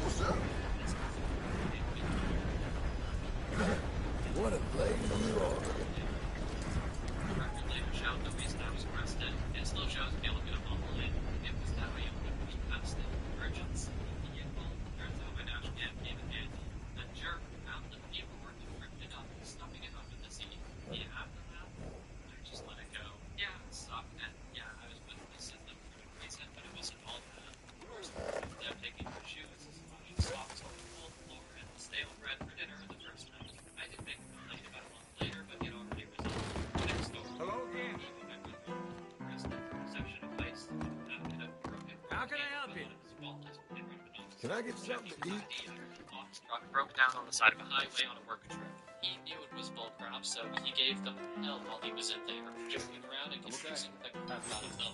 He was quite incensed that he, a non-violent and compliant person, had been manhandled all the way there, while a belligerently drunk woman was practically carried into the neighboring cell and was given an extra mattress. They tried to pin him with a felony, saying he had something like 3 pounds of drugs with him, and threatened him up one side and down the other, all the way until he bailed himself out and was done with the paperwork and processing. I drove 4 hours, actually 5 because of traffic, and my pregnant sister to go pick him up, all because his boss and friends ditched him and took all his stuff with them. They even smoked all the cigarettes on their way back. We picked him up. That's a clue. Let's get started. The next morning, they were still talking a real big game about fines in the thousands and court dates and jails. But when he asked about his court date, they only had vague and muffled responses. They never contacted him, but they made a point to scare the crap out of him until he was gone. Next story. As a former law enforcement and someone who interned for the First Circuit Court of Appeals in Boston and interned for the Boston Police Department, I am always disappointed in overzealous police and prosecutors. It was my interning in Boston that reinforced my idea of getting out of criminal justice system altogether and focus on business plan. With that said, even I was arrested as a cop. I was working undercover for a sting near the airport hotel. Sure enough, the FBI made a huge My directives were to not break cover, so my permit let it ride for 2 goddamn weeks. Here I am undercover and put in the Sheriff's Department Central lockup. I was next in line for arraignment when I was pulled aside, and my people informed the FBI that we were an undercover operation. USDA was super mad about me possibly messing up their drug bust when I was trying to stop trafficking. It was my last time working or helping Vice, because those bastards could have let me out well before then. They wanted to see how I handled it. Years later, I find out that 9 of the 12 Vice Squad were dirty. Story. Not the most exciting story, but here goes. In my city, we have an annual anti-police brutality march that usually degenerates into quite the crap show.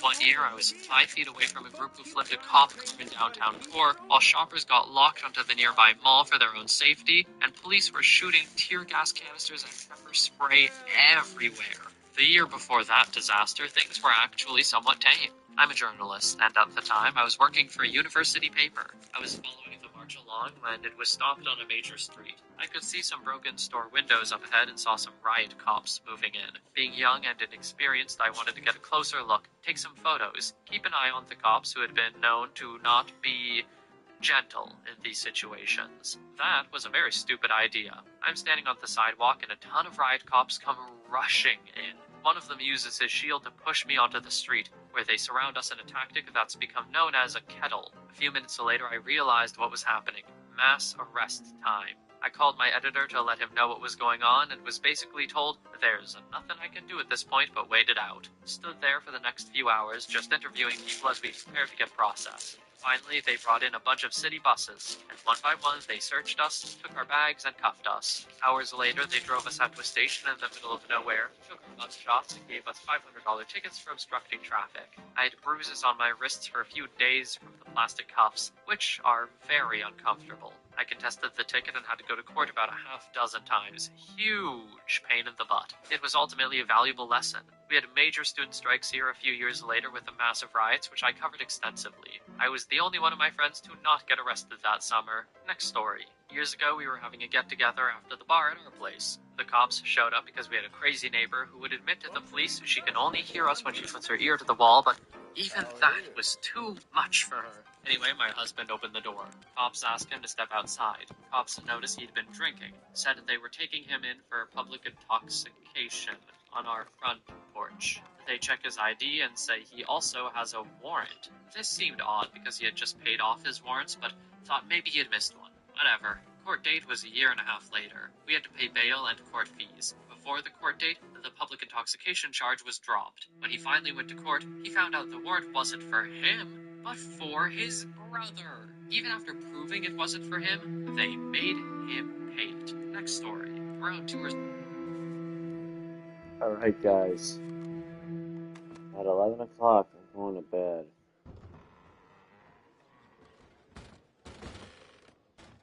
So,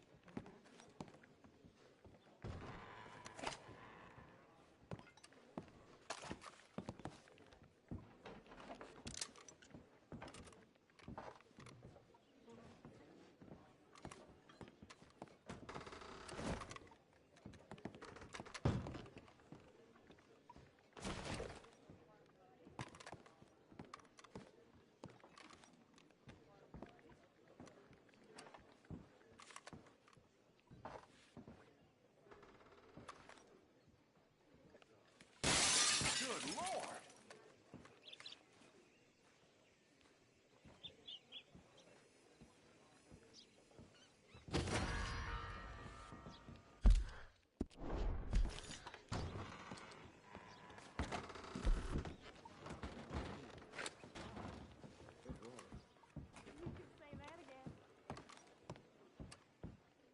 So...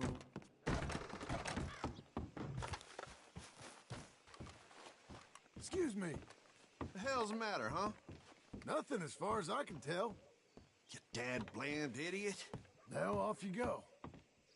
Silence, remember?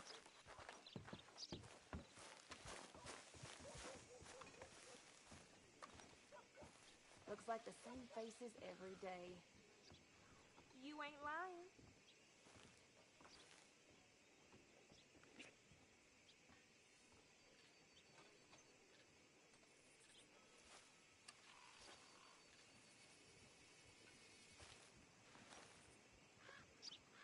Wouldn't mind moving on to a finer clientele.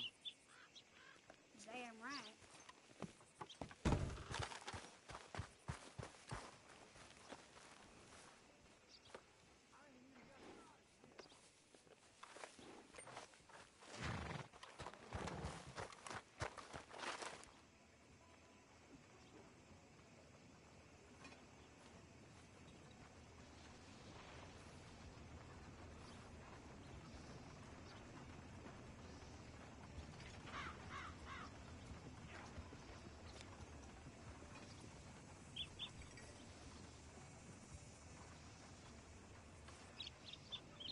So years ago, I was bored over it. Editor to let him know what was going on, and was basically told, "There's nothing I can do at this point but wait it out." Stood there for the next few hours, just... People who won or inherited a lot of money rare horror stories from people begging for your money. So, dealing with this crap right now. Ready and Godmother was Elizabeth, her partner, Kitty. Been with her since the 1950s. Godmother.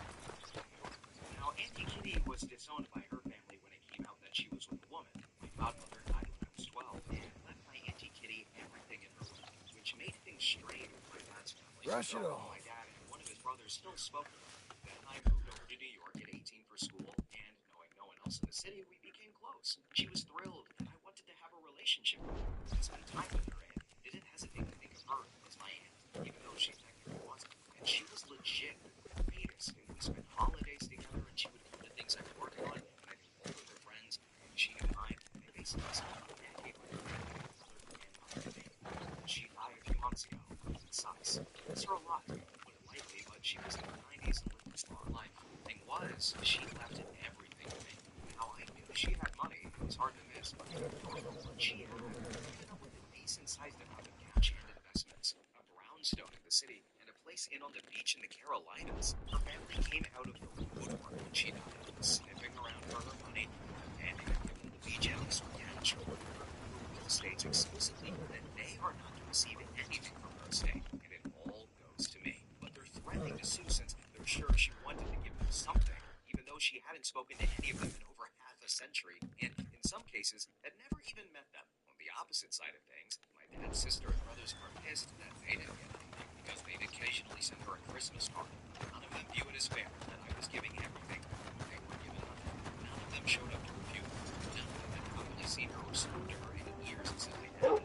One of my aunts has gone so far as harassing my boyfriend, since he's apparently only in it for the money, despite the fact that he Well, I'll be damned. You're back. with her than she did. So, what are you in the market for? It's basically a crap show.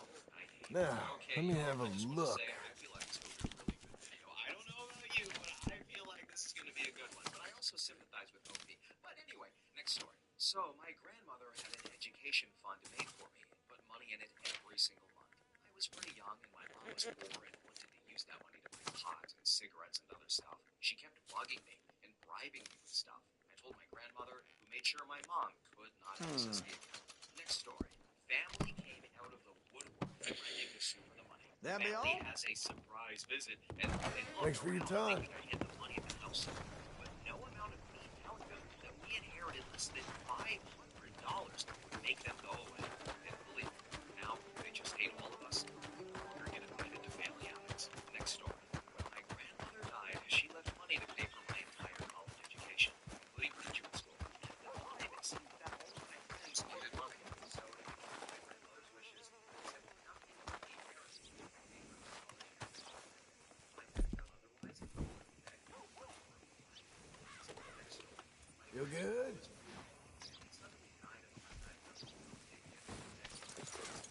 Fine day to you.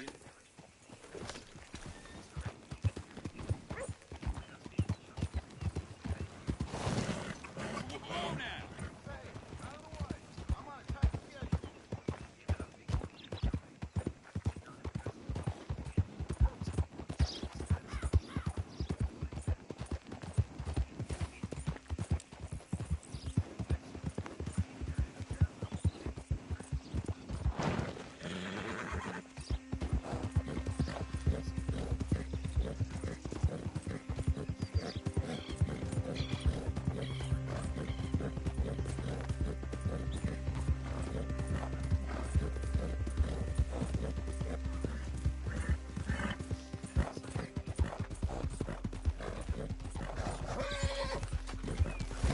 Easy. Girl.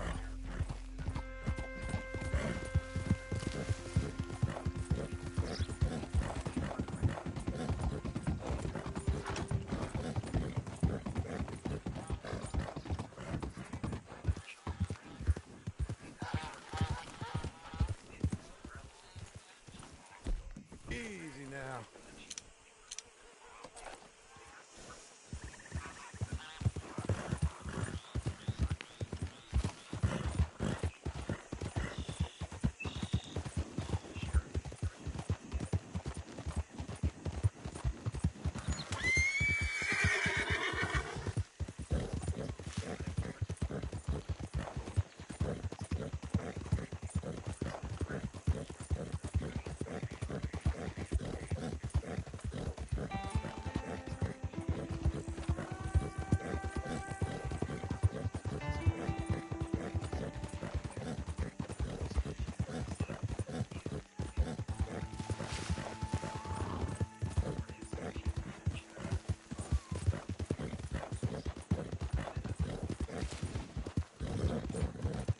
I'm proud of you.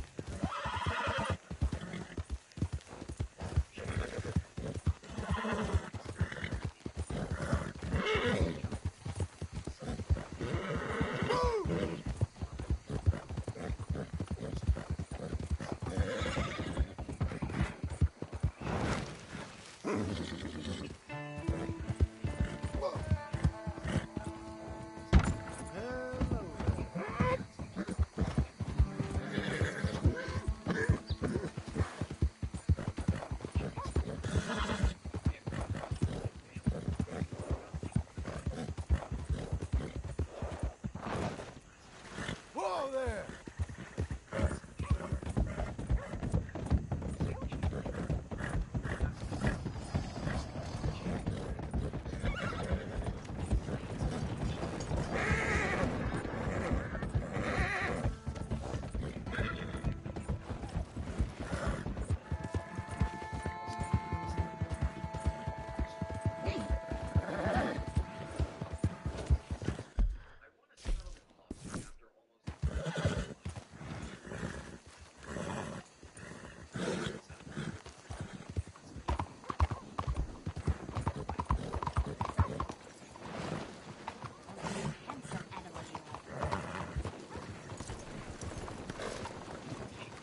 What's got into you, girl? There, there. Easy. It's all right. Right here, girl.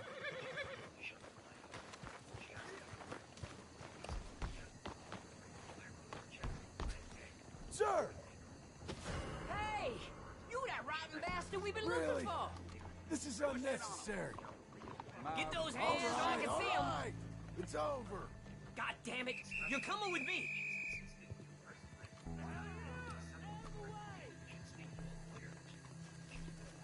I hope this ends with a hang, but I'd be happy. Even more pathetic because it was so little money. Grandma lived off of her pension after selling her house way cheap to Aunt. And after she died, other aunts divided up her money and stuff. I think each grandkid got $1,000. One piece of her inexpensive furniture, a few little things, none of it worth any money. But Cousin Kay, whose parents got a super cheap house that she keeps saying she wants, carried on after she was supposed to. She went into 10-year-old preschool with her sister.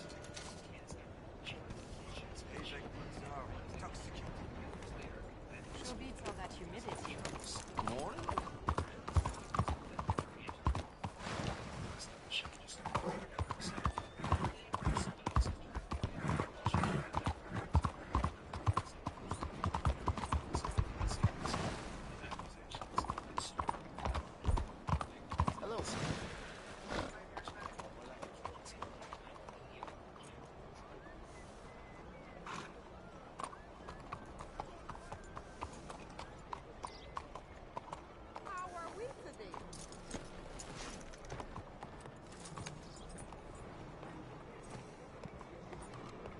was your name? Well, look at that. Wondered if I'd Just ever right, see you I again. think. You ever played this before, friend? So, what'll it be? Just give me a drink, quick. Some hops for you?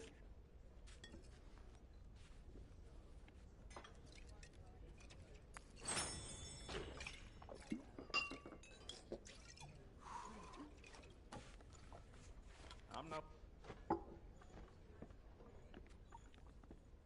Of course, keep them coming. Hey, this'll give you some pep.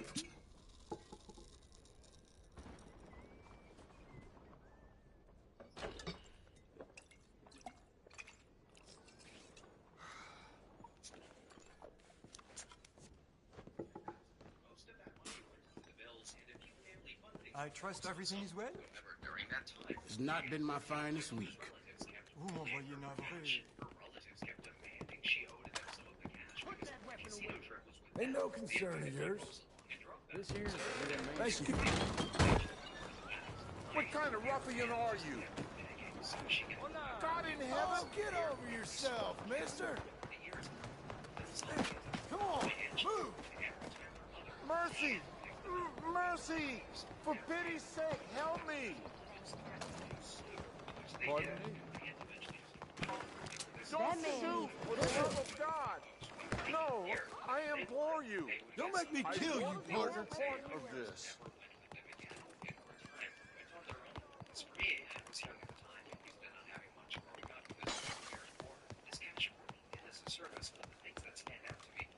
Would you be more careful? No, not like this! Help! Anyone! What the hell is going on? Saints up.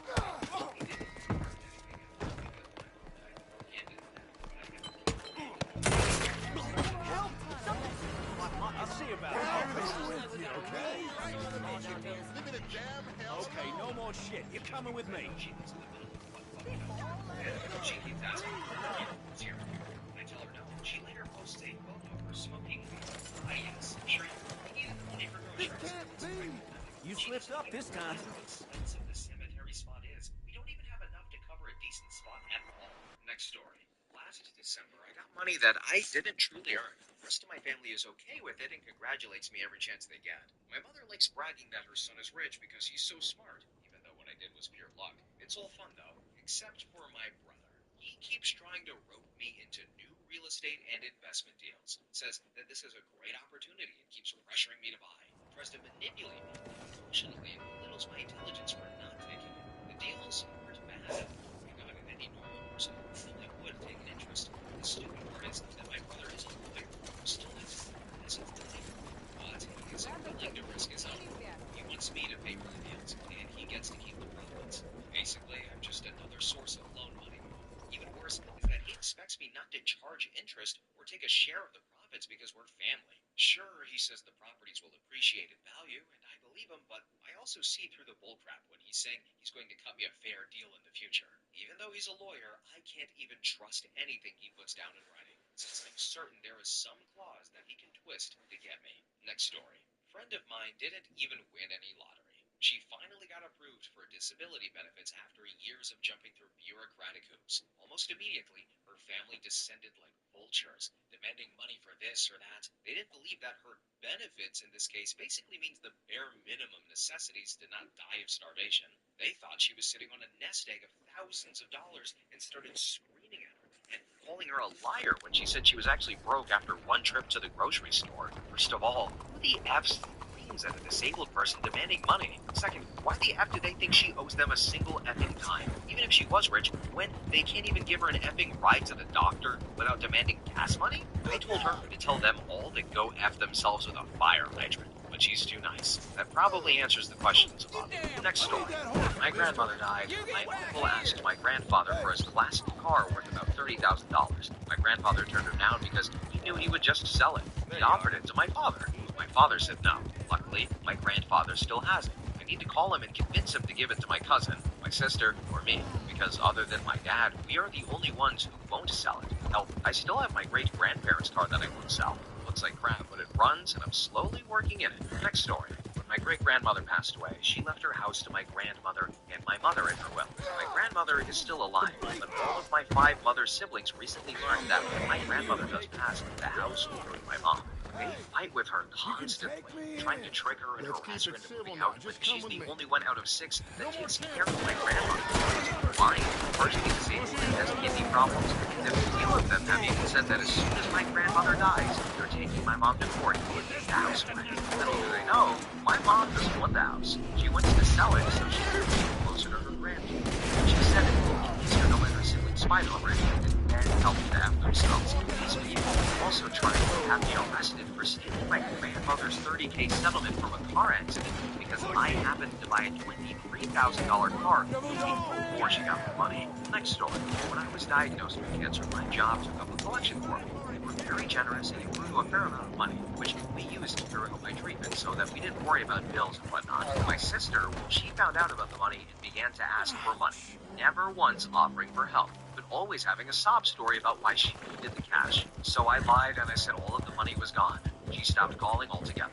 Oh, and when I was a toddler, my mom passed away in a car accident. I had bonds given to me from family, friends, and helped me later in life. My aunt who adopted me cashed all of the bonds before I even finished elementary school, leaving me with nothing. Next story. My dad inherited the family farm/ranch, which is very valuable on paper as we have quite a bit of land, but cash-wise, it makes enough to pay the taxes on it and mostly support mom and dad. It's 2 or 3 big payments a year when crops come in, but my dad isn't great with money, so I usually end up helping him with bills in the summers between the crops, and my mother ensures I get paid back first thing when the wheat comes in. My dad will decide that they need the more expensive option of things and that they could get by with the cheaper version and buy it without consulting my mother. He really doesn't grasp the concept of a budget. He just sees that there is money in the account and doesn't think about the fact that it has to last for the rest of the year, or how much the bills cost every month. Now it's organized as a corporation for tax purposes, so I am the vice president, which means mom and dad show up with papers for me to sign now and then. But we recently signed a lease with a wind energy company that has the potential to be a lot of money when they start building and producing. My parents, they came to me and said they want me involved in the process and meeting with the people of the company, so that the company understands I have the same authority mom and dad do. But it's none of my brother's damn business, because he's deep in debt. He just keeps digging further and further, and doesn't care about the heritage of the place. Built from 50 acres purchased by my great-grandfather at the end of the Dust Bowl, while he was driving a delivery wagon for the general store, after they lost everything in the Dust Bowl itself to keep fed. But again, he isn't interested in the details or the work of keeping it afloat, or how much we actually owe to the people who rent the farmland, because they've made expensive improvements on the agreement that we paid them back, and they keep the lease at least until it's paid. They'll keep it afterwards, too. They're great tenants, and we have no interest or ability to start farming it ourselves at this stage. Mom and I have done some blue sky dreaming about what if, but at this stage, all that's guaranteed is the equivalent of 1 more crop a year for 30 years on the base land lease. Good riding, girl. Which helped for them and take some pressure off of me, and like enough to get by and put a little away and stuff. Anything over that doesn't kick in until they start building. Each structure built, and a yearly payment for each windmill based on its production capacity, plus a royalty payment based on production. Based on the maximum number of windmills per acreage, the minimum payment per hour. Hello. Been a while since you were around this way. Oh, hello. I'm sorry to say the Association of Discouraged Men has disbanded. Just isn't safe anymore. You'll pop in and see me anyway, though, I hope. Very good. I'll put the word out in Lemoyne. Got the help talking about that. You're real boy helpful, got thank killed you. in Rhodes. Seems to have them all shook up. That comes as no surprise.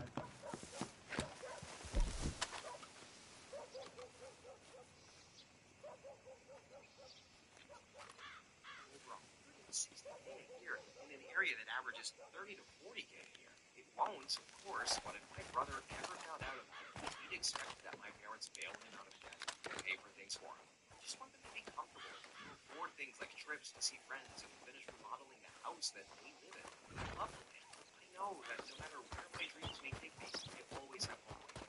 But with future kids, my nephews have that same sense of security. Next story. I received my back pay veteran benefits in lump sum. One able friend of mine joined a multi-level marketing scheme called UNE and tried to get me to squander my money. Another friendship fell apart. Hey, There was partner. A lot of things, but I feel like Morning. the money added to it. And another friend tried to be my best friend, so I would give her a 10K loan. Some friendships fell apart because I saw how these people treated me, and I wasn't about it. No one understood that I was using that money to keep up what I did. I was paying off a lot of debt, but basically, I lost some friends. Actually, I lost a lot of friends. I knew who were my real friends. And surprisingly, that many people. Okay, everybody, talk question. Back from home? How much would you have to win in the lottery until you start Now, giving how it can out I to ease your family and to homies? I feel like for me, $150,000 to $200,000, and then I'd be like, all right, let's see if I can do this. It's like Farewell now. 100K is a lot. It's not a lot, but you know, like I kind of want that just for me. But anything over that, then you know, I'm gonna start being generous, okay? And then we'll have an undersparked $10,000 giveaway because why not? Anyway, next story. So I do estate valuations for various attorneys and such, just to side in mind. The way I do it, maybe up front, usually about whatever is personal stuff. I come in, make baseline valuations of personal property, real estate, and give estimates based upon what the goods would. I realize that an option. Usually the big stuff is liquidated in your life momentarily, so I don't hold back. I didn't my usual blather about people have one uncivil word, I will walk their money reinforcement speech, and proceeded to do a round of the goods listing / legal by being clear. So we're not smiling and making this one. Then I like they were kind of very amicable. When we got done, they asked if I was looking to see if their division was fair, as if they had done it prior to all of that. It was alarming stuff the next day to pick up. Equal to within exactly $10 of my estimates. The brother who had the $10 advantage got out his wallet. The other brother said, well, I owe you $5 for lunch last week, and he gave one back. And then $500 to know that they were relationship. Called me a couple of weeks later asking if I had cashed her a check because they were closing out the estate. I had torn it up. I told them so. It's the Wind River. Next story. When my great grandmother was in the hospital, we got a call this time and we were doing prayer. It was her release and they murdered her. So most of the family showed up and an estranged aunt showed up too. My grandmother wasn't even dead. The only aunt was in her aisle with me named Harold. She was asking for so long we were all doing prayer. The praying wasn't even loud, so the only booming voice over and amongst the singing was her. It was incredibly embarrassing because she didn't even attempt to acknowledge my grandmother. And I can safely say she never saw an ounce of it. My uncle split it all up and put it all in the younger kid's savings. Next story. After 4 years, I won a pretty big amount of money from a lawsuit. A not-at-fault car accident that almost took my life. The first thing my mom did was tell me I needed to pay her immediately for taking care of me. Apparently wheeling me around in a wheelchair for months and taking me to physical therapy to learn how to walk again, plus mental therapy, equated to $30,000 in her mind. She hounded me every day, throwing fits like a toddler, getting her money. I didn't plan on giving her some compensation for housing me and driving her around all the time. But what happened? I had to see her breathe so high once she saw the check on the scene. She also basically forced me to go to my house immediately and move out after she got her money. Yes, I know you can't force someone to do anything. I eventually wanted to, but I wasn't necessarily my best friend also passed away from cancer right when all of this happened. To a great deep depression and feel happy. Now, here I am. I own a house and I have pretty much no money left. The bank would only loan me $80K with a $200K down. I decided that was ridiculous. I just threw it away. The only thing I can rest assured is that when I sell my house, I should get that money back. Plus, some of them are in real estate school, so I can sell my own home. This year we got down to have a mortgage done honestly. It really didn't shock me the way my mother reacted to the money since she grew up rich and married in the middle class. My mom was always interested in money. In her mind, my accident was just another means for her to acquire more of it. She did it. She doesn't understand how much I blame her. Broken ribs, brain injury, shattered left lungs, emergency surgery, and a titanium plate / screws to be fitted back together.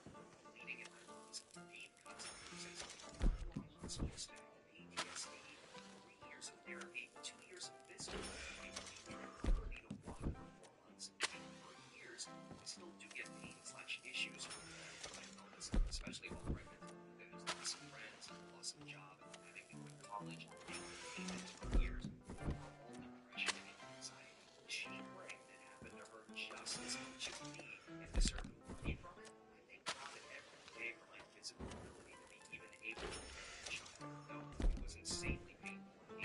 section of the people.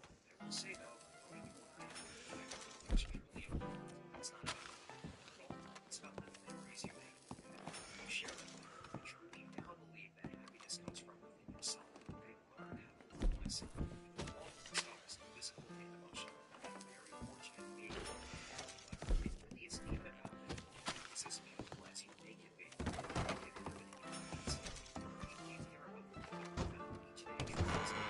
Welcome back, mister.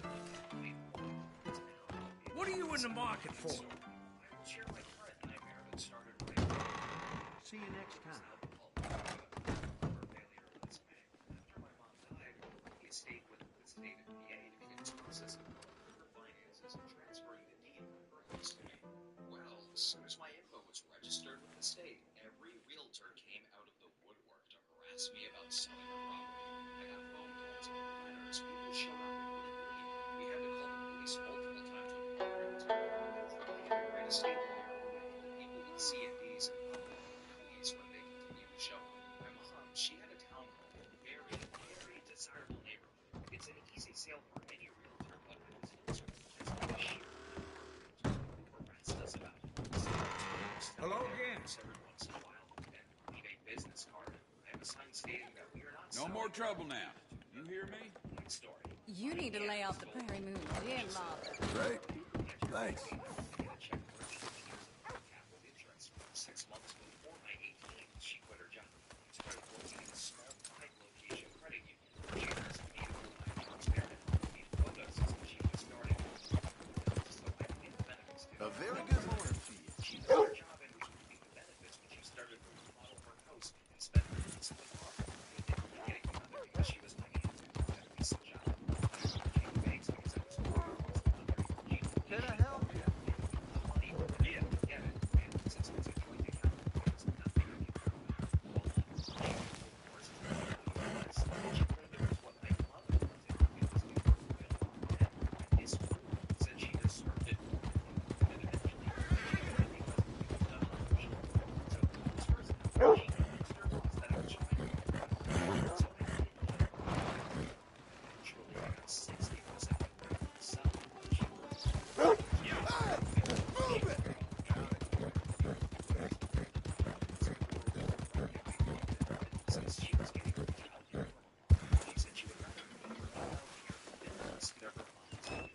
So my grandmother had to keep quiet. She would lose her fortune financing and his living daughter because I was moving across the country.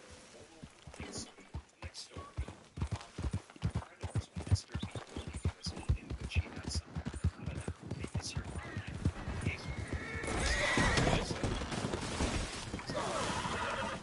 Look where you're going. Yeah. Morning. Yes. All right.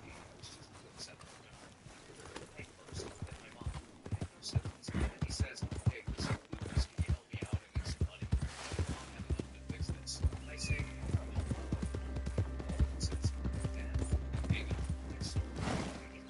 Slow up now. Hey, easy.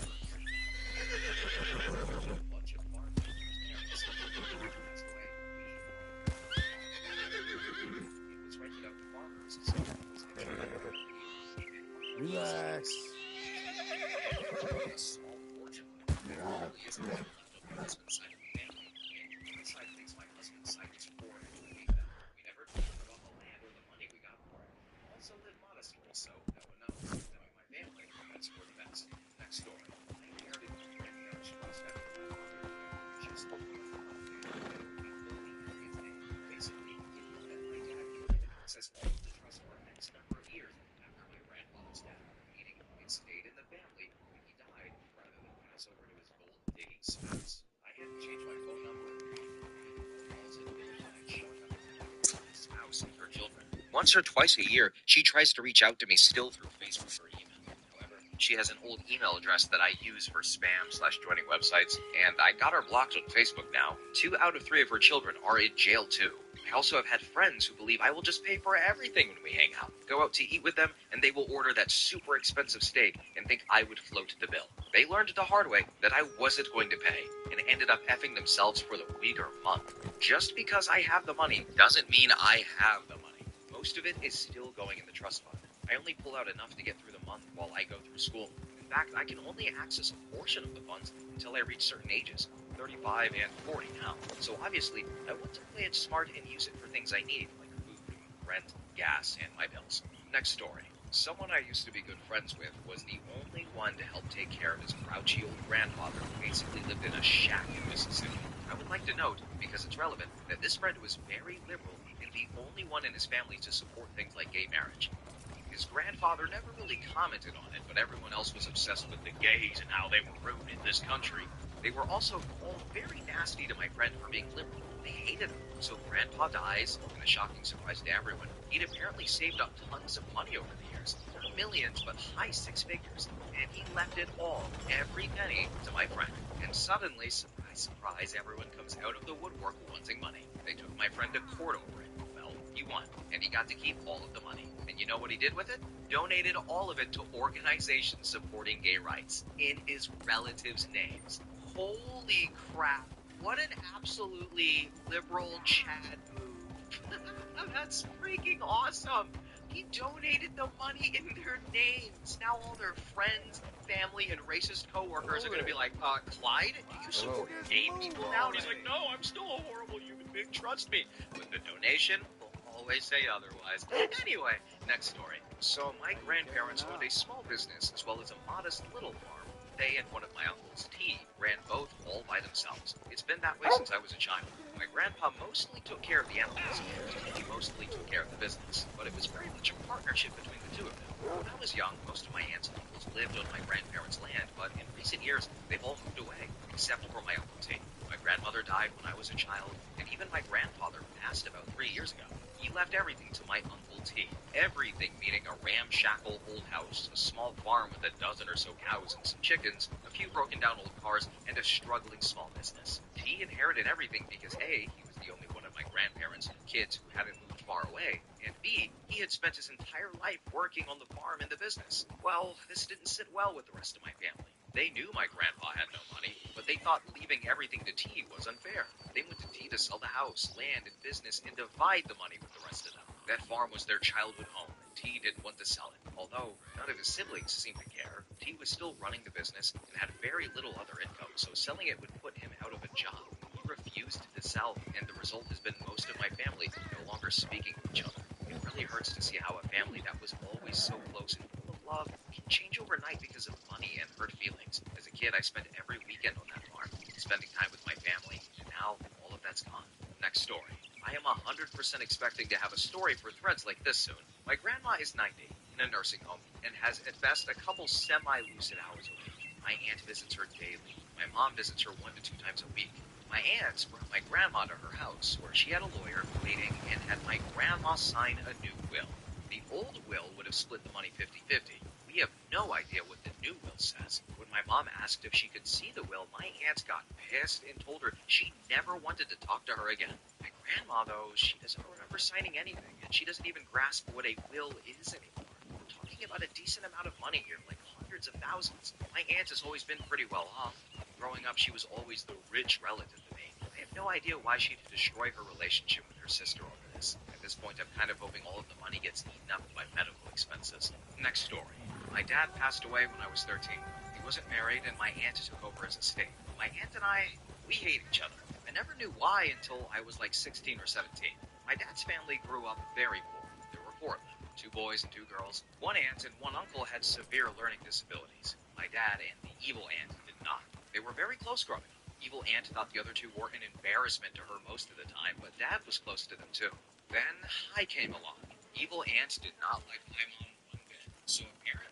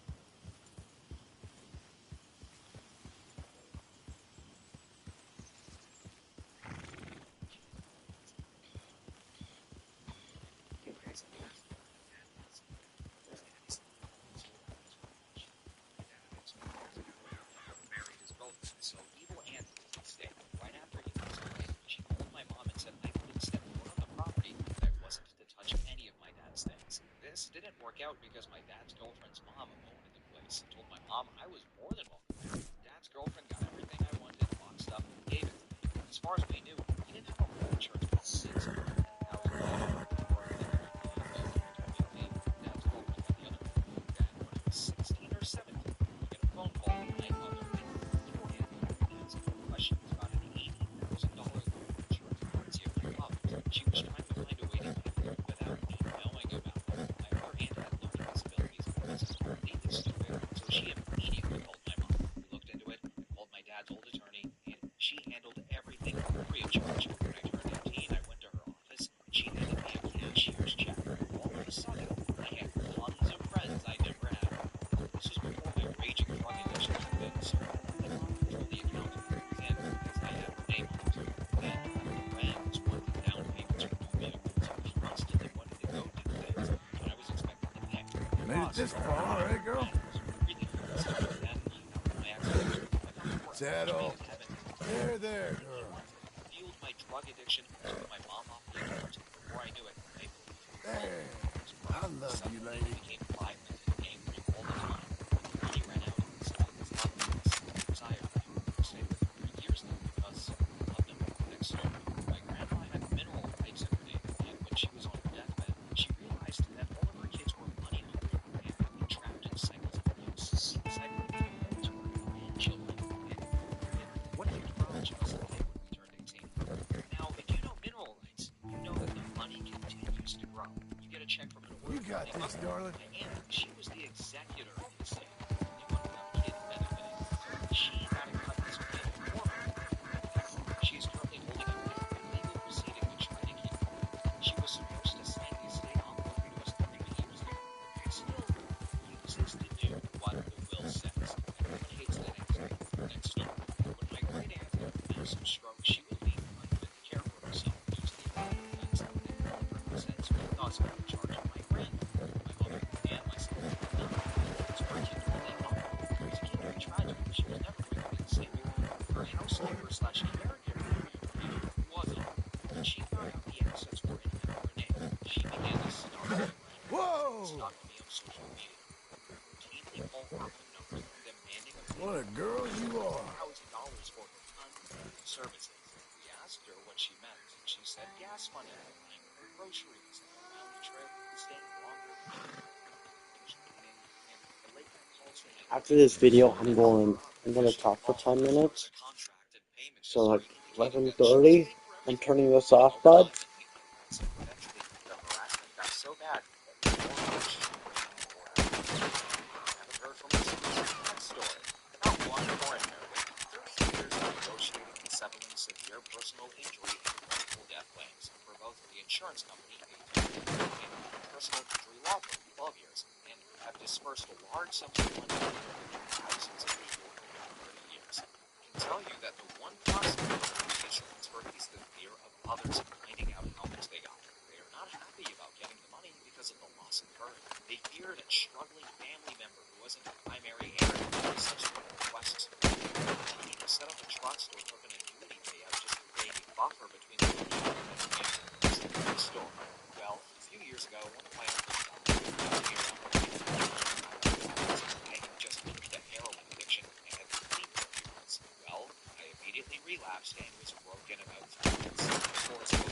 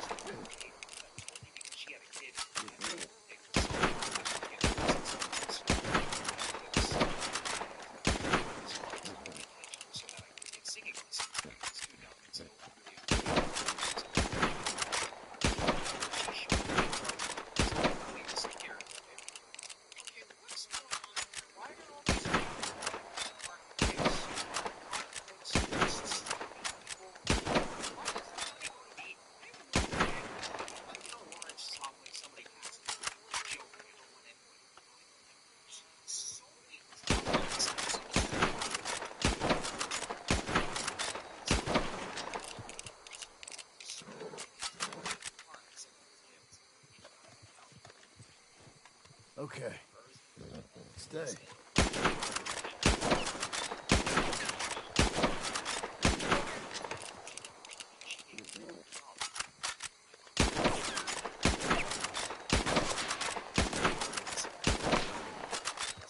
Oh, crap.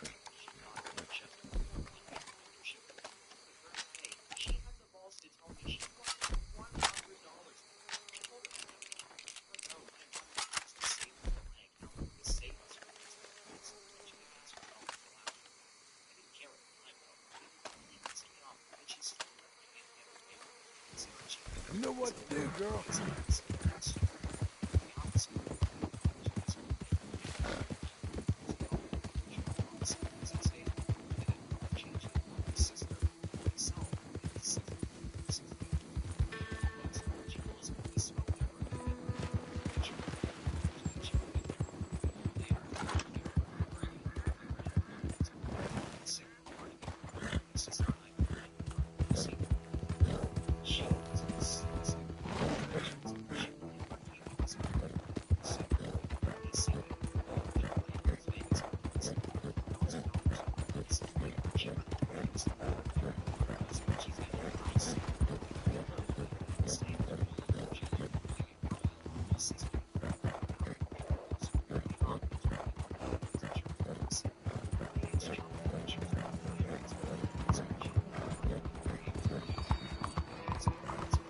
Lady.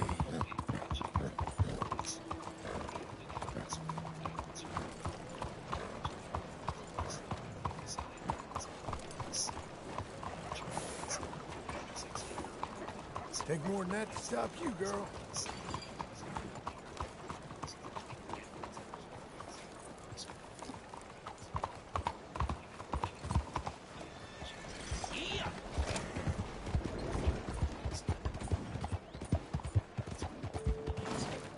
What's wrong with you?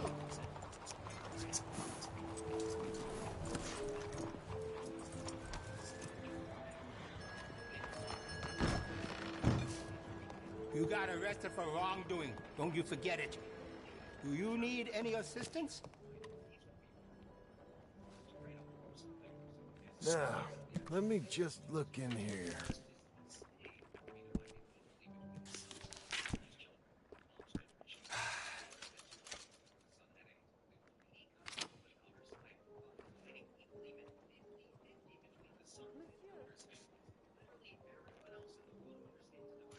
Besides the shopper, I like it.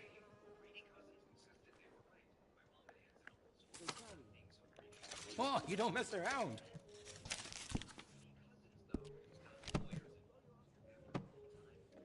I'm so excited to try this.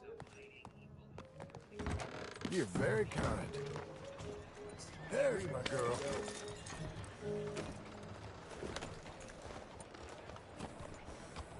That sure is a beautiful horse.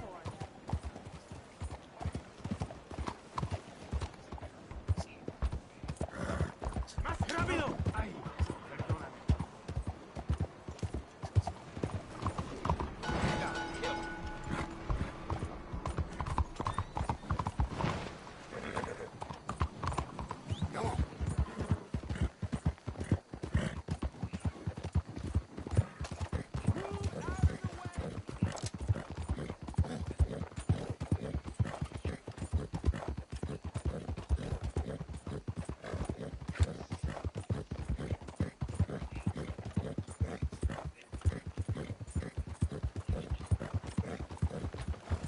Buddy! Hello.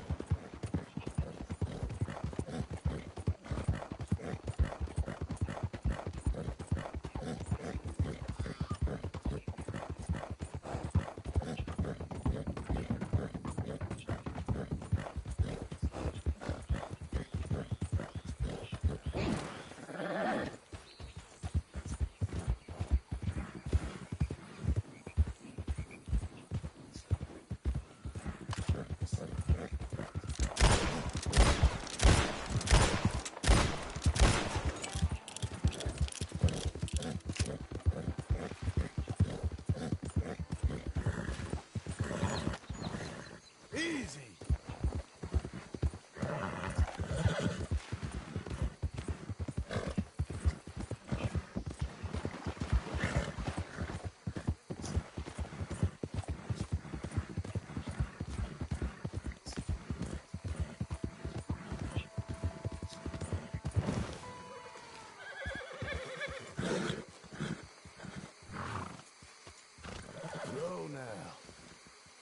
What a horse you are.